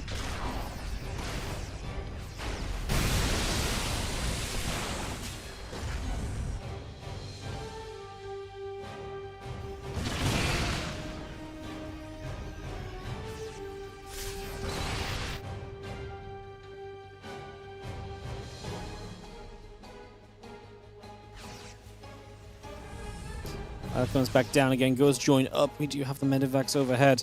Rogue is maxed, Kira is not quite maxed. Both players on low economy though. There's so many resources left on this map that I do not love this for Rogue. 55 drones does not feel like 55 drones when you're scrapping around the final bases feels fine. 55 drones where it feels like there should be multiple fights yet to come. I feel like Rogue needs another 20 drones. And if he's okay on economy right now because he's saturated, the issue is then going to be that he just needs more bases. Although this base and this base coming up, he absolutely should just have plus 20 workers right now. You just can't sustain against the Terran with this eco difference. And like I say, it's fine if you're scrapping over the final bases, but Cure, if he recognizes that drone count is low of Rogue, he just has to step back and play a bit of defense. Step back, defend, and once you're defending, the Zerg either has to attack into you in a bad trade, which they can't really rebuild from because their economy sucks, or... Yeah, I mean... Rogue's going to attack. I mean, he's going to have a lot of army supply. I'm not really saying it's not going to work. It's just, I think the much safer option is to get that drone count up. Like, if this attack doesn't work now, then we definitely need to see economy behind this, right? Like, we need to see some more drones coming up. The Ghost getting caught, Ultras not in reach for to be sniped just yet. The Banes come crashing through. Rogue just has a whole lot of stuff. That's a lot of Banelings as the Ultras are going to continue their way. The Mutas are looking on an orbital during this. We actually kill a bunch more Ghosts. The orbital went down. Q's supply did plummet, and wow, Rogue's Surge has seen success. He does a lot of banelings. Like I said, I didn't think it was necessarily that it wouldn't work. It just felt like the safer way would be some more drones. And Rogue kind of agrees. He's like, cool. Now I'm going to add some more drones as well because I need to make sure that I actually can sustain through this. So he adds a few more drones at the very least. Obviously, he's done some damage as well, which helps too. I mean, if you maintain like a 20-ish worker lead, that's already in the right direction. As Rogue steps through, going to actually take a second, stepping back even for a few moments. So just going to decide to go elsewhere. 25 new Banes. Obviously, with new Banes coming up, that's probably going to be where we commit again. Libs and Mines, the heavy production units at the moment from Cure.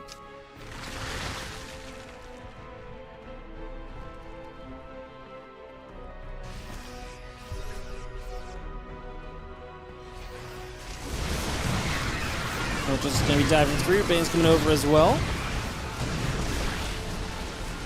I'm just going to see a couple more Widow Mine shots coming up. Bane's crashing in. It's a bunch of bio going down. Q supply is gone. We're gonna get another game, my friends. Yes, we are. Perfect. All right, let's get into this as we have a game 5 coming up between Q and Rogue in the finals of these Inu battles today. Love it.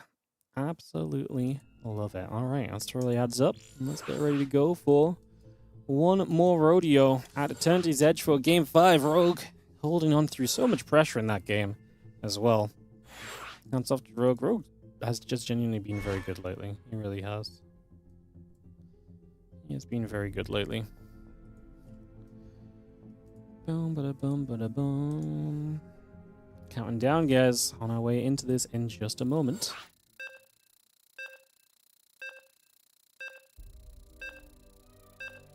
Widowmines versus Ultras looks like my games. Ay, ay, ay.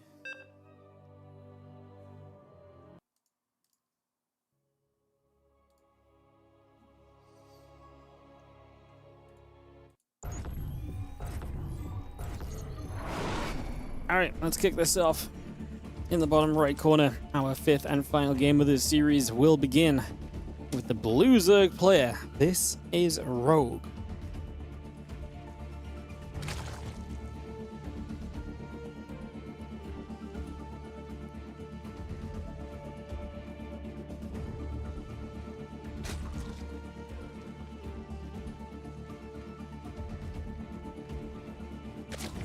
In the top left, Red Terran from Team Liquid. This is Cure.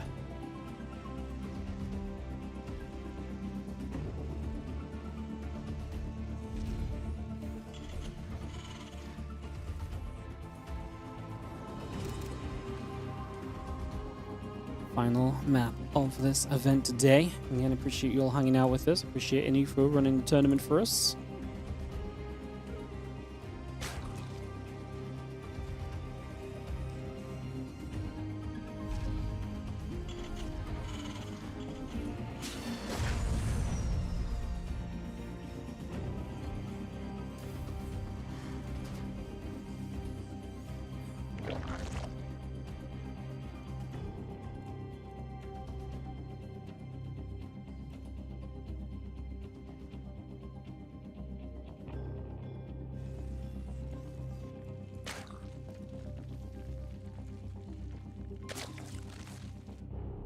And we'll gather here. Just gonna see the overlord moving around. Taking a few moments to get this into some actionable gameplay.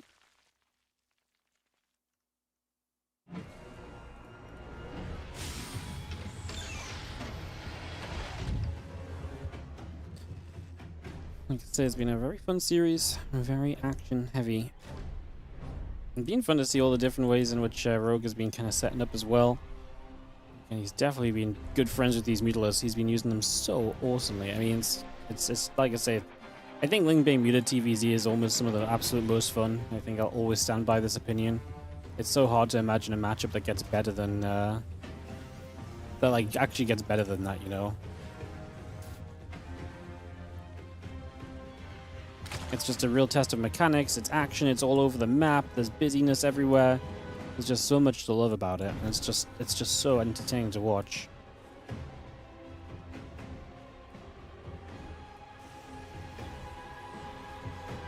Big fan. Big fan.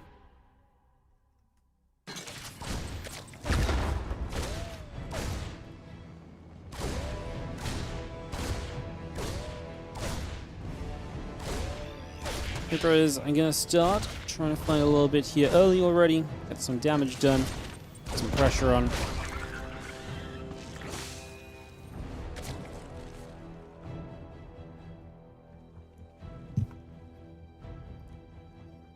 Thanks for the stream. Thank you so much for watching.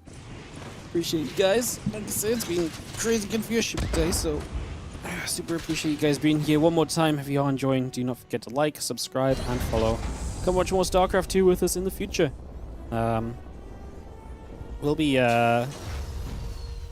live tomorrow, Kung Fu Cup Thursday, OSC King of the Hill Friday, day off, Saturday and Sunday at WardiTV Summer Cup Playoffs. So, yeah. Very exciting.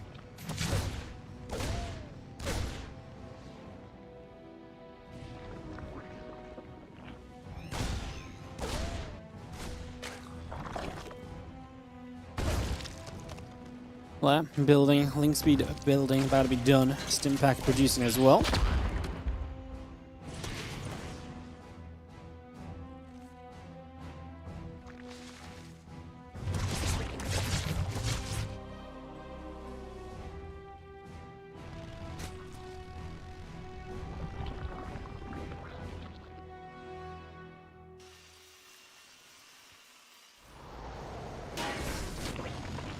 Well, as everybody's going to gather about, we got a creep tumor, a couple of queens get bopped.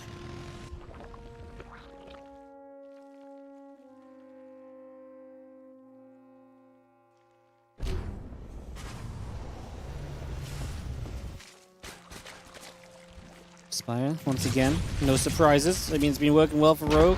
Said at the start, expecting to use it a lot in this series. We got to 5 games, we've definitely used it a good amount.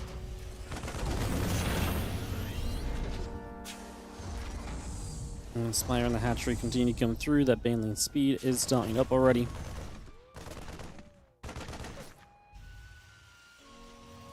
Stimpak will be finishing fairly soon again. Medivacs Marines coming up. The engineering base coming along. Got Spire finishing very shortly as well with the hatchery producing. Lings on the way. Overlord's coming out. Things are going to run across. Those Hellions are going to get chased out for the moment.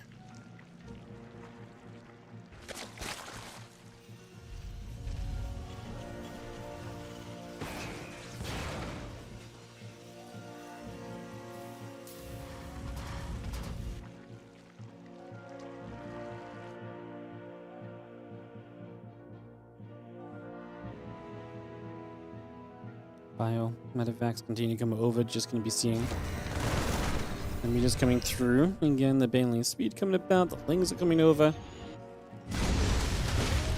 Lings looking to try and get a wrap around onto some of those Hellions. The SCVs running over as well. Just going to be having the SCVs diving in and taking some damage. The Marine's going to get that, playing cleanup. Bane speed about to be done, Lings coming up. And one on the combat shield coming up as well.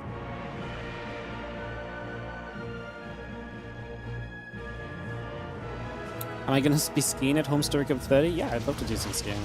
I did some skiing when we visited the venue. It was awesome. If you guys are interested in Home Story Cup 30, exclamation mark HSC in the chat. There's a link to their Discord server. There's even a Wardy community channel there, which has been kind of quiet. So if you're in the Home Story Cup 30 Discord or you're heading over, consider jumping in the Discord, get your tickets today, and obviously go and say hi in the Wardy community part. We'll have a Wardy meetup at some point, I'm sure. It'll be fun. The event looking like it's going to be an absolute blast. Well, there's also an absolute blast as the damage on Q is Mineral Line right now. Ling run by gets a bunch of SCVs. So got some mutas aggressive on the map. Only 4 left, so Rogue gave up a bunch of these mutas. He's playing this more aggressive kind of Ling Bane muta non-stop aggression.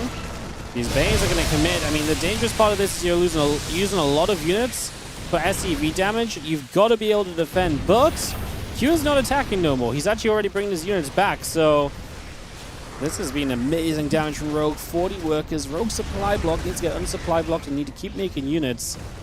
He is going to be down in upgrades soon. That's kind of the point of this style. You're overwhelmed with units and not caring about the upgrades so much is generally the idea. Q takes a ton of damage early. Rogue finding a lot early on this time.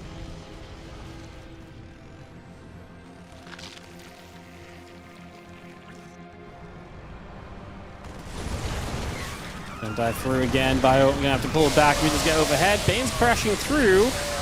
Good start of the fight. Good split away from that mine shot as well, but I don't know if we've got enough to keep this going. We need the Banes to connect in these scenarios. Got a few Banes on the left side.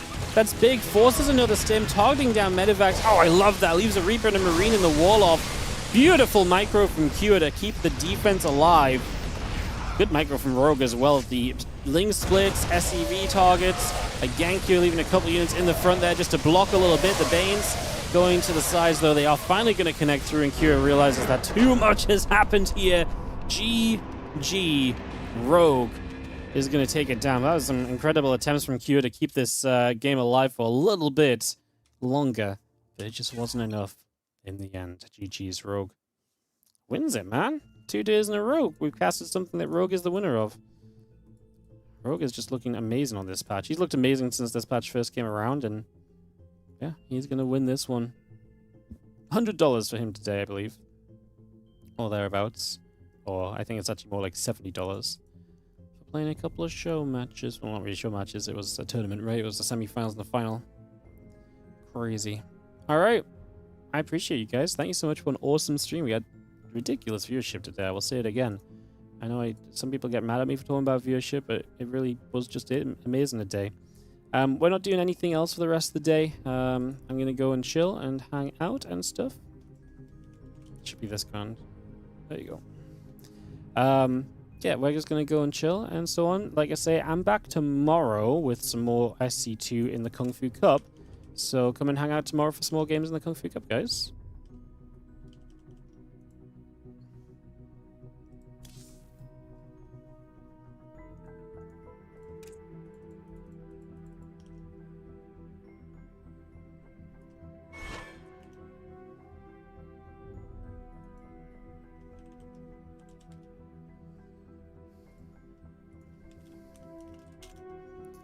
Yeah, so Kung Fu Cup tomorrow, Thursday. We'll do some OSC King of the Hill.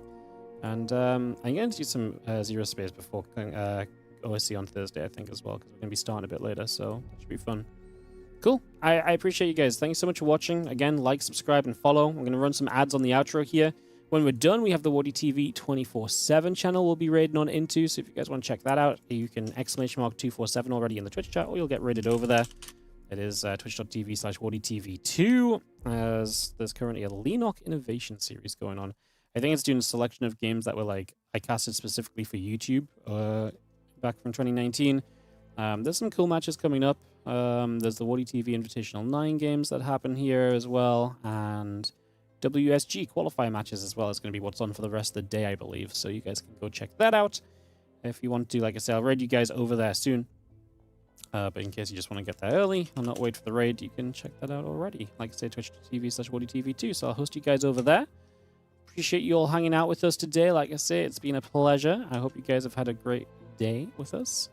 And like I say, more StarCraft 2 action tomorrow for the Kung Fu Cup. Again, thank you so much for the viewership. Again, like and subscribe, especially subscribe on the YouTube, guys. Are we less than 100 away? 120 subs away on the YouTube from 50k. So head on over there.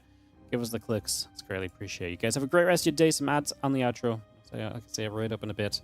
And I will see you guys again tomorrow for some more StarCrafts. Thank you so much. And goodbye and good night.